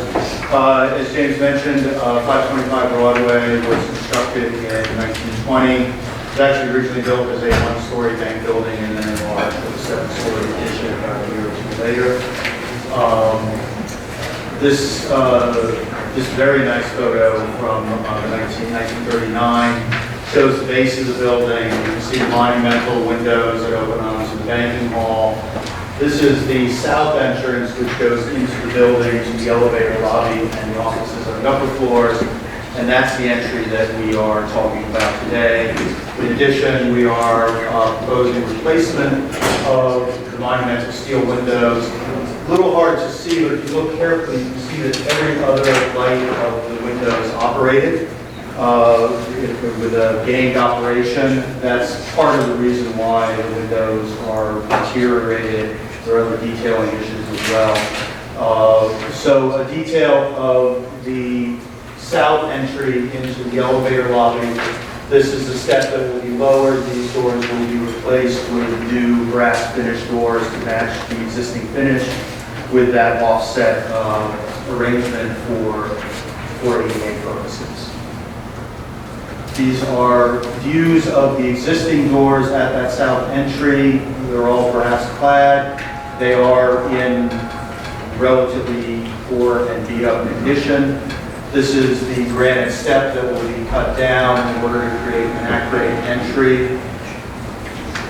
The existing door pulls will be replicated, as will the finish of the doors and the transom. The frame and transom will also be replaced as part of this because we are dropping the doors down, so we have to extend the frame, which then gets us into replacing and giving the condition of the frame, so we're proposing to replace all three of those elements. The existing windows are steel frame. These are wood sash that were actually approved at a CA hearing in the 1980s, retrofitted in. Some of the conditions you can see here, those are not supposed to be segmental sash. They're jacking up from below. There's a huge amount of deterioration because of jacking. You can see it also happening down here at the base of this window. And you can also see, if you look carefully, for instance up here, this was an operable sash, this was an operable sash, and this is an operable sash. All of those are still partially open and screwed shut in place. So that's another area of air and water infiltration. We're showing you selected pictures here. There's a more detailed collection of photos at the back of the appendix. Again, you can see here some of the jacking that's happening at the sill area. One of the major factors driving all of this is this condition on the top left, which is a steel channel that sits underneath the steel sash. At some point, this was infilled with concrete, and you can see that that concrete is now popping up. So there's been water collecting for a long time at the base of these windows, which is pushing everything up. The sash themselves do not close or operate properly. So all of these are very typical conditions throughout all the windows. Again, you can see outside jacking down here. A replacement windows up there, and likewise with the sort of half-height windows over the arch openings. So the windows are in very bad need of replacement. This is existing and proposed on Broadway, which pretty much summarizes the full presentation or the full scope of work. The existing brass doors at the south entry will be removed and replaced with a taller set of brass doors. They come all the way down to create barrier-free entry, and then the monumental windows will be replaced with new aluminum windows that match the profiles and appearance of the historic. The proposed windows are by Graham. They're similar to the windows that Glenn and Stan Eli. They're very, very nice profile. On Spring Street, similar condition. All of the non-original sash louvers will be removed, and we'll go back to full height monumental windows. The proposed windows will not be operable, so this condition that you see here, where every other light is operable, that will go away, but the profiles and dimensions will not. Details for the doors, again, lowering the doors, but maintaining the relationship so that bottom rail will maintain at 1 foot, and the glass will simply extend. The frame will be extended down, and the transom and the frame around it will be replaced as well with new brass material. Details in the plan, details in the section. rendered elevations. Just to note, this actually should be a little bit shorter because the bottom rail will match. That's a mistake in the rendering, but it's shown correctly in the drawings. Existing and proposed for the steel sash windows. The existing windows have these very strong vertical mullions that will be replicated. We are proposing a slight widening on 2 of the horizontal muntins to get the structural requirements and wind loading requirements that we need for these windows. Details for the typical. These are the profiles that we're showing. So the existing muntins are T-shaped at 1 1/4 inches. The proposed going back in are a T-shape at 1 1/8 inch. It's double glazed with a spacer bar. The vertical mullions, we worked with staff and were able to reduce this significantly so that we're now matching basically the 5.5 inch, 5 5/8 inch dimension on those vertical mullions. Previously we had a slightly wider one. It was actually staff that suggested redoing the steel framing so that we could get it down to an appropriate dimension. So very much the dimensions from the existing and proposed are really nice. Just a quick question on that side. Yeah. Is the doors are bronze, but the windows are steel? The windows are steel They're not painted. bronze. This actually shows the proposed color, which is based on the finishes investigation that's in the back of your packet as well. Yes. So it's painted this tannish brown color, which was determined to be the original color for all, the first color for all windows at the base of the building. And the doors were brass. Just these doors were brass. The banking hall doors are different, and that's not part of this application. These doors have always been brass, and that's the So basically, the doors and the windows will match their original finishes. And I think, raised by the staff comments that we have just recently discovered that the windows the doors, were seen to have been installed without permit. So we approved something on the side that sort of is replacing the correct violation. Yes, I think we will look at this, but actually these were steel doors as well. So these doors never match these doors. So whatever happens here actually shouldn't match there, but Is there considered putting the grills back? on the doors. Yeah. Well, again, these doors did not have grills historically. Oh, it's just the bank It door? was just the banking hall. This one and the one around the corner? Yes. So these doors. Never had a grill. Yes. If you look at, you can go back to the. So, yeah, I think I saw it, but I didn't notice where they were. It's that door and the one around the corner. But these doors are not part of this application, and we'll deal with the other issue. So maybe I have a question, maybe it's for Mark, maybe it's for James, I'm not sure. What is the proper process here? They're in violation, right? But we just didn't know it until now, right? So we just go ahead and ignore that? Or what do we do?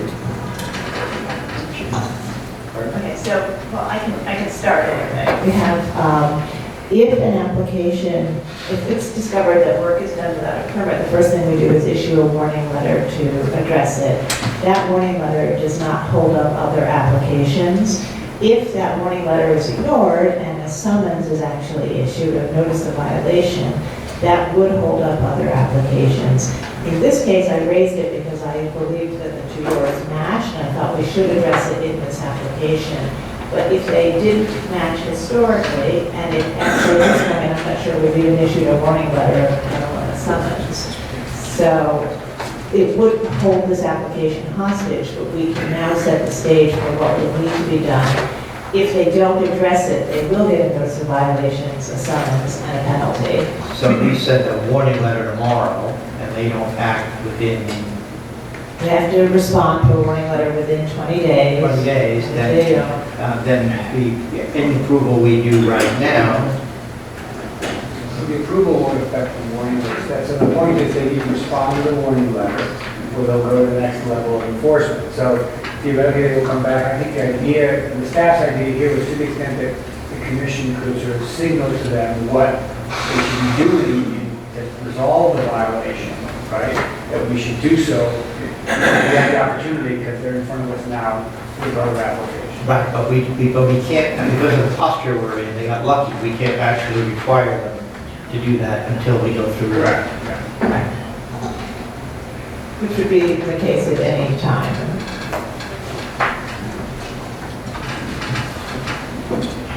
Commissioner Goldman, just to your question, this is the door that we're talking about. It's hard to see, but it doesn't have a door. It does not. This door, this is the banking hall door, which does. And that was a steel. These are steel, these are steel. The transom still exists, and those are steel. These Were they glass to match the bronze? We haven't done any investigations on the transom. Okay, so the owners are on notice that they will have to address the other door that seems to be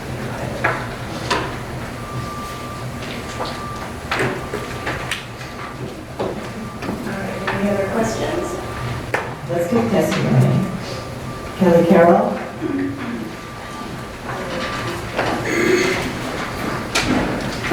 Kelly Carroll, Historic Districts Council. HDC finds this proposal appropriate, and we commend the applicant for bringing forth a sensitive design that both respects and suits the stately neo-federal building, while better allowing for pedestrian accessibility. Thank you. Is there anyone else who'd like to speak on this application? All right, so we have a resolution from Manhattan Community Board 2 recommending approval of the application.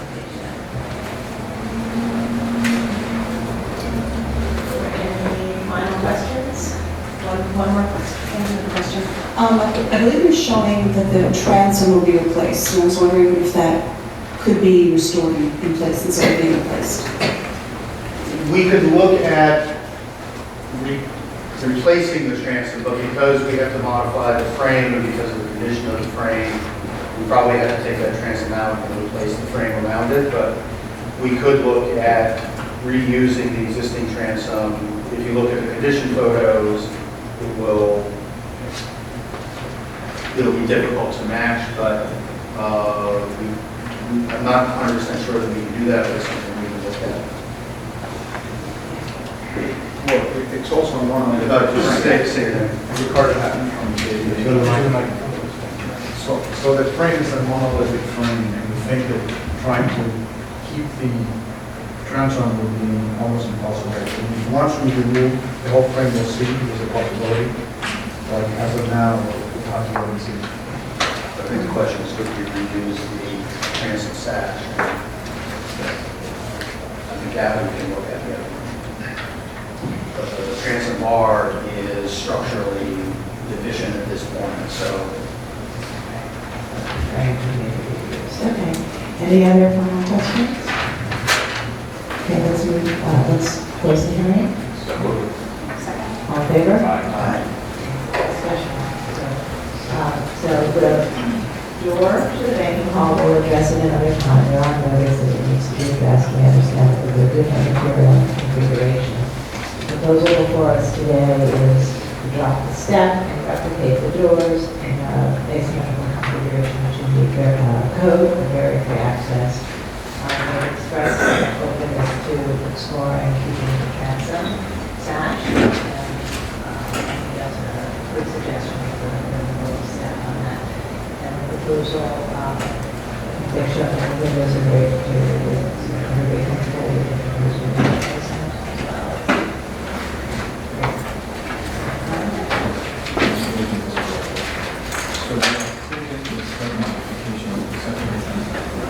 Yes, yeah, to work with staff.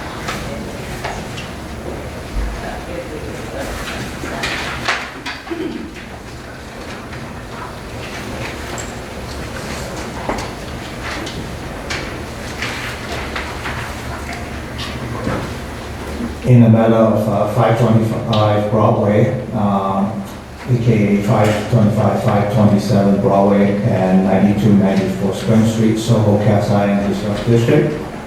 The application is to replace windows and alter an entrance. Noting the building style, scale, materials, and details among the features that contribute to the special architectural and historic character of the Soho Cast Iron Historic District. I recommend approval with modification, finding that the replacement of the historic monumental arch steel windows, which otherwise lack special detailing or articulation, is warranted due to their deteriorated and altered conditions. That the proposed aluminum windows will match the historic steel windows in terms of profiles, details, configuration, and finish.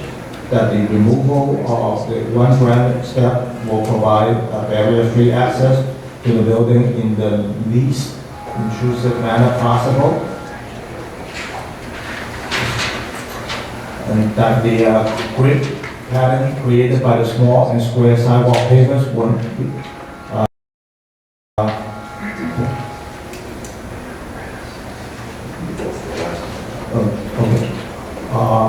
I don't think we're doing the pavers. That's the last job. This is for 7. Okay,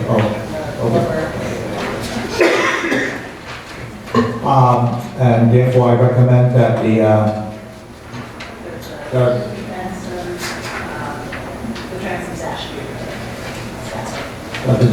transom sash be retained while working with staff. All in favor?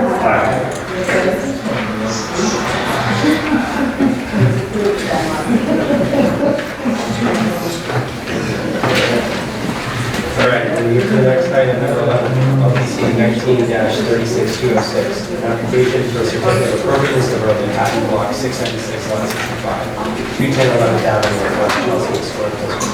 Got the Revival Style Factory building designed by Fulton, building in 11. Application is to remove the living dock and solid entrance and fill in all areas.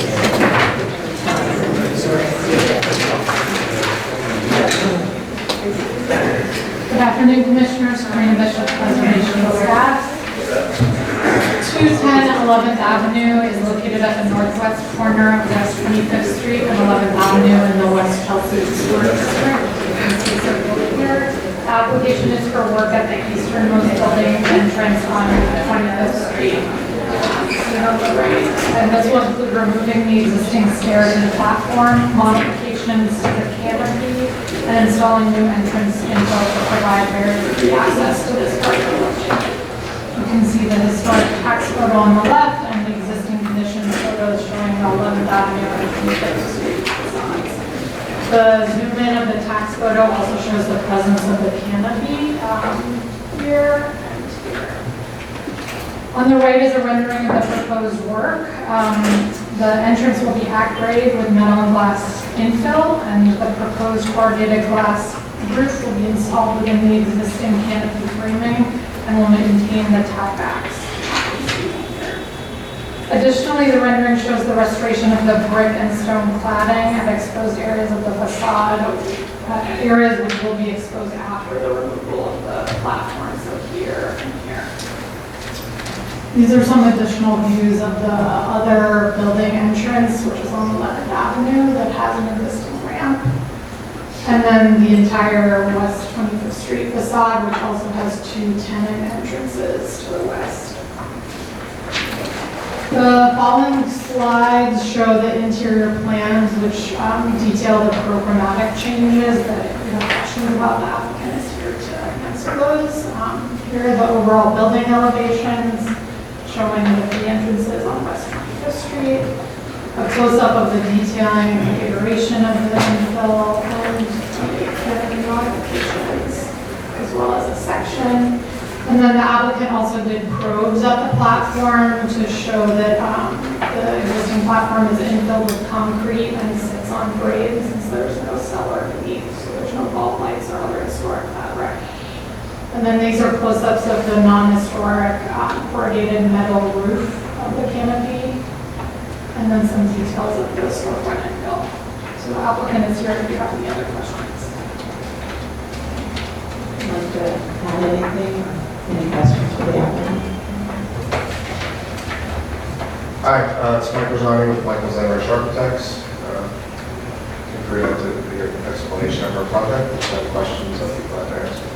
Yes. I do have a question about the brick base and the left side of the opening. If you look at the photo of the existing, it looks like the brick might have been non-original, and I wondered if you could replace that with granite to make it more consistent. There was a photo, I'm not sure what page it's on. We could definitely look into that once, you know, the demolition is complete. It's not 100% clear what's behind that infill or what's behind the existing loading dock. The photo would show your photos that you can see some. Right here, this brickwork. Yeah, there's some red work you can see in the photo. This was just what we put in from the rendering, but, you know, we can obviously, you know, the intent is to match whatever's there, whatever we discover. And it was a little unclear because on this side it looks like there was granite and this side had brick, and I wasn't really sure what's going on behind that existing area right there. Chose two different materials in an attempt to match the office's historic condition, but if it turns out the evidence usually it's different, you will match whatever the. Yes, that would be the question. Well, you know, once we uncover that. Any other questions? Is there anyone who'd like to speak on this application? And we do have a letter from the Manhattan Community Board 4 recommending approval of the application. Is there a motion to close the hearing? All in favor? It's also replacing a loading dock, and I agree with some simple way to provide for the reactions.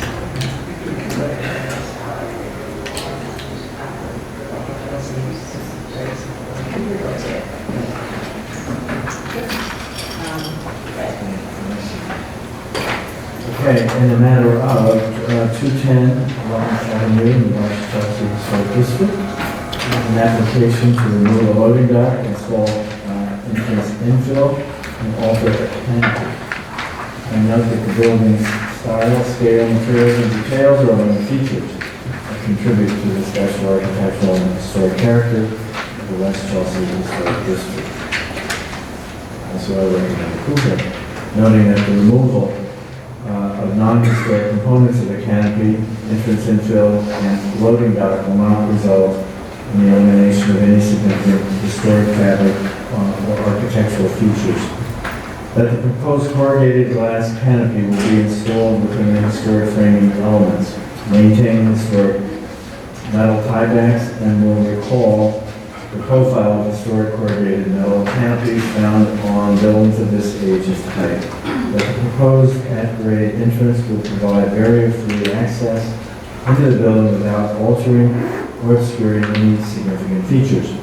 That the materials, configuration, details, and finish of the new entrance infill featuring metal and glass doors, side lights, and transom will be consistent with the modern storefronts installed within the other entrance bays at this facade, while maintaining the openness and character that characterizes the historic industrial use of the ground floor of the building, and that the proposed work will not detract from the significant architectural and historic character of the West Chelsea Historic District. All in favor?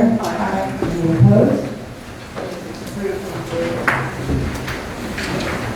Next item is number 12, LPC 20-06736, an application for an advisory report from Manhattan Block 1373, Lot 1, Roosevelt Island and Roosevelt Island Lighthouse. Lighthouse designed by James Venner Jr. in 1872 with their alterations. Applications to modify the lantern and roof.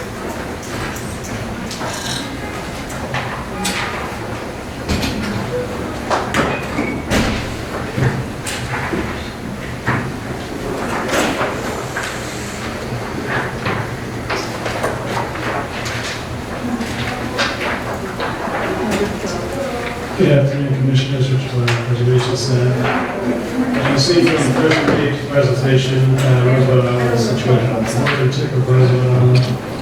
It is an 8-sided, 44 feet approximately tall shaft, constructed with very nice ashlar masonry with meadow widow's walk platform railing. The base is surrounded by a circular bluestone paved area.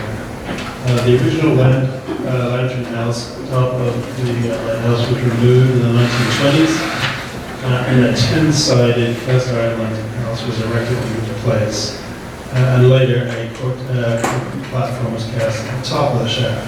In 1989, flashlight fixtures were approved at staff level, and the Roosevelt paving was also erected and set. A number of restorative works as well as modifications to the lighting will be undertaken at staff level. The proposal is to remove the 10-sided lantern house and construct an 8-sided, approximately 20-foot tall, metal framed lantern house clad in clear and plate glass panels.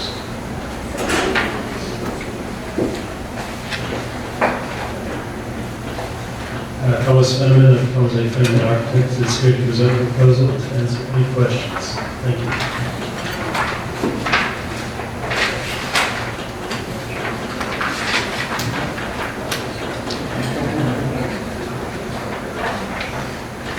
Good afternoon. My name is Tom Fenneman. I'm an architect, and I've been involved in looking at this lighthouse since 2011. We first asked to look at the condition of it, and as you can see in those earlier photographs, the conditions were not great 10 years ago. They haven't gotten any better. The top concrete platform is in severely deteriorated condition, as well as the cast iron is splitting apart in all the seams. So we were asked to put together a restorative package to restore not only the stone masonry, but also the cast iron lantern and deck area as well. And we started approaching it as just that, a restorative project. But as we kind of really delved into the history of the project, we was really drawn to the geometry of the original structure. And again, this quite unique lantern top that I'm still searching to try and find another lighthouse that even approaches the same geometry that I found. So being that we're going to be endeavoring in a fairly complex restorative to take this all apart and reconstruct it, our proposal here is to, and again, it's a 10-sided structure too, which is very odd. It's kind of an off-the-shelf Coast Guard issue lantern that you can see it up and down the East Coast as far as lighthouses go. The original is quite unique in its form, and what we're proposing here is to really replicate that form in putting together a steel frame and cladding it with glass, which would be clear glass at the bottom and an opaque matte black glass panels for the roof. It would be clear glass here and then a stainless steel top. And I have samples of the glass. That's the shiny side. Flip that. That's the side. And then if you have the metal, this is the painted metal. If you see the two together, these would be up quite high, and it's actually clear.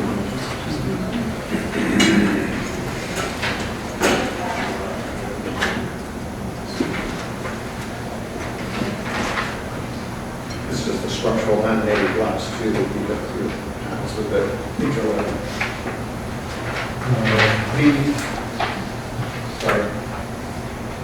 The railing area would be done in a stainless steel. All the steel would be either a painted or a blackened finish with a metal decking at the deck here, and then putting the geometry of the brackets, which originally they were at the corners of the octagon. Now they've been cast concrete. They've cast them on the faces of the octagon.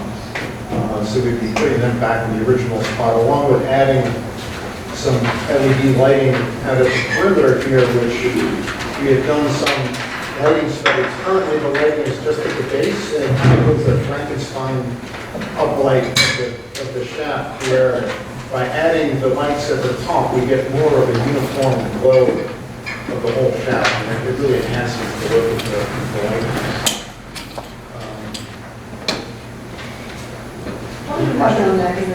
Sorry? The previous slide, ahead. sorry, the one that has the not very clear fuzzy photograph of Oh, it. yes, this one. Yeah. Almost looks like it's hexagonal, not octagonal. No, it is octagonal. I've looked at it. What, it exists where as an octagon? No, through photographs. You can actually, by these faces, if you go through, and I've gone through every photograph Oh, so there are more photographs, that's what I'm Oh, yes, believe me, it was an octagon. The top was an octagon, yes. It looked hexagonal.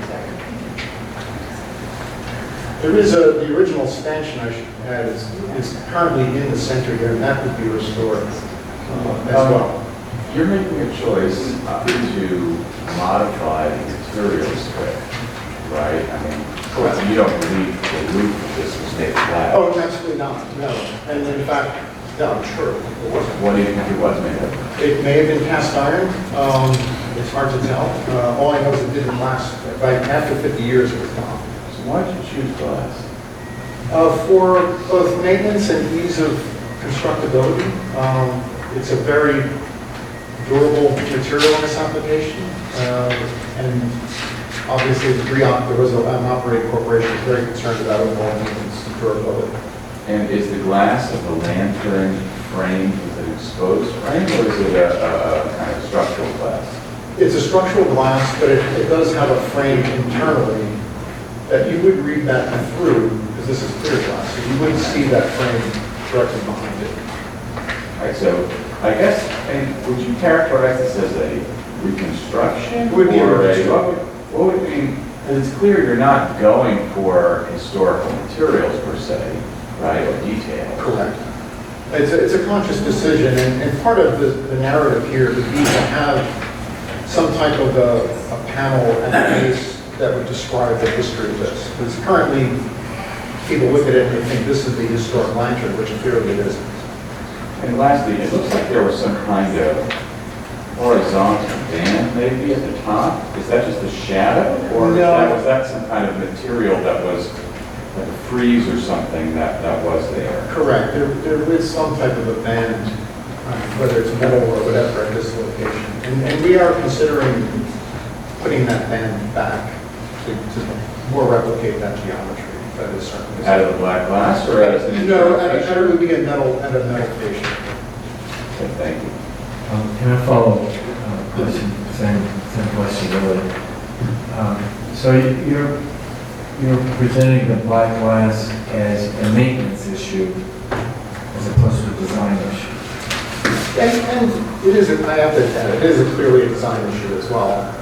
I don't want to put words in your mouth, but I could also understand it to be, a contemporary interpretation of something that was original. I think I want to see it that way, but I just want Well, no, we're you making saw a it. conscious decision. I don't want it to be misconstrued that we're replicating something that we really don't understand. No, I understand that. I mean, you could replicate it, is the point. You could replicate it. You're suggesting another material for maintenance reasons, but I would also suggest, unless you're going to replicate everything about it, then this is a modern interpretation as much as is reasonable to restore the profile, et cetera, of this wonderful, iconic.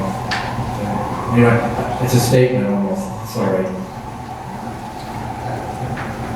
Yes, the image on the front, number 2, that lasted 50 years. That original one lasted 50 years. Correct. The image on the left, how long has that been? About, well, that was it's been there 75 years, I guess, now. The reasoning is just the form that you have. That one. Correct. Yeah, going. And some of the old imagery, I keep going back to some of them, are really quite stunning. And this is actually even quite unique. I mean, this was from a tobacco card, and here they were, they kind of picked up on the uniqueness of it, but they made it four-sided. So, easy to do. Yeah, that's not very accurate, but interesting. So, as Roosevelt Island Operating Corporation is a sort of an independent authority, but I believe you are also subject to review by SHPO. We are, yes. And I just wondered if the spread is sort of thinking about the design motivations, whether this meant in spirit to really be a contemporary interpretation and not a recreation. And I just wondered if that idea, if we discussed that with SHPO, I think they actually encourage authenticity as opposed to recreation. Well, we're in discussions with them now, and first they have no problem with removal of the existing 10-sided element that's there. And they're actually quite supportive of the direction that we're going. Because really, what we discussed about was adding some of those, just possibly that metal band here, and possibly adding just metal elements right at the hips to somewhat give that shadow line, just to pick up some of the visual aspect, but still keeping the materials really the top. Other questions? There's some testimony, so before we come back to it. Felicia Mayrow?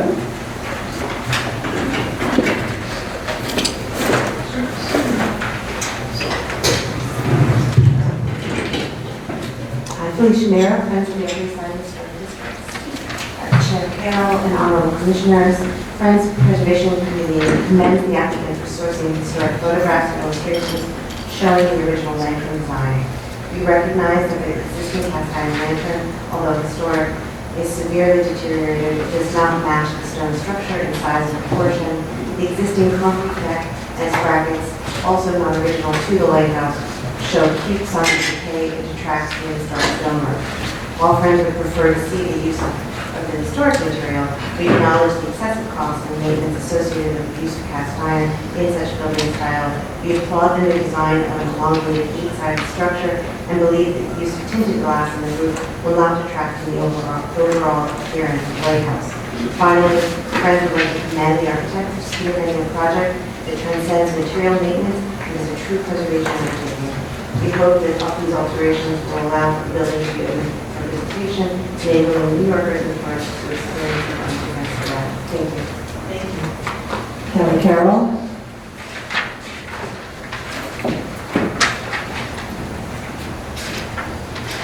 Kelly Carroll, Historic Districts Council.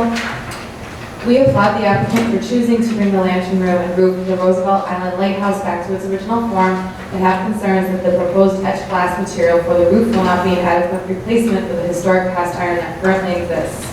Unless there is an overriding justification for using glass, which we've heard for maintenance, such as environmental or sustainability reasons, HDC suggests that the entire roof be made of an opaque metal, such as the blackened steel being used for the peak.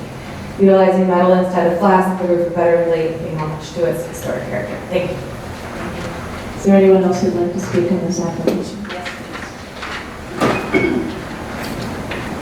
Just state your name for the record. My name is Judith Bird. I'm president of the Roosevelt Island Historical Society, and I want to commend Tom Fenneman, who's done other work on Roosevelt Island, including our visitor center, which we approved. And the lighthouse is an important asset in our community, and anything that can be done to expedite maintenance and make sure this landmark is well maintained by REAC would be an excellent idea. It's very nice to put a metal roof up there, but how someone is going to get up and clean metal is beyond me. And the seagulls seem to love it. So, you know, I think a glass, something with a glass and a smoother surface could probably be maintained better. And I think it's very important that this idea with the glass be accepted, and that we soon have a beautiful lighthouse. Since it's only about 55 feet tall, it's a very small lighthouse. So adding a few feet to it will not seem to bother anyone. And thank you much for your time, Commissioner. Thank you. Is there anyone else who'd like to speak?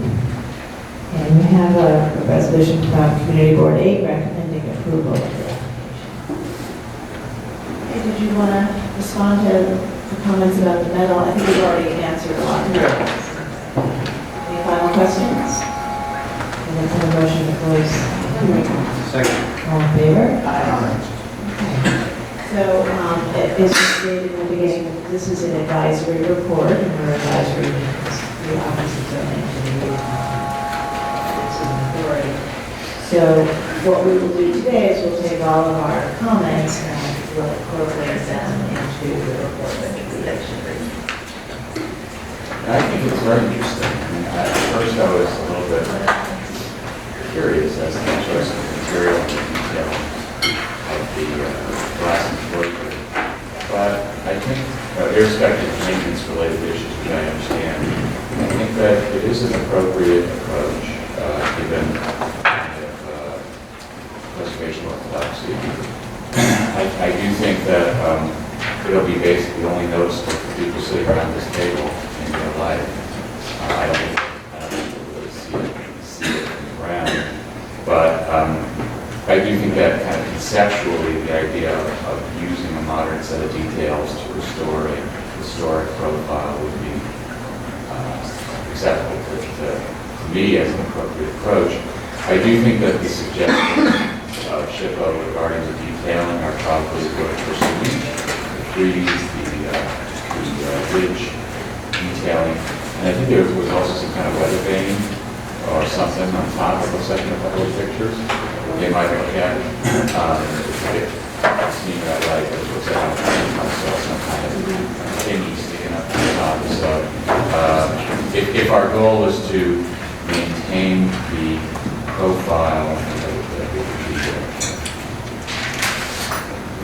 the way it kind of cut against the sky, then I think that those are all very worthwhile things to pursue.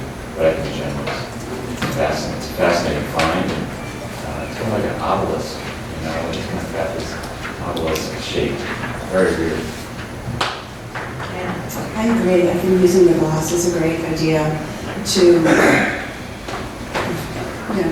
suggest the original form, which we don't know exactly what it was, because we have some of these fuzzy photographs and renderings. I think using modern materials is very appropriate to distinguish it from the original fabric. So I think that the cut steel brackets, again, I don't think there's a good record of what was there. It's hard to see in these images, but I think it's a good modern interpretation of it. It's a great application.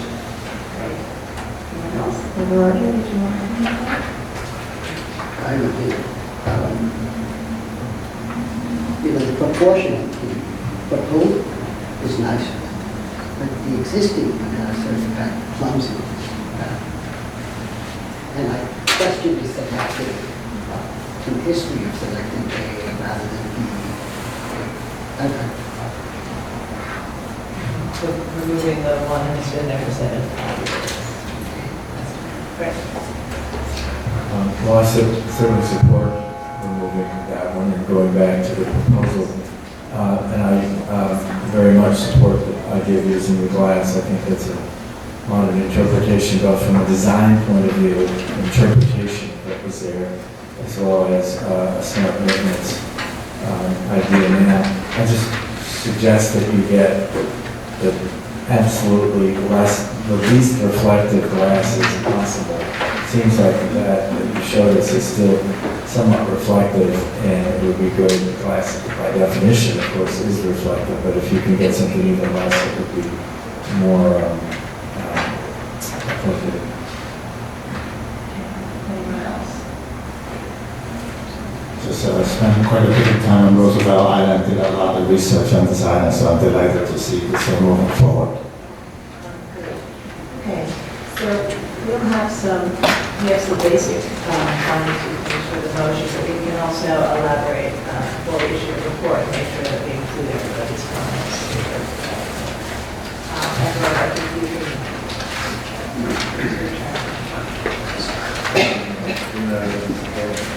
yeah, that's true. I mean, we'll include the his comment about, but right, since the majority is support, let's give it to John. In the matter of LPC 20-06726, Roosevelt Lighthouse, the application is to modify the lantern room and roof. I note that the project is subject to review by the State Office for Historic Preservation.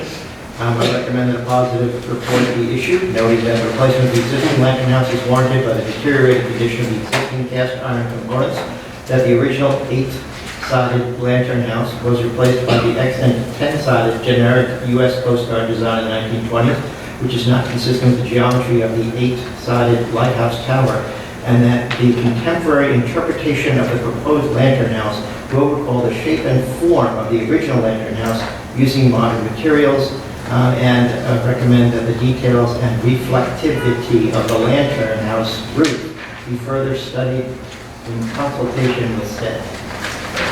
All in favor? Opposed? Thank you. Okay, we're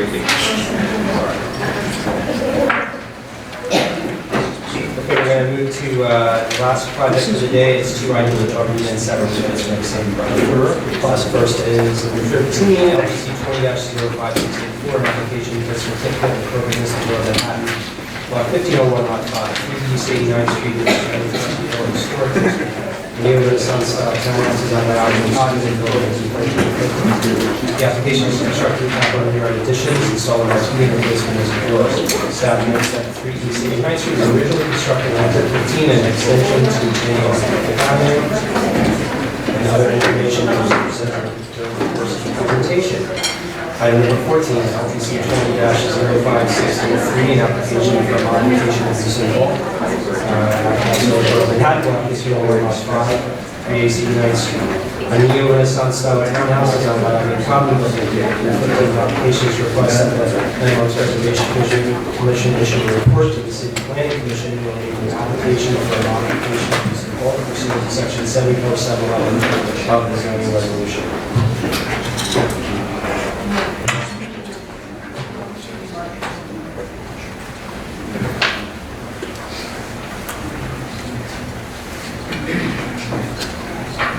Good afternoon, Commissioners. Elizabeth Diker, Preservation Staff.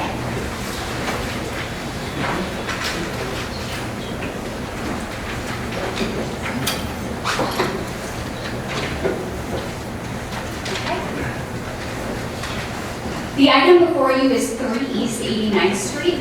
The project site is situated on East 89th Street between 5th Avenue and Madison Avenue within the expanded Carnegie Hill Historic District. The proposal is to perform restorative work, construct rear, side, and rooftop additions, modify masonry openings, and to alter the ground floor. The proposal also includes a request to issue a report to the City Planning Commission relating to an application for a special permit for modification of use in bulk pursuant to section 74711 of the zoning resolution. And the applicant is here to introduce the project team and to present the proposal.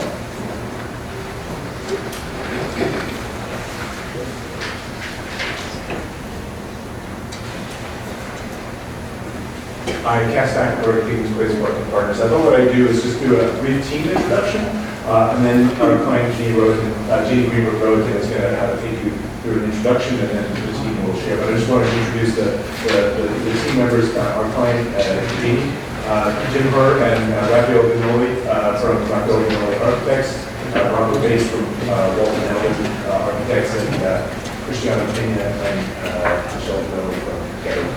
Excited to share this project with you, and of course, with this team, I'm happy to answer any questions that you may have. Oh, sorry, Stuart, back a minute. Stay back to the court.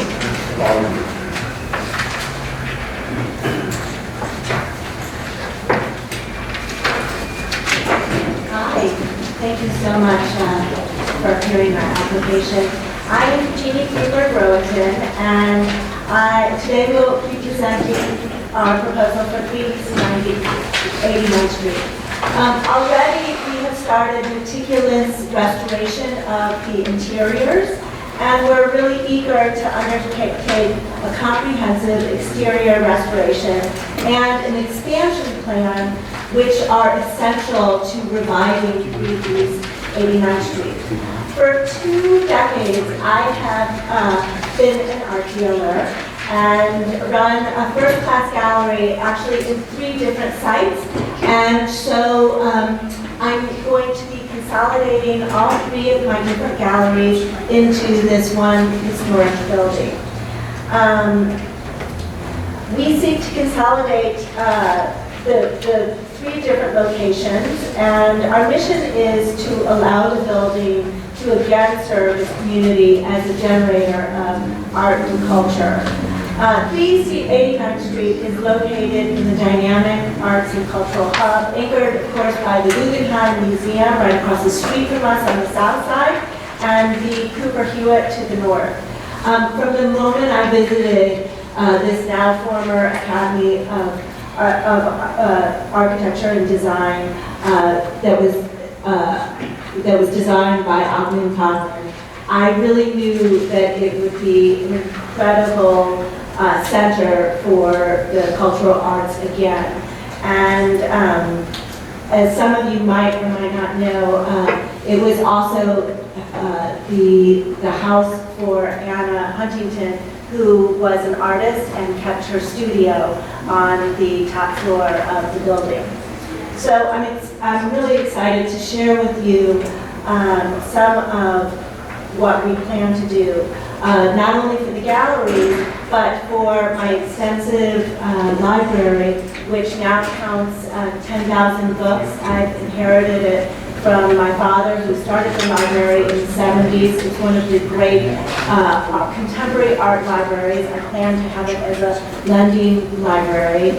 And as well for small artist residence for when the artists come to do their exhibitions.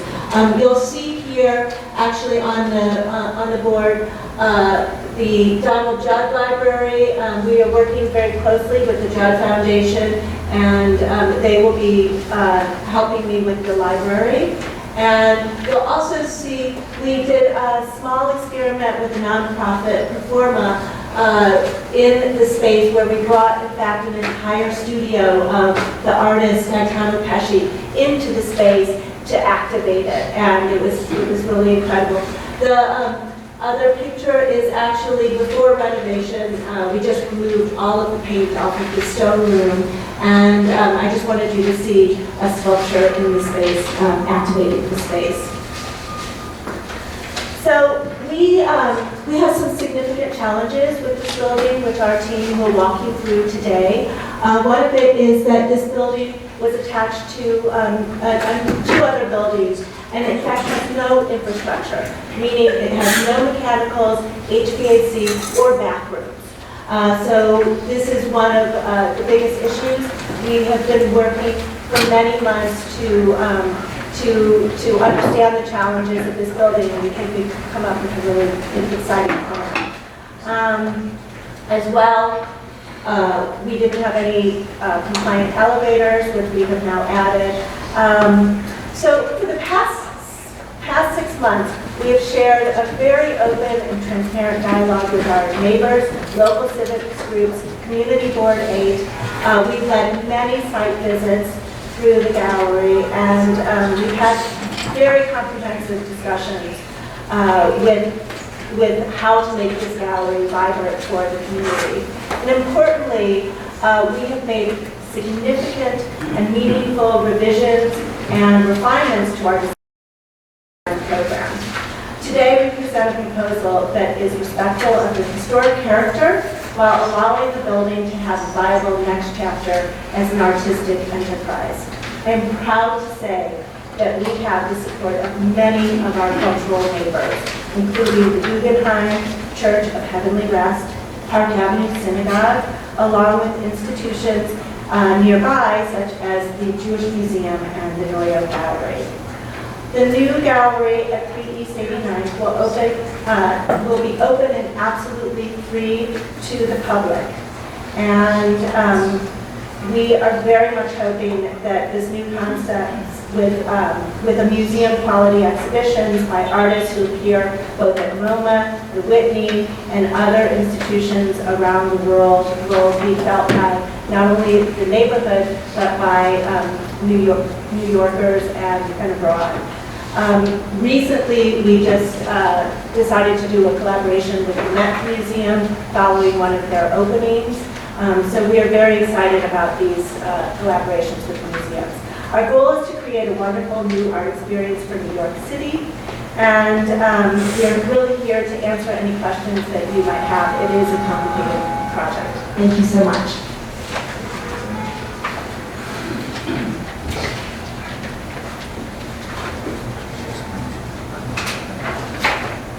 Good afternoon. I'm Steve Beckerman from Slater and Beckerman, and I'm Special Land Use Counsel to this project.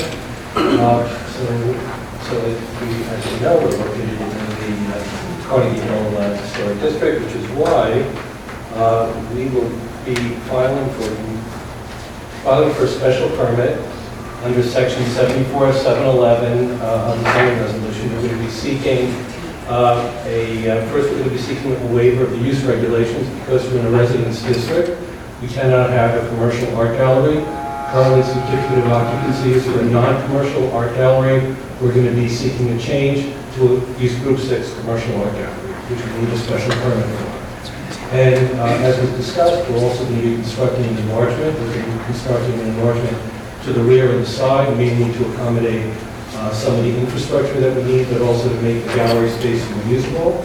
And we're also going to be constructing a vertical enlargement as well, a roof enlargement. We're going to be creating a new 6th floor that will be set back from the street, so it will be minimally visible. And we're going to need waivers of the rear yard regulations. Currently, we already are now complying in regard to the rear yard because there's already, the first floor extends to the rear lot line, and above that, there's a 10-foot rear yard. We're going to be building it up. The second and third floors, we're going to be building up, and we're also going to be building up to the 5th floor as well in the rear, but set back considerably to minimize impacts.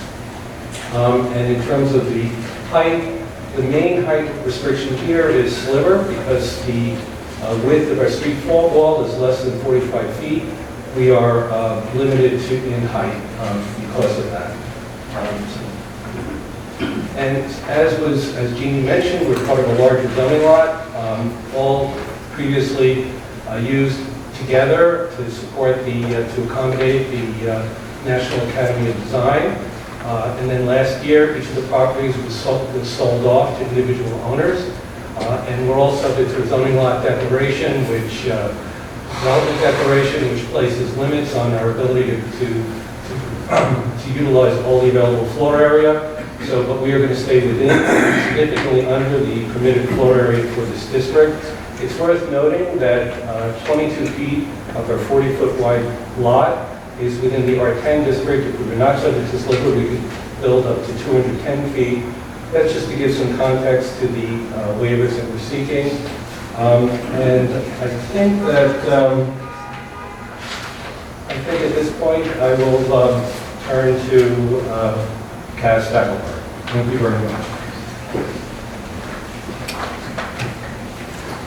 Thank you, Stuart. Kaz Stackelberg again. So to give you a bit of background on the site and history, as we mentioned, this site at 338 9th Street up until last year had been part of a complex, a sort of campus of 3 buildings that comprise the National Academy of Design.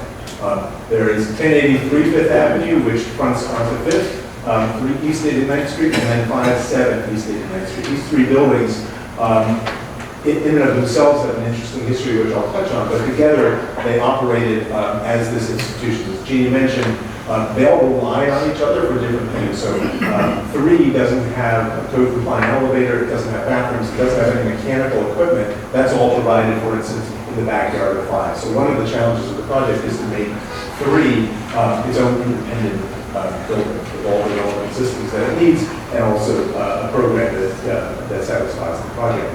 I also want to step back and beyond this site, actually just talk about the immediate context. We are in the Carnegie Hill Historic District expansion. It was designated in 1993. And what's interesting about this moment in the district is that whereas much of the district to the south, to the north, is comprised of somewhat more consistent streetscapes with row houses and mansions in the mid-block and apartment buildings on the avenues, this site has a fascinating mixture of scales, materials, architectural expression, and building ages. We have our complex here is sort of the designation report calls it a 6-story building. It's actually 5 stories, but directly behind is Church of Heavenly Rest, completed in the late 1920s. Obviously, Frank Lloyd Wright's masterpiece, Guggenheim, completed in 1959. The expansion of the National Academy of Design, also completed in the late 1950s. And 1080 Fifth Avenue, completed in 1961. There are taller apartment buildings down on Madison, and Park Avenue Synagogue occupies 9 and 11 East 89th Street. So this moment in the district is a little bit different than the rest of the district. And I just wanted to read a few sections of the introduction of the designation report, because I think what it speaks to is how this is a little bit different than the rest of the district. The district encompasses a residential community largely built up over some 50 years between the late 1870s and the early 1930s. These residential buildings create varied and harmonious streetscapes with townhouses on the side streets, intermingled with larger mansions and taller, larger-scale multiple dwellings in the avenues.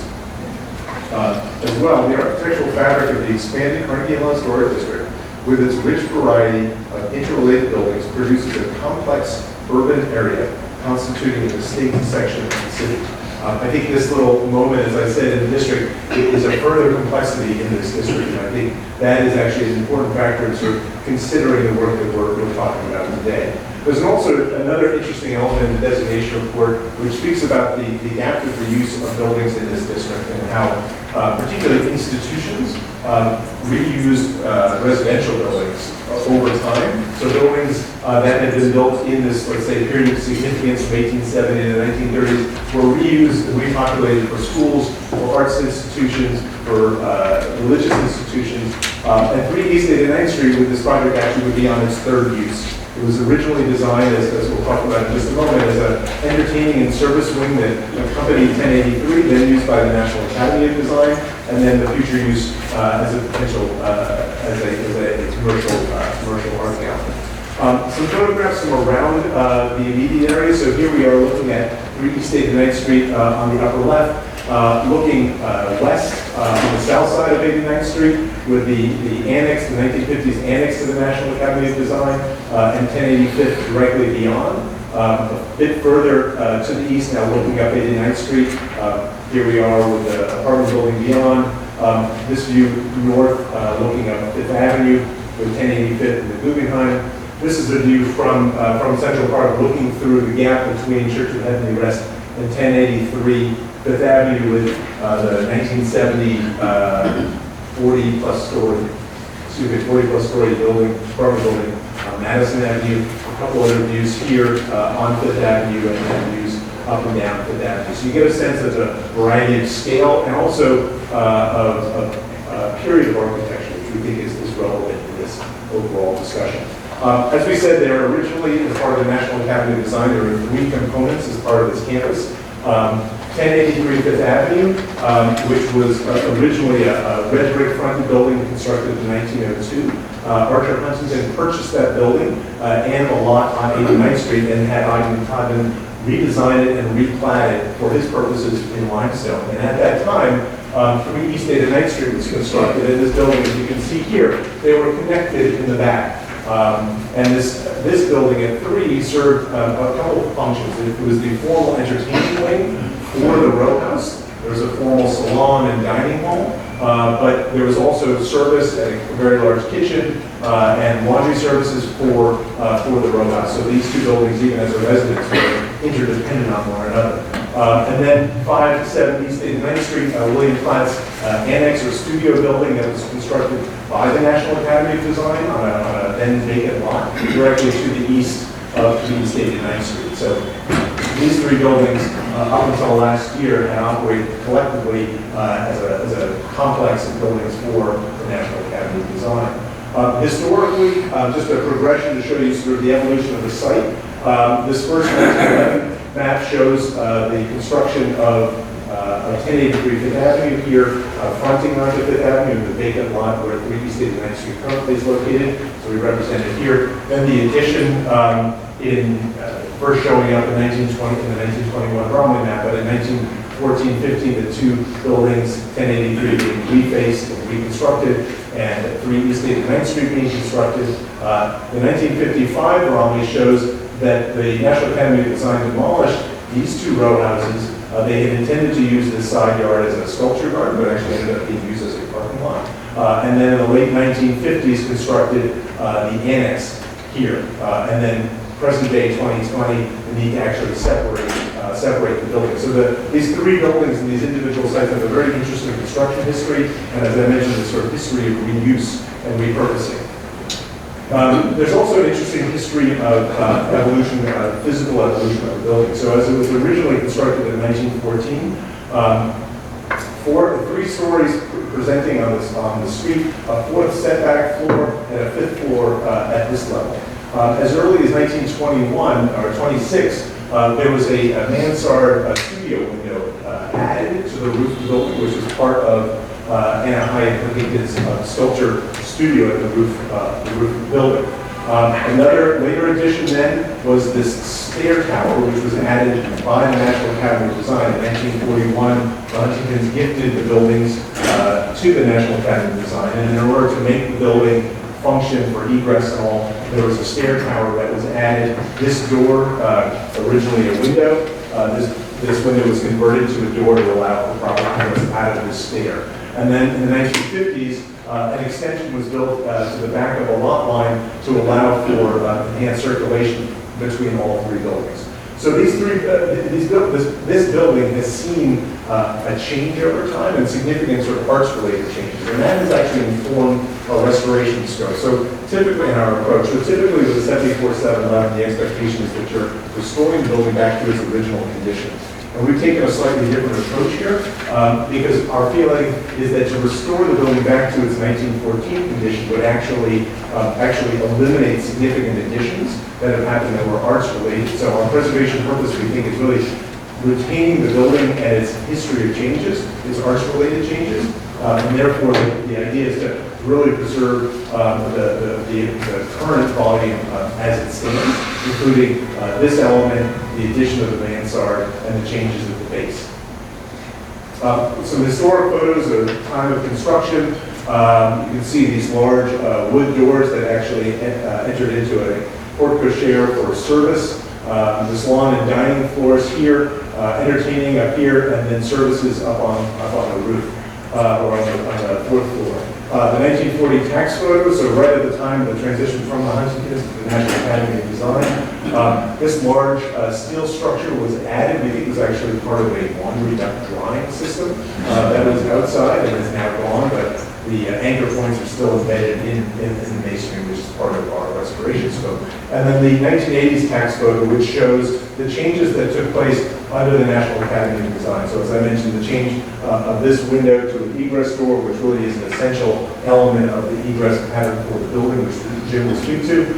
Changes at the third floor going from double hung windows to casement windows in line with the ones at the second floor. And you can also get a sense just of the general condition of the building in the 1980s. And of course, the removal of these large wooden doors and replaced with these fairly unsympathetic existing condition photographs of the building from a few different vantage points. The street facade on 89th Street, this 14-foot alley between 1085th and the East 89th Street, and then the east elevation with this peaked mansard studio addition from the 1920s, and this stucco cladding, and then the stair tower, which I mentioned previously. Looking at the restoration scopes, we're focusing first on the masonry work. Obviously, the building needs to be cleaned, so you can see a lot of carbon staining. We're addressing that. There are some missing limestone elements up at this level. We're going to be obviously restoring that in limestone. I noted the steel and anchor points up at the upper level, and the limestone and brick, those will all be removed. Graffiti will be removed. Biological growth, all of that will be taken off. The front facade will be comprehensively cleaned, pointed as required, and missing elements will be fabricated in limestone. From the ironwork, this original balcony largely remains. The existing condition is here, and I'll just draw your attention to this section here. In the historic photo, you can see there was cast cresting sort of set within the circular framework. That's been removed over time. That will be restored as part of the iron restoration program on the front facade. A few highlights. The infill I mentioned, this will all come back, and I'll show you details in a moment. We're restoring this back to its original condition, its original wood door. Windows, both the second and third floor. Our intention is to actually retain these. We believe these are original windows. We think we can repair them, and as well repair the third floor windows, which are casement windows. The original ones were double hung, but we think architecturally they actually make quite a bit of sense with the second floor windows. And then on the upper floor, the fourth floor, hard to see from the street, but these original window openings were infilled with brick. We'll be removing the brick from those three bays and restoring windows in a terrace door in accordance with the original drawings. Turning to the ground floor entrance, I mentioned the doors. These will be removed. This is a historic photo of the original wood doors, which we'll be replacing, and a section with just a simple return intercom on the return side of this for entry into the building. The porte cochere, which is, so just inside these doors, there's a really fascinating feature. This was the sort of service drop-off for the building. It's finished with a herringbone brick pattern on the floor, brick paneled walls, limestone, and this over time has just had this accretion of mechanical equipment, conduit, lighting. All of this is going to be peeled away, and the elevations, ceiling, and floor will be restored. This will become the public entry to the building, and so this will be actually a public space, and actually historically a very interesting space for a building that served this service and entertaining function. Looking at the fourth floor, I pointed out these windows that have been infilled. They have grills at the base. This is an original elevation at the top, the existing elevation, the proposed elevation. The panels will be removed. We're putting in double-hung wood windows as well as a door at the center. One of the things that we are looking to do, this balustrade, I'll just show you the section detail here. There's a limestone balustrade with a solid brick panel below, behind rather. You can't really see it given the depth of the balustrade, so we actually like to remove the plain brick to allow this balustrade to be actually open, to bring some daylight into these windows. This is, as I said, quite a tall balustrade, so that's one thing we are asking for approval. Side elevations, this is the west facade, so we're looking down that alleyway, that 14-foot alley. You see here between 1085th, and seeing here, and the west elevation, which is some original windows, some blind windows. The row house that had been on the side of 1080 had a one-story extension that moved or backed up onto this. So this is all stuccoed, and there's an opening here. So this elevation has been altered over time. The idea is, again, to either retain and repair the windows or replace them entirely. The east elevation, so this is the portion of the east elevation you can't see from the street. This is that stair tower I mentioned. It's 1950s, 1940s construction with steel windows here. There are wood windows at the back of this, the historic stair. Those will be retained, but as Jim will take you through, those are going to be encapsulated in our side yard extension, and then infilled room openings to the south. And then the visible portion of the south elevation, you can see here, the stucco cladding and the stair tower, this very prominent peaked studio window that was added in the 1920s. Notes on the restoration work on the side elevation, masonry repairs and restoration, window repair or replacement in time, depending on the condition of those windows on the side elevation. Finally, as I said, there's a comprehensive program for restoration work, particularly on the front facade of the building, with a primary decorative facade, masonry cleaning and repair, replication of missing elements, ironwork to be restored, and then, of course, we'll be establishing a cyclical maintenance program for the building for the longevity of the building's preservation.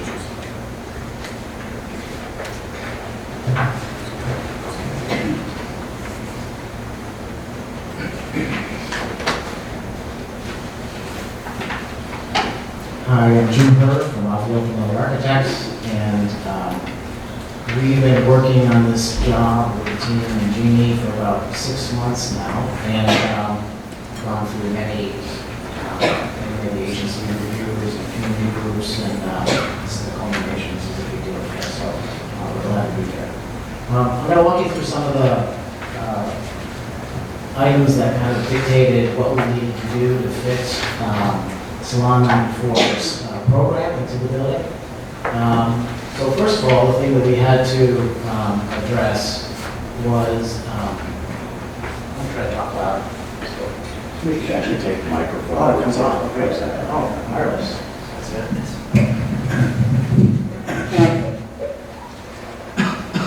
There we go. Okay, great.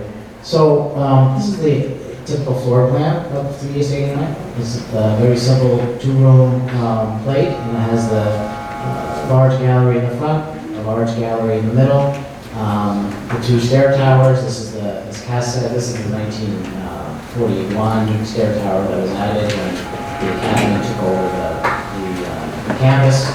This This is the original ornamental stair, which remains. So we need to take some of the support facilities and bring it into the building. One being mechanical, that was in the cooling towers, chillers that were in the rear yard, toilet facilities, which were in the 5 East 89th Street Annex, and then support, the gallery support, and that was located in the 1083 Fifth Avenue townhouse. So these are the components of the program for Salon 94. So as Jeannie mentioned in her introduction, we're going to be consolidating all three galleries into this central location. We're going to completely put in new mechanical, sprinkler, electrical into the building. We're going to be taking, as I mentioned in the previous slide, the things that were off the site into the site. We need a handicap elevator and an elevator to make the program work for art movement. And we need to upgrade the facility for a gallery, for exhibition space, as well as for the storage of art, which takes a little bit more care and space than a normal exhibition would be required.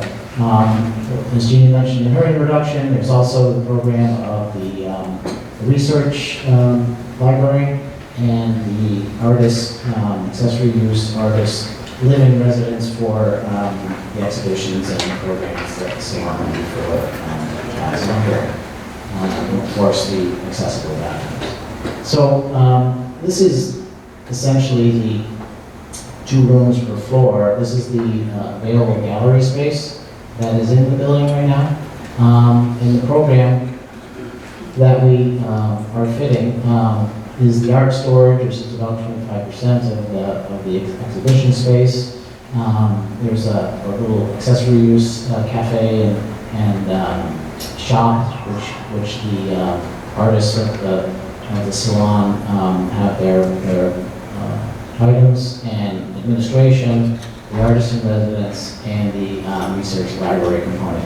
I'll show you in the upcoming slides where those are located. And then there's the stairs and the core, and the toilets and the circulation, which is about 4,000 square feet, which gives us a net area of about 16,900 square feet. The existing building is 13,000 square feet, 13,100. The rest of the square footage that's remaining is essentially the thickness of the bearing walls, which are about 18 inches thick, and they add about 2,500 square feet on the existing building. So I'm going to walk you through the floor plans, which shows the program existing and proposed. So we have the cellar, which is basically putting in a new elevator pit. This is all existing back of house janitorial and things of that nature. First floor, as Cass mentioned, there was the existing porte cochere, which we will be restoring. This was actually where the original kitchen was for the Huntingtons, for the servants. And we are proposing a new central gallery space, restoring the porte cochere, putting in the new elevator within the existing core, and then this is the ornamental stair remains and the fire stair remains. And these are new toilets. This is where the crossover was between 5 East 89th Street and 1083 Fifth Avenue. This remains, of course, and this is where the accessory use cafe will be. There you go. You're no longer using those front doors for egress? Yes, we are. This is the fire shutter, and yeah, and then the stair comes directly out. I'll show you what that looks like further. Yeah. So as we go up to the second floor, Jeannie showed you a picture earlier. The great stone gallery room completely remains. We've already cleaned up some of the interior, and the middle gallery room, of course, salon remains. And this is where we're adding our side yard, which is on the facing east, and rear yard extension, and the new elevator, and restoring the ornamental stair. And this is going to be where the mechanical is. There's a light and air easement in the declaration for from the property line facing 5 East 89th Street, and that occurs here above the second floor and upward. And then on the third floor, we're remaining gallery space is being restored. This is a new internal gallery. This was actually the original salon. And then the administration staff will be working here with a toilet, shared toilet facility for the gallery and the staff. And then the fourth floor, this is where the laundry room was that Cass mentioned off of the front terrace. This will be art storage, so there's a large racks for the movement and of large paintings. There's more storage here in the side yard for ceramics and objects that are a little bit smaller but movable. There's a rear yard, we call it a studio, that allows the north light to come in, so we get some north light to actually look at the artwork with its true lighting conditions. And then the front has, these are the director's offices, which also are used as viewing rooms. And then on the fifth floor, as Jimmy mentioned, he has a extensive modern art library that's going to be available for the public to use, and that occurs on the fifth floor. The fifth floor, as you can see here, this is where the mansard roof bulkhead extends, and the stair bulkhead and the penthouse currently is. And so we're infilling the roof here with a new structure, where the green is. And then on top, set back from the street, 35 feet is the artist's accessory use artist residence and studio, and that has its own stair. And on top is the two bulkheads. One bulkhead is for the fire stair access to the roof, and then this is a screen wall for a few smaller mechanical units that will serve the artist residence. In section, on the left is the existing condition, and as you can see, it's a huge volume.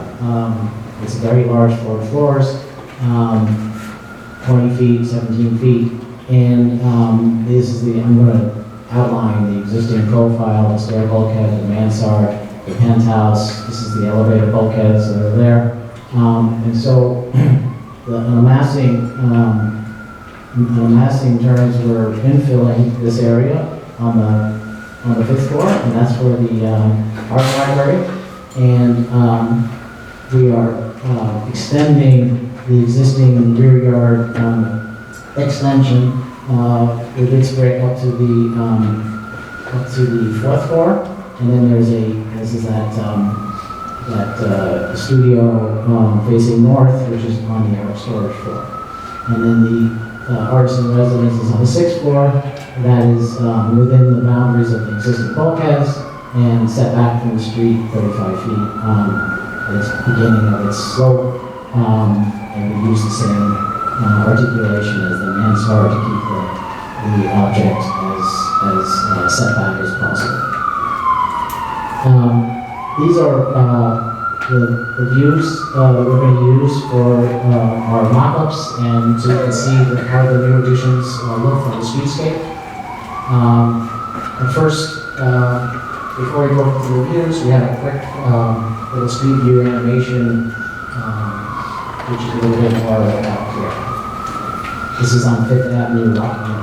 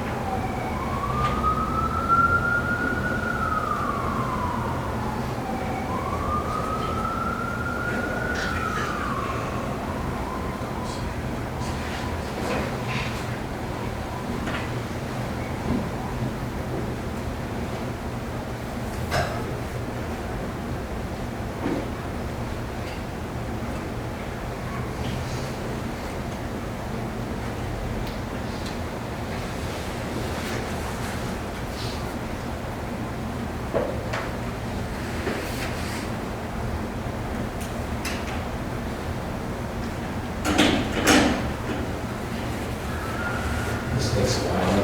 There's no vision, so I just wanted to show you my vision.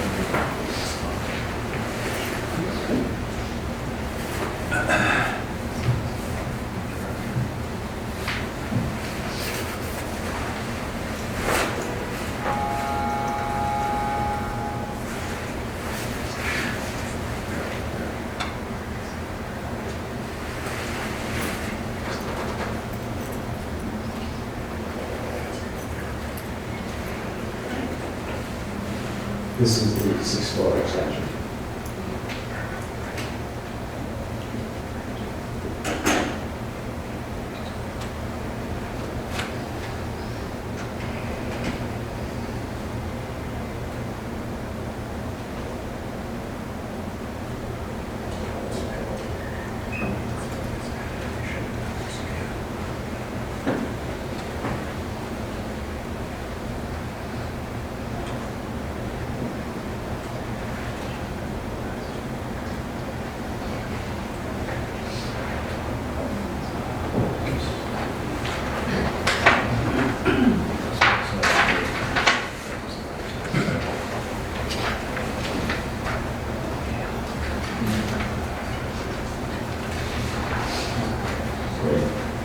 Okay, these are the mock-up views. This first one is across the street on 89th Street. Existing view on the left. This is the scaffolding and mock-up of the 5th floor infill and the 6th floor rooftop extension where it slopes down. And then this is a render view of the extension. So what happens here is that we're keeping the 5th floor infill behind the limestone banding that currently exists at the 5th floor slab. And then we're also maintaining, you'll see this better on the elevations, we're maintaining here the line of the existing parapet, so it caps the original facade of the building, and then we're adding the 2 floors on top of that with the horizontal separation between the levels that happens at the brick corbelling of at the bulkhead, the existing bulkhead. On the easterly side of 89th Street, the existing articulation of the original 1915, and then the 1920s mansard addition, chimneys, and the stair tower. What we did, this is the mock-up view, and what we did here was we took the outline of those components and pushed the 5th floor infill and the 6th floor addition 18.5 foot back so that we express this outline in a very strong way, so that that facade is not actually on the face of the building. And then this is the view from Madison Avenue and 89th Street. There's no impact here. This is the part on 5th Avenue through the Guggenheim and 1080 5th Avenue, where this is the existing mansard. This is the slope glazing that happens on the 6th floor. No impact from the corner of Guggenheim. Standing across 5th Avenue, looking through the Church of Heavenly Rest, their one-story annex. The rear yard addition basically stops at the 3rd floor, below the level of the 1083 rotunda. And then this is the setback, another 18 inches. The setback from the face is the glass studio off the 4th floor. This is another view looking from the looking from the promenade and bridle path. So you can see here is where the two-story extension is. This is actually the line of the existing bulkhead here, and then this is the new bulkheads on top. This is on 90th Street, looking across from Cooper Hewitt Garden. There's no impact here. And then further north, no impact on the heights of above the church. Going through the elevations, we'll go a little more detail now on some of the restoration. As Cass mentioned earlier, the new windows, opening up the new windows on the fourth floor terrace, opening the balustrade, restoring the copper mansard, and then this is the sixth floor extension, which occurs way in the background, but you can see the articulation of that. It's symmetrical on the facade. And then the new entrance door to the corporate share, removing the security bars on the Bellhorn window, and then opening making the current hollow metal stair door exit a little bit more inviting. I'll show you some more detail here. On the front, of course, we'll be restoring all of the limestone fenestration and the granite base. There's currently a National Academy brass plaque, and we will be replacing that with Salon 94 with a little shelf light, which will light it. And then this is the new entrance, which is wood, basically the same tone. We found them on cell color for the original paint, so we'll be using that language for the exit door, and the new transom that basically follows the line of the buttons of the double window. And then there's a new canopy, which is a statuary bronze plate, and that basically comes out of the face of the building at 4'11". It is moment connected into these double spandrels which occur above the corporate share, and this is a street view of it.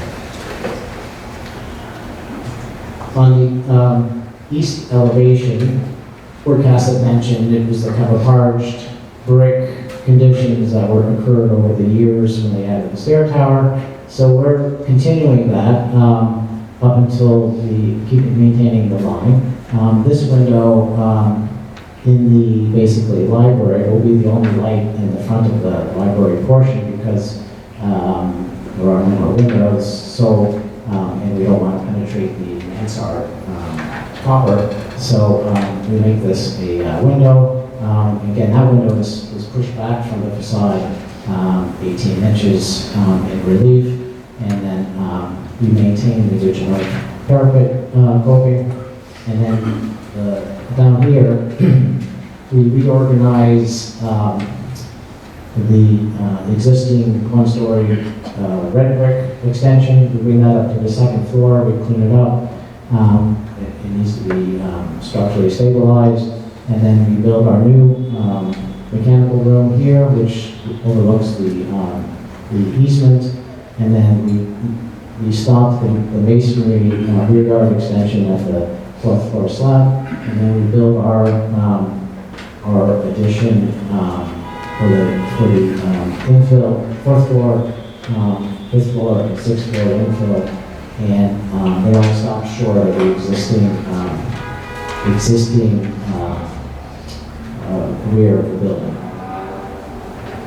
So from the north, which is really not visible, but this is the outline of this is actually where we're putting the existing elevator behind these windows.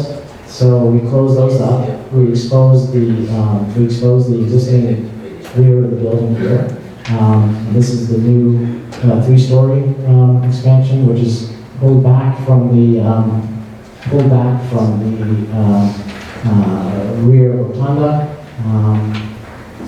We want to add that we're currently working with all three parcel owners to come to our,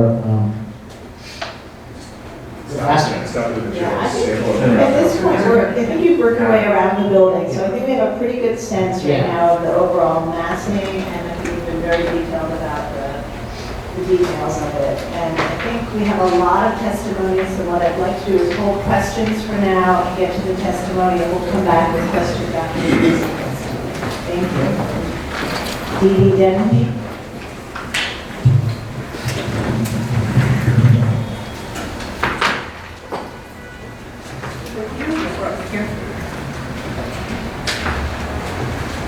Good afternoon. My name is Dee Dee Denby. I'm here today on behalf of Salon 94 and a number of institutions who have expressed their strong support for the application for 3 East 89th Street.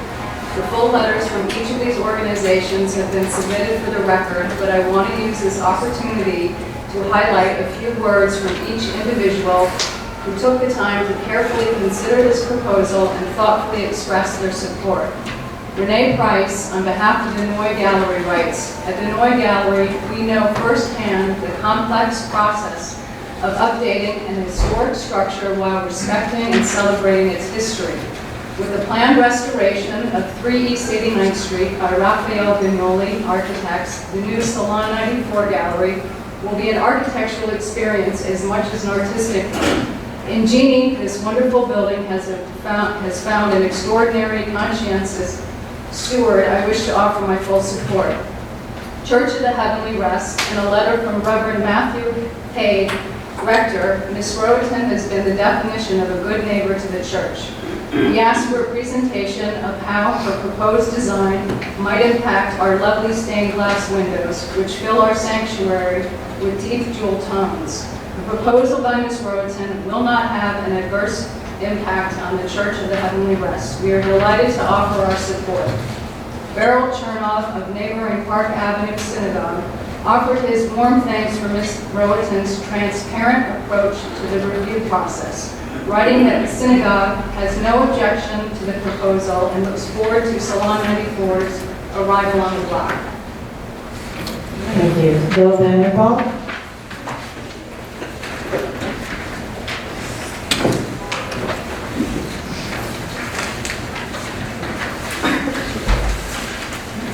If I may, I would just like to hand out these photographs to speak to an important issue.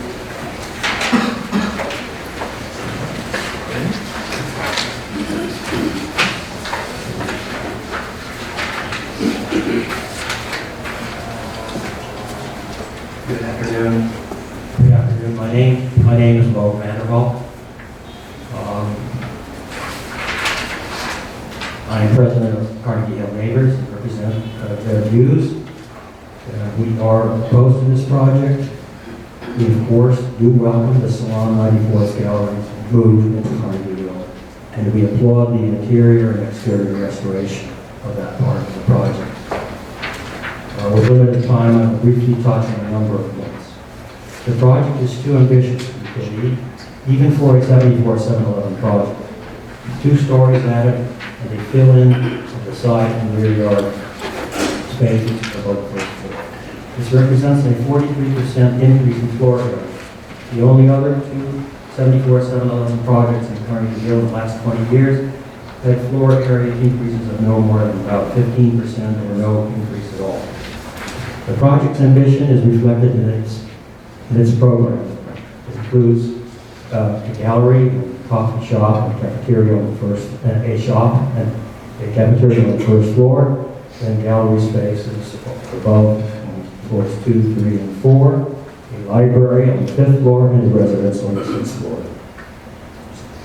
This added bulk is visible from points on East 89th Street and on 5th Avenue, as others will point out shortly.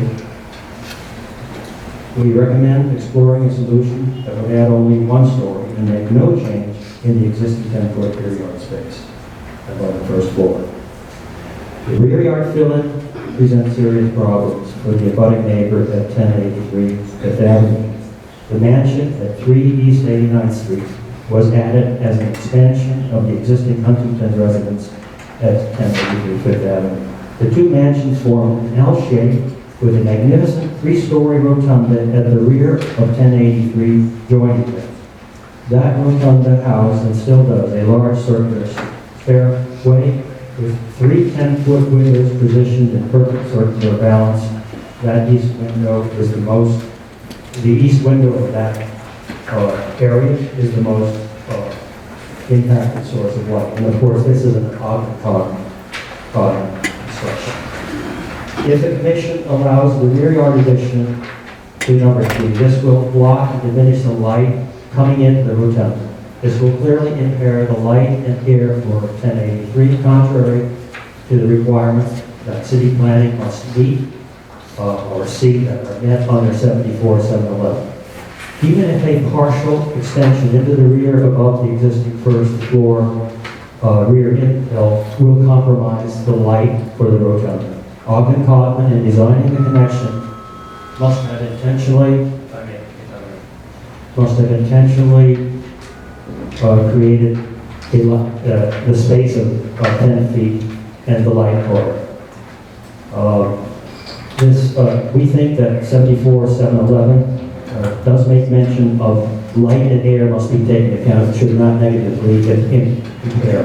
Even the shadow studies do not take into account ambient light, and ambient light is also important. Also, as the photographs show, the drum and the windows, the top windows of the drum of the rotunda are visible, clearly visible from Fifth Avenue.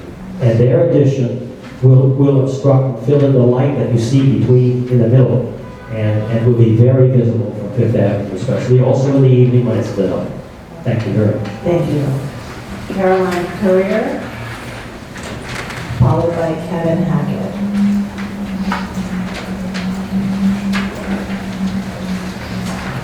Good afternoon. My name is Caroline Calyer, and I'm a gallery assistant at Salon 94. Several supporters of the application for 3 East 89th Street have requested that, in their absence, a portion of their letters be presented during the public session. I will read just a sentence or two from each. On behalf of David Zorner, who maintains a gallery on East 69th Street, senior partner Christine Bell writes, "In our field, Jeannie Greenberg Roten is esteemed for her singular curatorial sensibility. I am thrilled that she is planning to establish a flagship location of her gallery at 3 East 89th Street. I am delighted to offer my full support." Andrea Teskey, partner at Petzel Gallery, writes, "The comprehensive restoration Jeannie has planned for 3 East 89th Street evidences her continued commitment to preserving and celebrating the richness of the Upper East Side. I am particularly pleased with the architect's approach to the proposed extensions, taking material cues from the surrounding buildings and working diligently to reduce the visibility from key public vantage points. I strongly urge the Landmarks Preservation Commission to support the work proposed for 3 East 89th Street." Susie and Bruce Kovner, longtime neighbors of Ms. Roten's on East 94th Street, quote, "Certainly, Jeannie's consideration for how her proposal relates to the larger neighborhood is never far from mine, as is shown by the modifications she has already made following feedback from members of the community. We offer our full support." Thank you. Thank you. Kevin Hackett, followed by Claire Marks. Good afternoon, my name is Kevin Hackett. I am the board president of 17 East 89th Street, the building on the same block as the project. I'm joined today by 4 of my shareholders, Claire Marks, Tony Marks, Elise McVeigh, and Uncle Taylor, 3 of whom will also address you. My testimony has been submitted electronically yesterday. The project has 2 components. One is the art gallery component, being the conversion of the existing structure to a private for-profit art gallery and ancillary uses, including a first floor accessory cafe. And secondly, the residential component, being the expansion of the existing structure to approximately 145% of its current bulk, to include a new multi-story private residence and ancillary improvements. With respect to the art gallery component, subject to being satisfied as to the parameters for the accessory cafe, we have no objection to the art gallery component. In fact, if the art gallery component represented the whole project and the residential component were not built, we would, subject, as Afra said, wholeheartedly welcome the art gallery component as a wonderful addition to our neighborhood. And I point out that the advocates from the institutions and the other galleries who have just testified to you concentrate their support on this art gallery component. What about the residential component? We have two fundamental objections. One, the residential component, looming as it does so visibly over the neighborhood, violates the requirement that a 74-711 project have no more than a minimal impact in terms of both scale and light and air.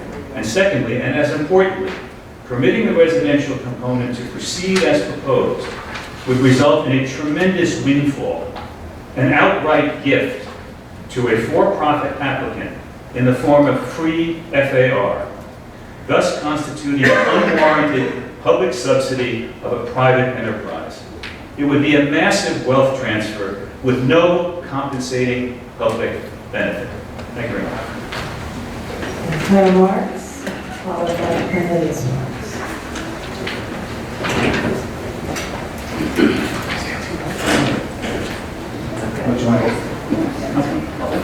I don't have animations, but. Just position yourselves this way for the camera. Sure. Just see the second point. Sure. All right. My name is Claire Marks, and my husband and I have lived at 17 East 89th Street for 28 years.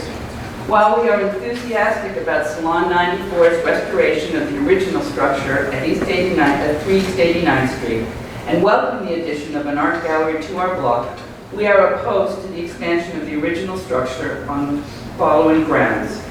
As can be seen in photos both here and digitally submitted, the proposed additions are visible from the public way, not only from both sides of Fifth Avenue, but from many points in Central Park, including the eastern sidewalk of the bridle path, where they impact the sight line through to the Guggenheim Museum and to the original structure of 3 East 89th Street. Most disturbingly, the glass proposed for the southern front elevation and for the rear yard's two-story glass studio box is totally out of keeping with the rest of our historic block. It would not only call attention to itself during the day, but even more so at night when it's lit from within. Finally, the proposal's list of previous enlargements in support of the arts is misleading. All enlargements after 1941 were made either by the National Academy of Design, the National Academy of Art, or the National Academy School, all nonprofit institutions which benefited the public. Salon 94 is a private, for-profit enterprise, and as such will of course be open, free to the public, as all stores are. As shown in a photo taken from 12 East 89th Street, that's this one, the proposed addition would certainly be out of scale with the rest of the mid-block structures. Furthermore, the lion's share of the requested 40% expansion is for a residence, which offers no benefit at all to its neighbors. It is not in the community's interest that the desires of one private party be allowed to compromise the light, air, views, and character of an entire neighborhood. It is for these reasons that every residential building on the zoning block opposes the expansion. Thank you. Thank you. Cornelius Marks, followed by Peter Reed. Thank you. I'm Cornelius Marks, and I'm a tenant of 17 East 89th for the past 28 years. I would like to read you the words of David Helpern, who was the co-chair of the Landmarks Committee of Community Board 8, speaking publicly before that community board on January 22nd with regard to this project. As you all know, I think Mr. Helpern is a noted architect. His expression of the issues is more eloquent than mine would be. So I quote from that testimony as follows. It can be viewed on YouTube. The expansion into the rear is absolutely what I'll call architectural chutzpah. I can't imagine that rear yard. It is already so narrow and so tiny. And I think that this just makes no sense architecturally or as a piece of urban thinking. But it's not only the issue of whether this building should expand and fully utilize the rear yard. It is also the issue of being a good neighbor to another building, which is in the historic district and was part of a 3-building complex.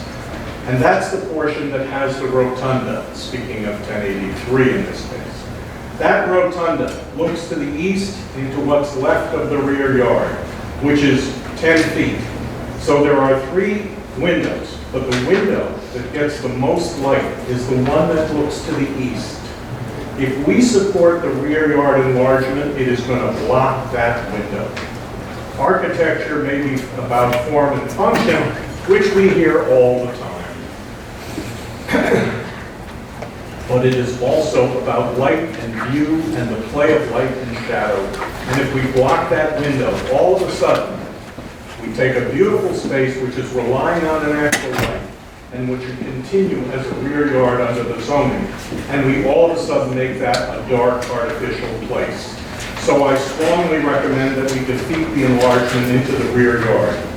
As far as the upper part, we all know that glass is not transparent, and basically glass is often reflective.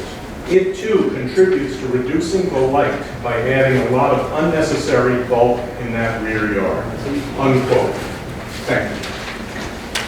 Thank you, Peter Reed, followed by David Rubenstein.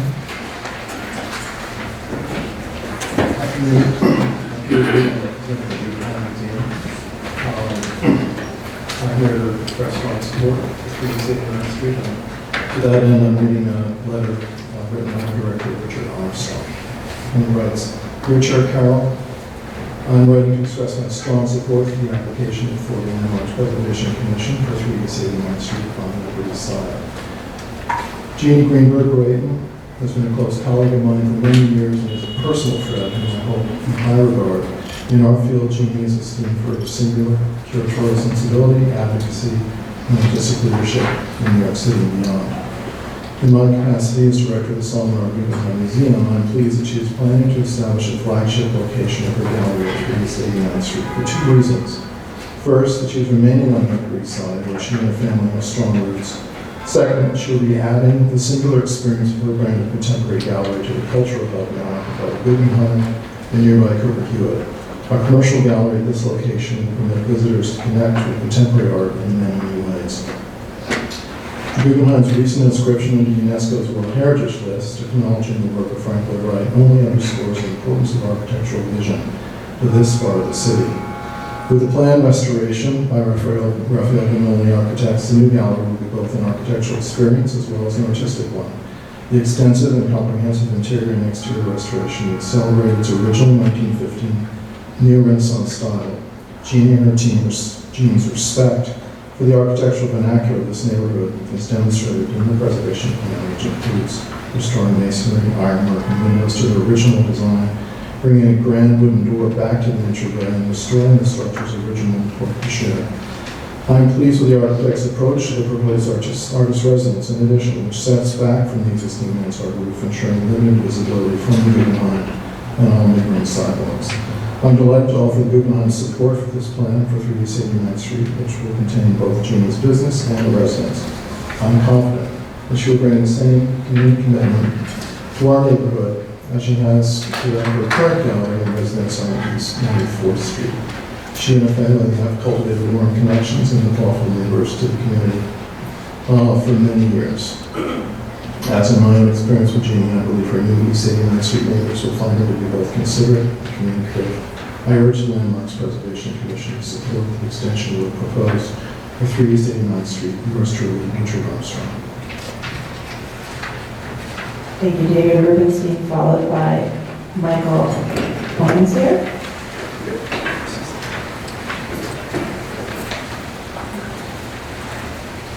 Good afternoon. My name is David Rubenstein. I'm the Deputy Director of Finance and Administration from the Jewish Museum at 1109 Fifth Avenue. I have here today a letter. I'm representing Claudia Gould, Director, who has written a strong letter of support, which I'd like to read now for you. Dear Chair Carroll, I'm writing to express my strong support for the application for 3 East 89th Street on the Upper East Side. In our field, Jeannie Greenberg Royton is esteemed for her singular curatorial sensibility, advocacy, and artistic leadership in New York City and beyond. With her existing gallery on East 94th Street for the past 17 years, Jeannie has demonstrated an impeccable track record as a steward of architectural history. The comprehensive restoration she has planned for 3 East 89th Street evidences her continued commitment to preserving and celebrating the richness of the Upper East Side. I am thrilled that Jeannie is planning to establish a flagship location of her gallery at 3 East 89th Street, bringing the singular experience of her brand of contemporary gallery to the cultural hub presently anchored by the Guggenheim and nearby Cooper Hewitt. A commercial gallery at this location will permit visitors to connect with contemporary art in an intimate way and no cost. At the Jewish Museum, we know firsthand the complex process of updating a historic structure to support the needs of a contemporary gallery while respecting and celebrating its history. With the planned restoration of 3 East 89th Street by Raphael Vignoli Architects, the new Salon 94 Gallery will be an architectural experience as much as an artistic one. The extensive and comprehensive interior and exterior restoration will be a celebration of the 1915 Neo-Renaissance style. Her team's respect for the architectural vernacular of this neighborhood comes through in this preservation plan. I am particularly pleased with the architect's approach to the proposed extensions, taking materials cues from the surrounding buildings and working diligently to reduce the visibility from key public vantage points. In Jeannie, this wonderful building in the historic district in which it is located, I found an extraordinarily conscientious steward. I'm delighted to offer my full support to this plan for 3 East 89th Street and strongly urge the Landmarks Preservation Commission to support the work proposed for 389th Street. Respectfully, Claudia Gould.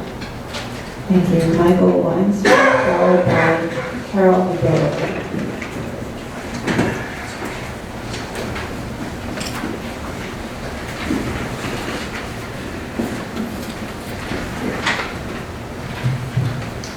Good afternoon. My name is Michael Weinseer, and I'm an owner for 25 years and a member of the Board of Directors at 1080 Fifth Avenue. We are the building right next to and just to the west of 3 East 89th Street. We view the proposed for-profit art gallery as a welcome addition to the neighborhood, subject, however, to us receiving appropriate assurances around the operations of the proposed cafe and gift shop that are included in the owner's current proposal. That said, we strongly oppose the proposed rooftop and rear yard expansions of the building, which are considerable by any measure, both in terms of height and bulk. I previously submitted to the Commission a close-up photograph of the owner's current mock-up of proposed rooftop expansion, which my colleague is holding up, and which you can see clearly shows that the expansion will add 2 full floors on top of the existing 4-story building. The owner's so-called infill on the 5th floor is misleading, and in fact, 2 brand new floors, not 1, are really being added. Based on the measurements that are included in the owner's presentation, those 2 new floors, in fact, represent an addition of more than 22 feet on top of the existing 66-foot-tall building measured at the 4th floor. More than a 33% increase in the current height of that building, and that's before taking into account the 2 large bulkheads that are proposed to be added on top of those 2 new floors. Furthermore, based on the owner's own figures, the rooftop expansion alone would add more than 40,000 cubic feet of volume on top of the building, which, for perspective, is large enough space in which you could fit almost 11 New York City MTA buses. The owner proposes this massive addition on top of the small building just to create an unnecessary private residence and purported library on top of the commercial art gallery, while at the same time voluntarily choosing to use up existing space inside the building in order to operate a revenue-generating for-profit restaurant and gift shop. The massive rooftop addition and considerable rear yard expansion that are proposed will be prominently visible and significantly and adversely impact the surrounding structures and open space in the vicinity of 3 East 89th Street in terms of scale, in terms of light, in terms of air. Accordingly, we at 1080 Fifth Avenue continue to strongly oppose the currently proposed rooftop and rear yard expansions. Thank you. Thank you. Carol DeBoer, followed by Lisa Vincente. Can't read their name. Good afternoon, ladies and gentlemen. My name is Carl de Boer. I'm the secretary of 14 East 90th Street, and, which is one of the 3 cooperative housing buildings on the same block as 3 East 89th. But it'll be very brief. I was delegated by the board and residents of 14 East 90th Street to express the building's support of the stance by the 2 other cooperative housing buildings on the block, i.e. 17 East 89th Street and 1085th Avenue, in opposition to the proposed expansion plans of 3 East 89th Street.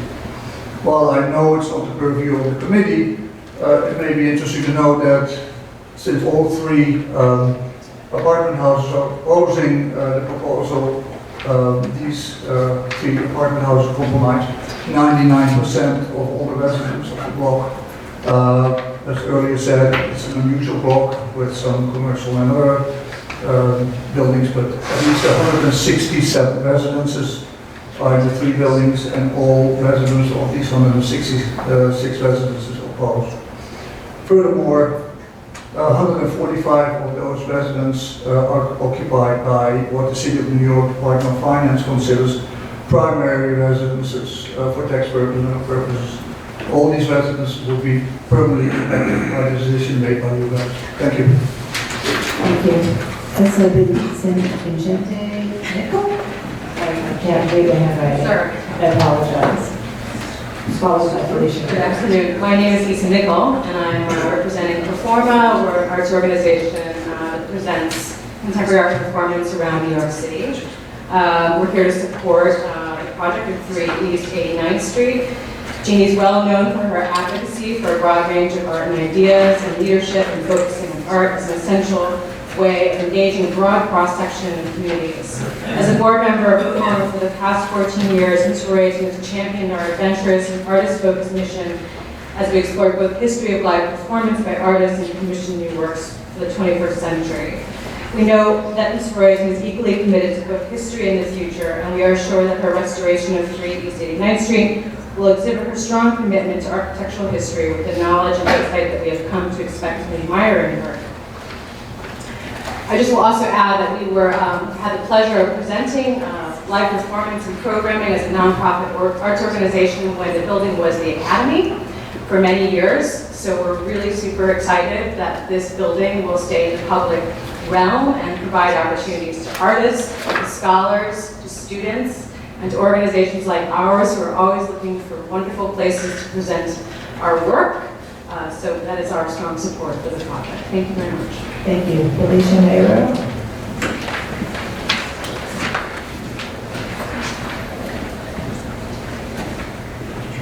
Felicia Mayro, representing Friends of the Upper East Side Historic District. 3 East 89th Street is a unique building as it was never intended to operate as an independent structure. The townhouse was built in 1915 as an extension of 1083 Fifth Avenue and later donated to the National Academy of Design, being part of a campus comprised of 3 structures which function together. With this in mind, we acknowledge the fact that it now needs to accommodate new uses such as mechanical, administrative, and bathrooms. While this is not an interior landmark, Friends applauds the applicant for keeping the layout and restoring most of the remarkable original interiors. Therefore, we reluctantly sympathize with the need to increase the bulk in order to accommodate the uses that come with the campus dissolution. Friends Preservation Committee does not oppose the east side infill, especially considering that the original exterior walls and windows will be maintained. We are, however, hesitant to support the north side infill.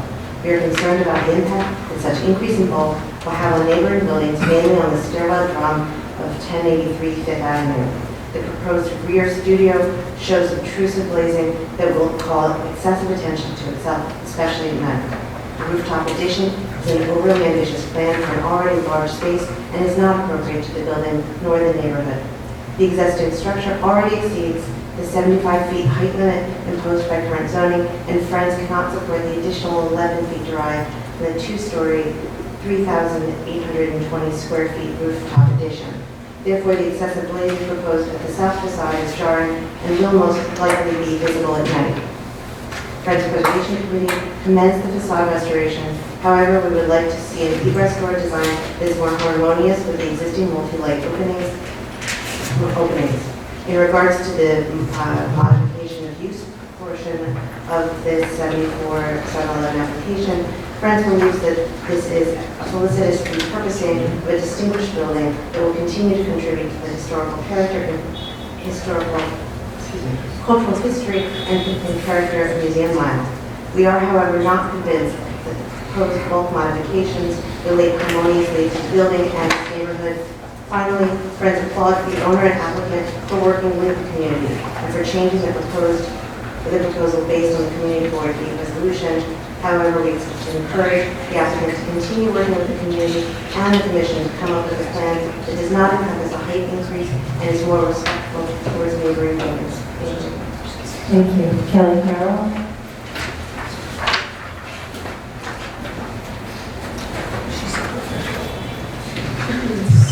Calyer, Carroll, Historic Districts Council.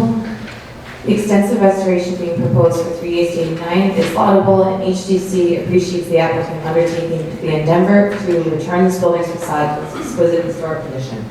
However, our committee had reservations towards the proposed installation of an awning at the entry door as being inconsistent with otherwise perfectly accurate restoration.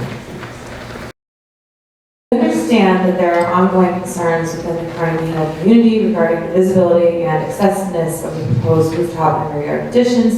Specifically, the projected rear addition that will be effectively block natural light from coming into the east window of the grand staircase and rotunda at 1082 Fifth Avenue. While HDC supports the impressive facade restoration, we ask that the Commission consider the impact that the proposed ambitious scope of work will have on the neighboring buildings and the Carnegie Hill community at large. Thank you. Thank you. Is there anyone else who'd like to speak on this application? Okay, so I'd like to just note for the record that in addition to letters submitted by speakers today, we did receive 9 additional letters in support, some of which have been quoted by speakers today. And we have a resolution from Community Board 8 that recommends approval of the application for the report related to the 74-711. Approval of the 3 openings and the new awning at the ground level of the front, and disapprove the rear and side yard enlargements and rooftop additions. Would you like to respond to the comments? Yeah, we would. What is the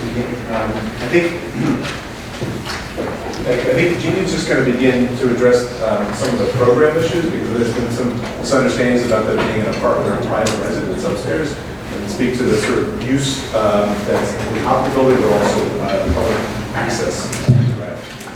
Thank you so much.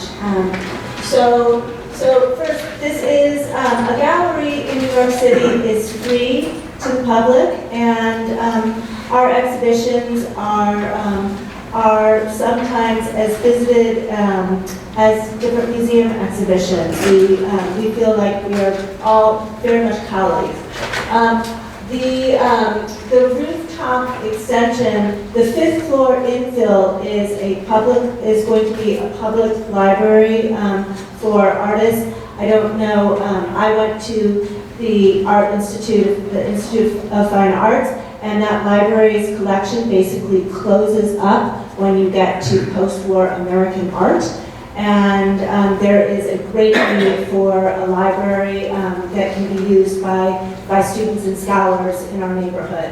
Likewise, the 6th floor is certainly not a residence. It is a space for an artist, for visiting artists from all over. It is a small 1-bedroom. It is, I think that we should actually review the actual amount of space that it is. And the third thing I would like to address, which is very important, is this rotunda that has come up again and again in some of the public testimony. We have worked very closely with our neighbor, and as well, by the way, the rotunda, the window that they're discussing is only viewed by the neighbor. It is not viewed by any public. You cannot see it from any street level. It is going to be used for private residence. We just conducted a very thorough shadow study, and the shadow study shows that in August, for August 29th, for a 2-hour period, and then it decreases each day. So it's actually only a 2-month period where there is going to be shadow on this particular window. There are many windows around the rotunda as well. So I just want to be clear that this rotunda that they are speaking about is not in public view. The stairwell is going to be only for private use in a private home, and we are working very closely with our neighbor to come up with a solution that he is satisfied with as well as we are. So that's a very important point that I would like to make as well. Can I just ask you a question? Yes, please. So I understand what you explained about the apartment. Yeah. Why does it need to be associated physically with this building here? That is a great question. So, of course, one could say, put an artist in a hotel nearby, put him in my home on 94th Street. So, one of the things that's been very important to us in discussing this building is that artists visit, especially in our program, they visit from far-flung spaces. And a lot of times they want to be in situ. They want to also be in a performative way. We work very closely with Performa, who you heard from. And we like the public to come in and get to know the artist, see the artist in process, and see the artist working as well. We are very, part of our philosophy has always been that you don't come into a white box space, and rather that you are greeted with a voice, and that there's a constant need in our community to have this kind of interaction between artists and as well our gallery directors and professionals in our business. So we are very much not a silent space. We are about dialogue. So, Yeah, I'm rather familiar with, having that kind of space, but couldn't you make some of the gallery space at the time that the person was exhibiting be also, demonstration space, not necessarily the living space, unfortunately. So the archive program, is it up to us to discuss program? Program is not under our program. So, well, it's driving. it is a driving. I will say that the way that this space was architected from the start was that each floor has 2 main spaces and nothing else. And so one thing that's important on that 6th floor space is that we are adding a bathroom, that we are adding facilities, that will have a small kitchenette. It will have a use that will go through the entire workings of the buildings. It's just we don't have the space for this kind of use in the building, unfortunately. So that's why I said that maybe I'll have Raphael speak more. Yes, please. Thank you. Hi, good afternoon. I'm Raphael Mignoli. I have worked with Jeannie for the past 25 years or so. I think that what she's missing is precisely, and probably I can give you my personal view in the impact on the art world that this lady has had over time, and what is the purpose of this controversial residential unit of which you cannot collect rent, essentially. What Jeannie has supported for many years, and this show that Gaetano Pesce did 2 months ago in the same building, is the idea that art is not just the object itself, but the process, and that in the process, the presence of the artist making. So is the first person I know in the curating culture that has connected these two phenomenally different things. I mean, one is and this has nothing to do with the zoning or anything else, has to do with the fact that you should show the artist's making. And in the making, there is this interpersonal connection, which in this presentation that Pesce did 2 months ago, it was completely obvious that, granted the guy is Italian and he wanted to invite you to have salami and a good wine with him. And that's basically the purpose of it, is to capture for the public, for the visiting public. You don't have to buy the piece. And that's what I think that the energy that this place will bring. I mean, there is a legitimate confusion about the commercialization of this. And, clearly you cannot do the same from a public sector perspective. I mean, it's not a museum function. It's the function of a curator that has a completely cutting-edge notion of how we reintegrate this notion of the artist in the ivory tower becoming one of us. And this little component at the top, which if you could see the plans and visit the building, you will conclude in a minute that there is no other place to put it, is a completely fundamental part for the program. She has 2 shows, and she has a roster of people that any of us would admire enormously, that have agreed to come and do work here. That's the purpose of it, and I hope this clarifies for the Commissioner some of the doubts, but it's fundamental thing. Yeah, and I think that that's very helpful to understand, but I do want to give you the opportunity to respond to the issues that are before us, so the appropriateness issues of the bulk, materiality, visibility, and then also the appropriateness of the bulk in the context of a 74-711 or seeking a bulk waiver. Yeah, so as I mentioned in my piece, we acknowledge that this is a different 74-711, and in two important ways. One, in terms of the restoration, our office has worked on a number of 74-711 projects. We always look at the earliest photographs we can find, and we restore the building back to that condition.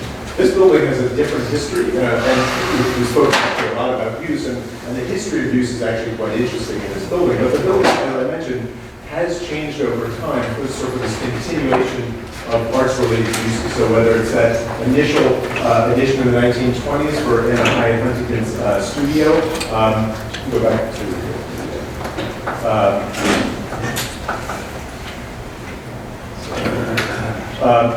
this evolution of changes, whether it's this studio edition or this sort of mundane pedestrian egress tower, which made the building functional for the National Academy of Design because it needed a second means of egress. This building has had these arts-related changes over time, so we didn't want to eliminate those pieces. So in terms of the context of 74-711, we didn't want to go back to the 1914 condition because we'd be eliminating significant changes to the building. So I think that's an important thing to remember. The other piece, in terms of the context of the 74-711, is the addition, obviously. And typically, sound first-class condition, preservation purpose, I think the Commission has looked to a very understandably sort of conservative approach. This project, the building itself has had a history of additions. They are related to the continuing arts use of the building, and we see our additions in that context. So while there are additions and they are visible that are part of this project, we think, given this building's particular history, its history with the adjacencies and the complex for the National Academy of Design, and also significantly its position in the historic district. As I mentioned, this is not a row house in a street full of row houses capped by 1900, 1920s apartment buildings. This is a very different context. As we tried to illustrate in this image, this is a different moment in the historic district. There are tall apartment buildings on Madison Avenue. You heard from some of the owners in that building. But then we have sort of going down the street, we have the synagogue, sort of a repurposed series of residential buildings, and then the National Academy of Design campus, and then the 1960s 1080 Fifth Avenue. And of course, flanked by these very large-scale the museum, the Guggenheim Museum, and the church and the rest. So I think in this context, we also look at the addition a little bit differently in terms of its appropriateness. I do want to address a couple specific comments, and I'm happy to also take some questions, but I do want to go first to this discussion about the stair in the back of the adjacent private residence. Much has been made about blocking that window, and I just want to sort of make sure everybody understands what we're talking about is this circular element. This is a stair tower, stair hall that is part of the private residence at 1080 Fifth Avenue. The window that is in question is this window right here. So the extension, this currently is a 10-foot distance between the sheer wall of the church, the Heavenly Rest here, and the back wall of 3 East 89th Street. So it is this window that people are talking about. And I think that the quote was our proposal will create a dark and artificial space out of that interior. What I think people are not recognizing, both the neighbor and others, is that this is a view looking down this space here. So this is all an open court between 1080 and 3 and 1083. So there are 3 windows, south-facing windows here, this large window, and another window here and here. All of these windows let light directly into the stair, from above all the way down into the stair. So it is only this window that is impacted. I'll also point out that there are 3 masonry openings at the top of the drum that are currently filled. So if those were opened to match these, they're directly opposite, that would also bring a tremendous amount of daylight into the space. So this window is being impacted. The extension off the back, that distance, where's Jim? The distance is 5 feet away from it, and it's and so this is, there's east light that comes down in this slot for a moment at a particular time of the year, but this is not sort of the only window that brings light into that drum. There's light from above and from the other side. So I did want to make that point. And then finally, I just want to talk about visibility, because I think there's been a lot of discussion in the testimony. You saw photographs looking from people's apartments down onto the mock-up. That is not typically how conditions are regulated, that view. So I think it's important to look at the visibility. And there's really sort of, I think, 2 key points of visibility, both of them over side elevations. This is, as I mentioned, this is about a 14-foot alley. And so as you're walking down east or west on 89th Street, there's a moment when you see this side of the building. That's really the only time you see that. There was, in the animation you saw, there was a moment as well, and I'll go to that over adjacent to the Guggenheim. The other area, of course, is from the east. So we showed you in the animation, sort of walking slowly eastbound and westbound on the south side of 89th Street. So this is the other area of this building. We are not saying this is minimally visible or invisible. It is visible. We are putting it in the context of the changes, and particularly these interesting sort of geometric changes that have occurred in this building over time in that context. And they are directly related, as Jeannie said, to the program. This is not a private residence on the roof. This is integral to the functioning and the program of this new gallery. So there is visibility. This side elevation is fairly unarticulated. It's coated in stucco. Really what you see is this portion. The other portion, the brick side, actually is beyond the line of sight. It's actually going to be encapsulated and included in the interior of this building. We are not demolishing the rear walls of this building. So those decorative windows that you saw in this in the earlier photographs are actually all going to be incorporated in and part of this stair tower. So we're not sort of gutting the building. Jeannie showed that photograph at the beginning of the installation of this beautiful historic dining space that has been very carefully restored, taking 10, 15 layers of paint off the console. That's all been restored as part of the interior. And so the envelope of the building is going to be incorporated into this extension. So these really are the key areas of visibility. The view down this slot to the west, and then the view from the east, which is seen in conjunction with these other additions. And then I just want to point out, so there is, as we said, this is the visibility on Fifth Avenue. Again, there's a moment where you see the south-facing glazing of that top floor. It's in conjunction with the 1950s and 1960s building, not within the sort of 1870s, 1930s apartment buildings and residences. And then these are the other sort of, I think, sort of incidental views through gaps. And I think the context is very important. You do have the church, you have 1083, you have 45 East 89th Street, which is a major incursion outside of the boundaries of the district, but impossible to not see. Similarly, this view, again, 45 East 89th Street, 50 East 89th Street, they are part of this context as well as 1080. So I think the visibility, again, there is visibility, but I think the way we see it is a little bit different. And again, we acknowledge it's different for 74711, most 74711s that you've seen, but we think in this context, it could be done. Okay, and just one quick technical question. Height limit is 75 feet, and the bulk waiver was the rear yard. Stuart, do you want to address that? Well, how much of the addition is above the 75 feet? Or maybe if we can go to the... This section is a little diagram that shows the 30 of this. The section is good because I think it also shows the height of the additional floors, which are quite modest in relation. So it's 11.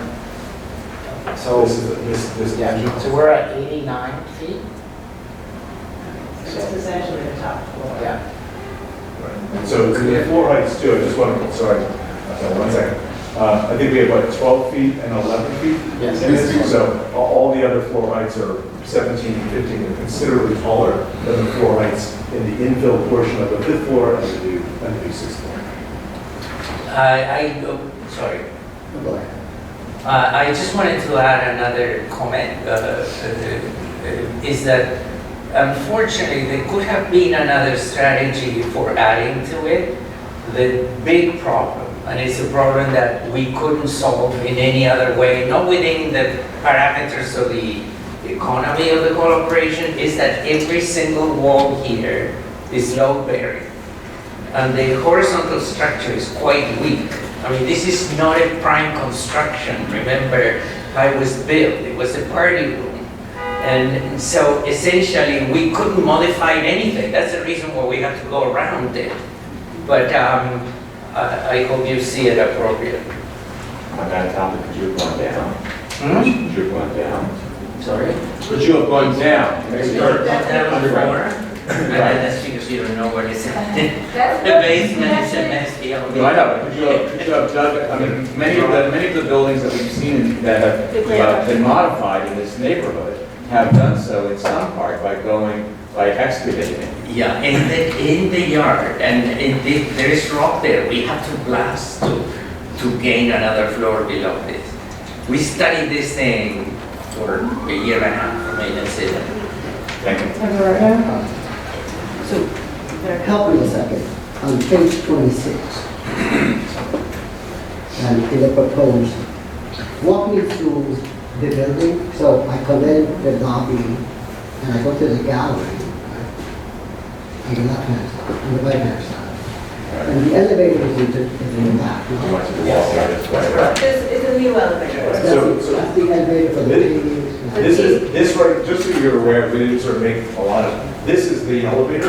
Basically, it's like a dumbwaiter. I mean, it's like one person. So it requires a code compliant elevator that there's a stretcher, et cetera. And that's across from the historic stand. I understand. So the new elevator is for art and pedestrians, right? For people going up and down? Yeah. So then, if I'm visiting this gallery and I go to the 6th floor, I'm just walking in, and I take that elevator past the library to the 6th floor where the artist is working, is that the concept? No. Jeannie, why don't you come up and just I'm address how? So we've had a lot of discussion on how the public is going to access this building, especially handicap as well. So this elevator, we're actually digging down as kind of far as we possibly can into the basement in order to get the mechanics of the elevator to work. This elevator will go up to the library, and then once you're in the library, we're going to have another space, another stairwell with its own bulkhead to go up to 6. We could not put the elevator would have created even more of a bulkhead to go up to 6, which we're already clearly having a bit of an issue with. So we decided that it would be prudent to have the elevator come to 5, and then there'll be another way to get up to 6. Yeah, I have a question about your choice of the material for the addition. Because it's a similar material, it gives the illusion, shall we say, that the building has yet again expanded, and, you know, you're making a history of it. But your choice of going that way instead of trying to make it a distinctive, you know, a different. I think I'll have the architect answer that. That's a great question for Mr. West. Sorry, I didn't know. So why you chose the material for the addition, you chose something that would look like the existing building. Oh, I'm totally. Why did you make that choice? Why? Because I think that this is not an event in which an architect should appear. I mean, all we're trying to do is to facilitate this function to happen. I mean, you know, we're not going to take ownership of that thing or be published in architectural review because of the reason. Let me take your words and put it How does this work? Like, the important thing here is that if you really look at the context, everything is this buff color, including the church. So what we thought, and I can show you 16 different versions in which he go over to the whole thing, but is the best solution to kind of mitigate this impact, which there is an impact, is by actually masking it like this. And that's one of the reasons why we're committing to redo this facade. Because it's the only way, the place is practically destroyed. We have to repoint the whole brick in there, just to make it much more part of this perspective. You see, and that's the only, we use only glass in a setback condition, and this is like 5 feet, at the point in which we would recognize the profile of the old studio. I also just briefly sorry. So the cladding here is stucco. This finish is stucco as it is historically. As Jim mentioned, that addition is set inboard of the parapet line. So we're careful to preserve the outline of these earlier additions. And as Raphael said, there's not a lot of interest in ownership of the side elevation. So it's a sort of more pedestrian material on the side. It's kind of like now a stucco. It's like the nature of the animal, right? So I mean, people have been putting things into this building forever, right? So I mean, you cannot cure it. Let's have a motion to close the show. Second. So let's start the discussion. As I said before, we have 2 applications before us. One is to consider the appropriateness of the additions as well as opening up the parapet and the flag scatter parapet. And then the other is the request that we issue a report to the City Planning Commission in support of the application for 74611, which seeks reasonable modifications. And I know you have to teach, so I'm going to turn to you and let you go first. Very interesting dialogue, back and forth, long presentation, lots of good testimony. I'm as sympathetic as anyone, I think, to the idea of a gallery and the notion of this specific gallery. And I was even involved years ago with the studio, obviously Architectural Studio Museum, way back. And the whole idea for that museum, of course, was to have 2 artists working, not living, but working upstairs. So I'm sympathetic with that idea as well.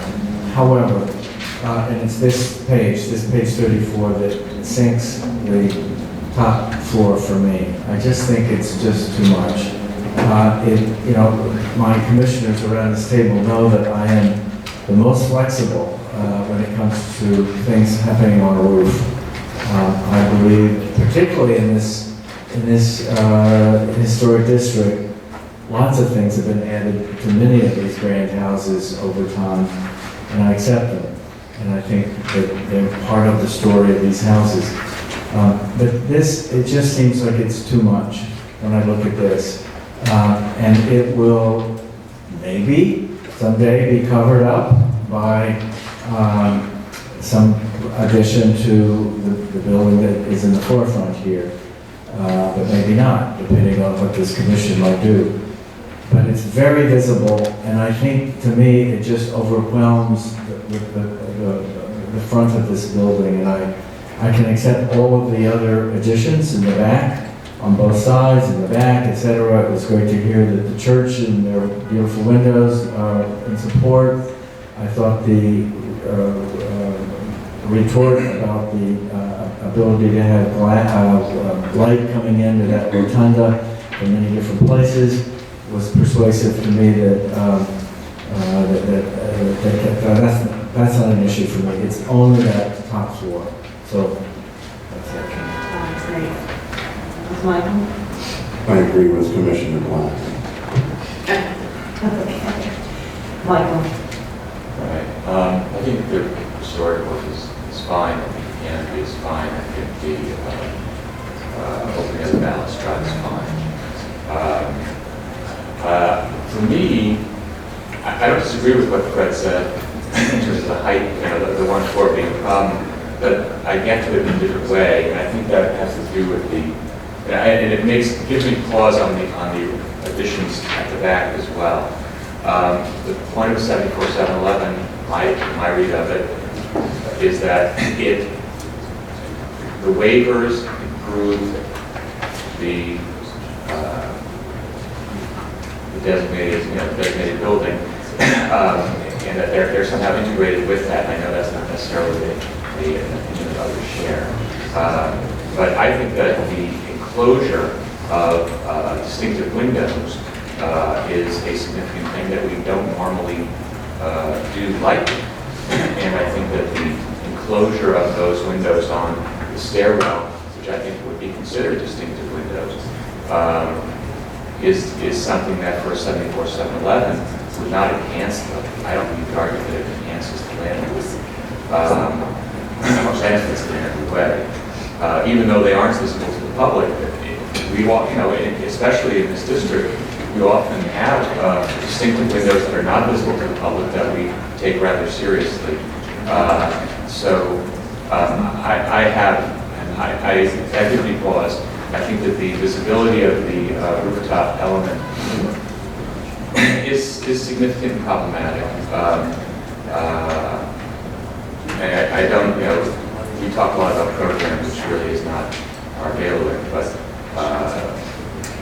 I understand their concept, and I think that it's a problem because I just can't see how it works with the 74-711. I don't know if the use change is a problem, but I think that the bulk waivers in there, I don't think they enhance the landmark law, so I don't see why it's. And I think just to clarify, and I don't think this changes your thoughts at all, but the specific findings of the 74-711 are not about improving or enhancing. They are that one, there's a preservation purpose, and for one might find that those windows is against preservation purpose, and that the additional bulk is. And two, that there is that the preservation purpose also includes a restrictive declarations that binds the property reserves to simple maintenance plans and perpetuity. I think the harmonious finding relationship is part of the 74-79, this is part of the 74-711. No, but what it does do is it puts the appropriateness of the addition when the bulk waivers for that addition, it sort of puts that appropriateness question in a higher bar, let's say, to have that preservation purpose.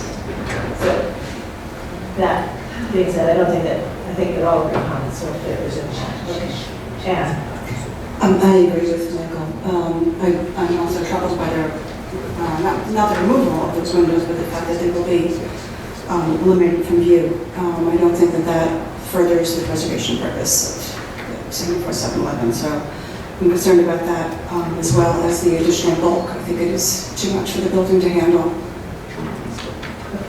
I'm also a little bit concerned about the presence of the glass elements in these. They're rendered as just no mullions and no definition, and I just wonder what they're going to look like and how they're going to read, because they will read very differently than the shown in the rendering.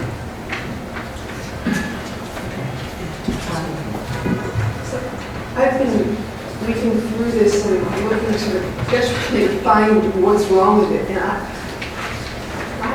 this has been among the first times when I'm not convinced that the approach here is somehow overdone or sort of wanting too much. This kind of the choice of the building in the location is obviously important to the owner in terms of the dialogue created there. And so it's not this typical question we ask, well, why did you find, a tiny little townhouse and want to pump it up into, another 3 stories? There's something about belonging to this place with a kind of programmatic relationship that's important. Then I look at the back and it feels that there needs to be more space there, kind of the original air around the back. But really, why? It's not a true donut. It's not a true outdoor space. Everything, it's constricted there anyway. Why not make use of it to accommodate their needs for mechanical and auxiliary spaces? Then the issue of this artist's atelier or studio programmatically makes all the sense in the world to me. And while typically I'm not in favor of, or interested really in all of these rooftop additions, which sort of just get away with another thing up there, in this case, I'm wondering if actually something that resembles more of a rooftop addition, meaning truly acts like an artist's atelier, which was always kind of, would belong to the building, but was a bit extra from the building. It had a kind of another, there was another scope up there. Maybe that would be another approach that could work better than the understandable approach, which was to kind of mask the addition with having this kind of homogeneous fabric along the side. So I would propose that. So in other words, I'm not against the extra use bulk and the relationship to bulk, but potentially trying another approach to something that lives as a separate thing up there. And I just want to correct myself. So it does, 7471 does have a harmonious relationship requirement, but it's not to improve or enhance. It's just harmonious relationship. Sorry. Diana. Well, I think as far as the concept of the building, it's a wonderful concept, and I like what they're trying to do here, but I do have some concerns about the windows, but my biggest concern really is that the profile of the building and its separateness appears from both the 34th and 33rd Street side, that it's clear that it's an addition, and a separate addition. It's not part of the building. So I think that's why my question before about the materiality was going that direction, which is that I understand totally what the architect had to say about his perception of this and why we're trying to do it this way. But I think because our need to protect the perception of the landmark as a distinct and separate building, and yes, it's had a lot of additions in the past, but you could even make those less obvious in an addition, possibly. But the bottom line is I feel that the way that this appears is kind of looming over and seeming to be part of the building and yet bigger than the building. So I think I could go along with something even this big if it really just was very clear that it was separate from and distinct, distinct from the primary building of the landmark. That's my reaction. I'm sort of going with in the direction Adi's got there. Just briefly, I'm with the majority here, but I just want to focus on one question, which is that it has nothing to do with the programmatic use of this building, which is to say we evaluate this based upon what we would do in any circumstance, regardless of who was asking and regardless of what the purpose of the building is. So even if I love the idea, if it was just the owner of a residence, I would feel exactly the same way. I feel it's too much. I think we would find out what about the highly important features of those windows in that.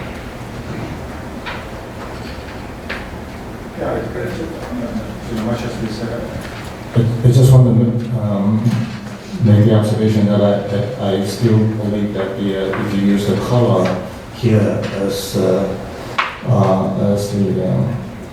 Mr. Lady only suggested, I think that still to me is better than adding as a structure, distinct color, different structure. I think in this case, it may be better off in blending in with the background and also the fresh element.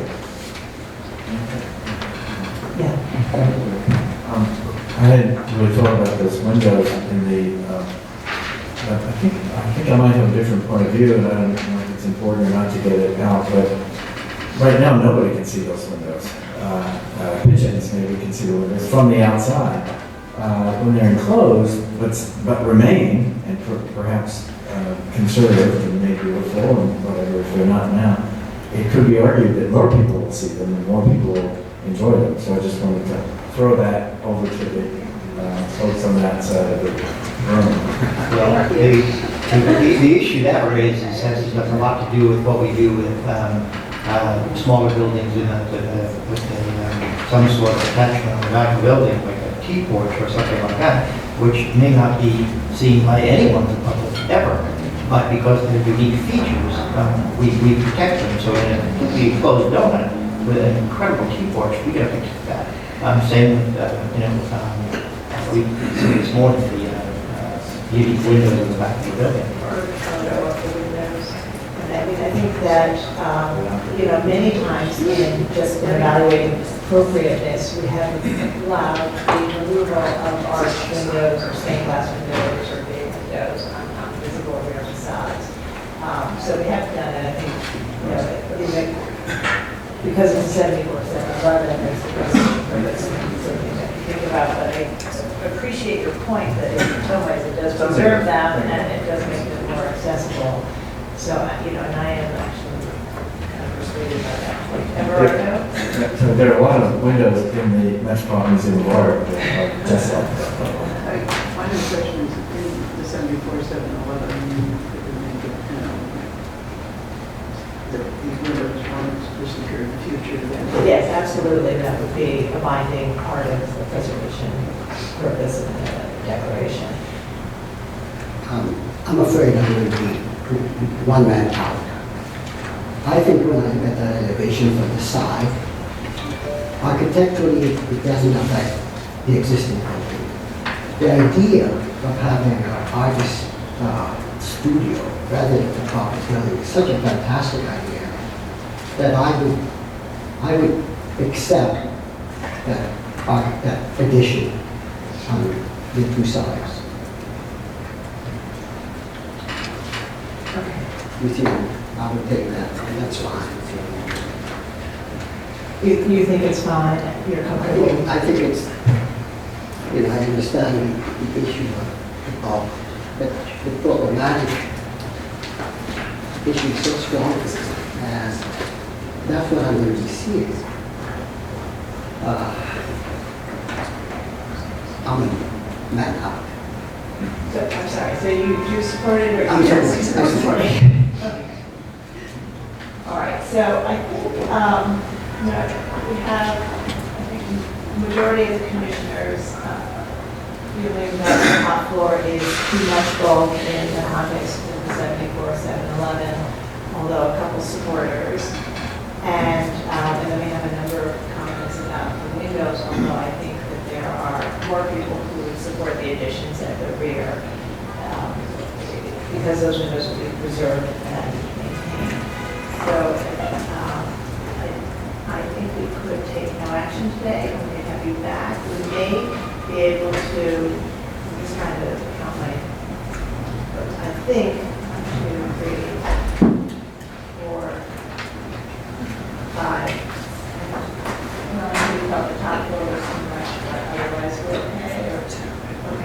think we actually would have 6 to approve it without the top floor today, if we wanted to do that. Can you give us a moment? Yeah.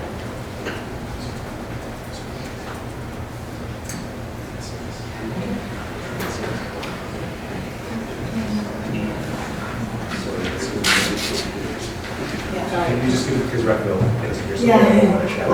But I do think actually it would benefit you if we didn't act today. It gave you a little time to kind of think about the 2 issues that have been raised and sort of reframe it and come back to us.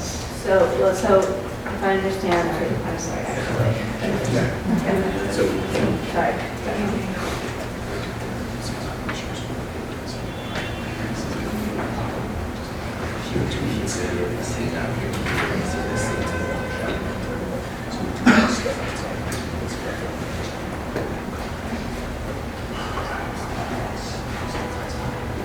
Okay, yeah, we're already 2 hours with this, so.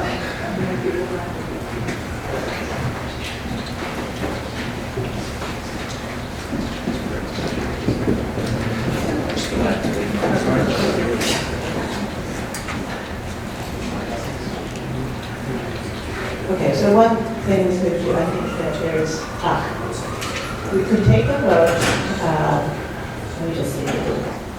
Do we have 6 for the windows, or obscuring the windows, but keeping them on the inside? 1, 2, 3, 4, 5. As long as they're, Keeping them. as long as they're reserved, I'm okay. So I think what we could do is we could vote to approve it with the modification to eliminate the top floor, and if they want to come back with a different design, or if it doesn't somehow do it as an amendment. I'm not sure.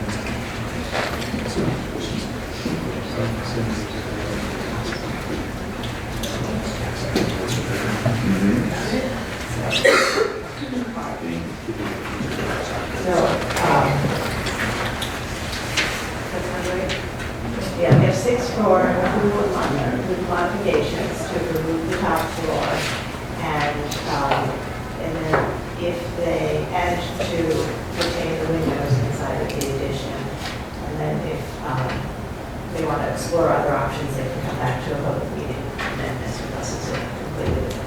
Okay. So they're saying giving them 70% away. Minus the top floor of the addition. Make sure that everyone agrees. No? Yes, anyone who says yes, raise their hand. 1, 2, 3, no. I don't think it's necessary to go there, so. You have to go there because they need it. No, I'm Are you saying, gonna I'm vote on fine this? with it as it is. Yeah, but you'd be okay with that? Yes. 1, 2, 3, 4, 5, 6. Okay.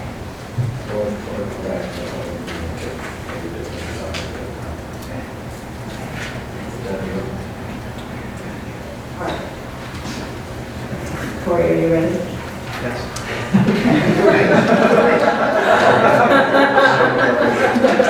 We're gonna go for this.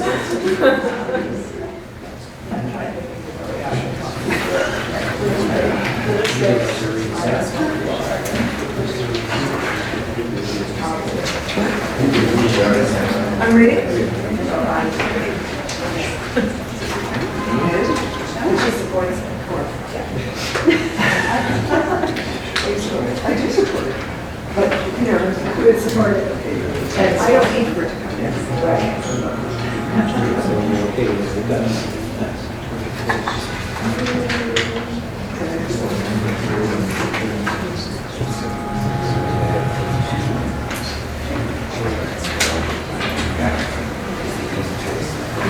In the matter of LPC 20-05684, 3 East 89th Street, expanding Carnegie Hill Historic District, a neo-Renaissance style townhouse designed by Ogden Cogman and built in 1913-15. The application is to construct rooftop and rear yard additions, install a marquee, and replace windows and doors.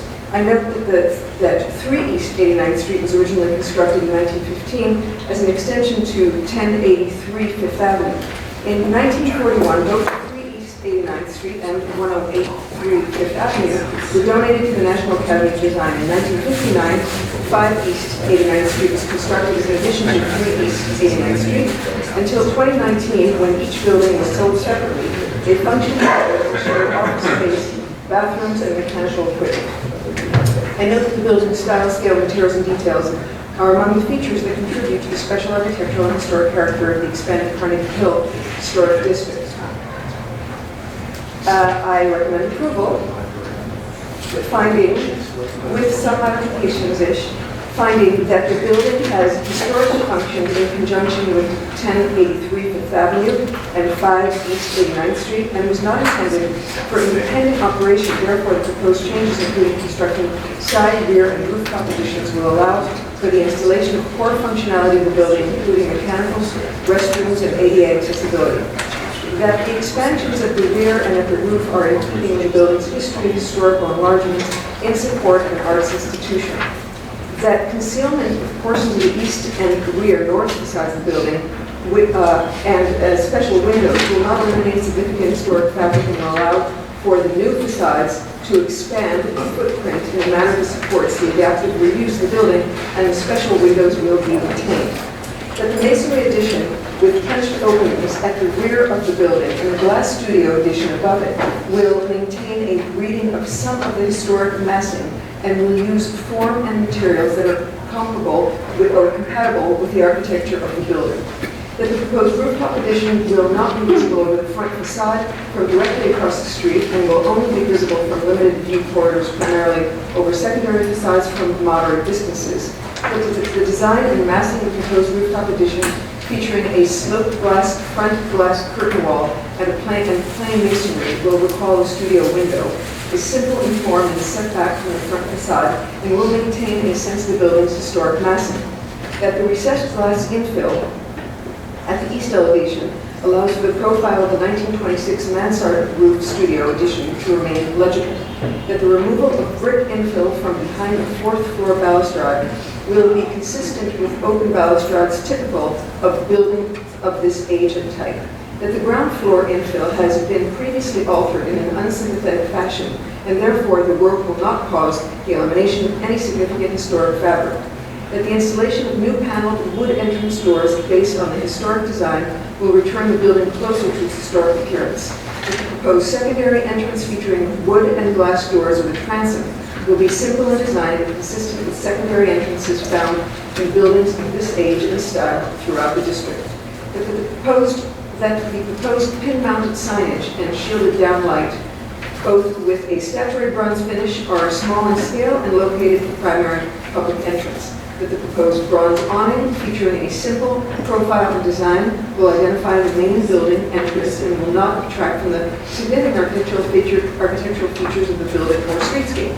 That the use of multi-light casement windows at the third floor, although differing from the historic double-hung multi-light windows evident in the historic tax photos, will match the existing windows and are typical of buildings of this age and style.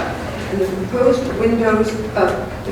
reopening of sealed masonry openings and installation of multi-light double-hung windows and a glazed door at the fourth floor are based on original drawings of the building. I also recommend that the top floor of the addition at the roof be eliminated. Second. All in favor? Aye. Opposed? Two. Appropriateness application. Now on the modification of use and vote. LPC 20-05683, 3 East 89th Street, expanded Carnegie Hill Historic District, began a neo-Renaissance style townhouse designed by Arthur Fulton in 1915. The application is to request that the Landmarks Preservation Commission issue a report to the City Planning Commission relating to an application for a modification of use and bulk pursuant to Section 74-711 of the zoning resolution. I note that the building style, scale, materials, and details are among the features that contribute to the special architectural and historic character of the expanded Carnegie Hill Historic District, and I recommend approval.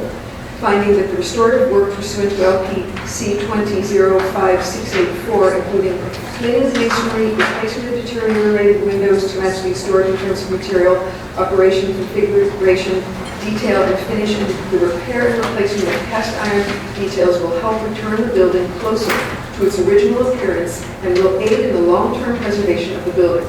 that the restorative work will bring the building up to sound first-class condition and aid in its long-term preservation, that the implementation of a cyclical maintenance plan will ensure the continued maintenance of the building in a sound first-class condition, that the bulk waivers will relate harmoniously to the building, and that the owners of the designated building have committed themselves to establishing a perpetual cyclical maintenance plan that will be legally enforceable by the Landmarks Preservation Commission under the provisions of a restrictive declaration, which will bind all heirs, successors, assigns, and subsequent owners of the building, and which will be recorded at the New York County Registrar's Office.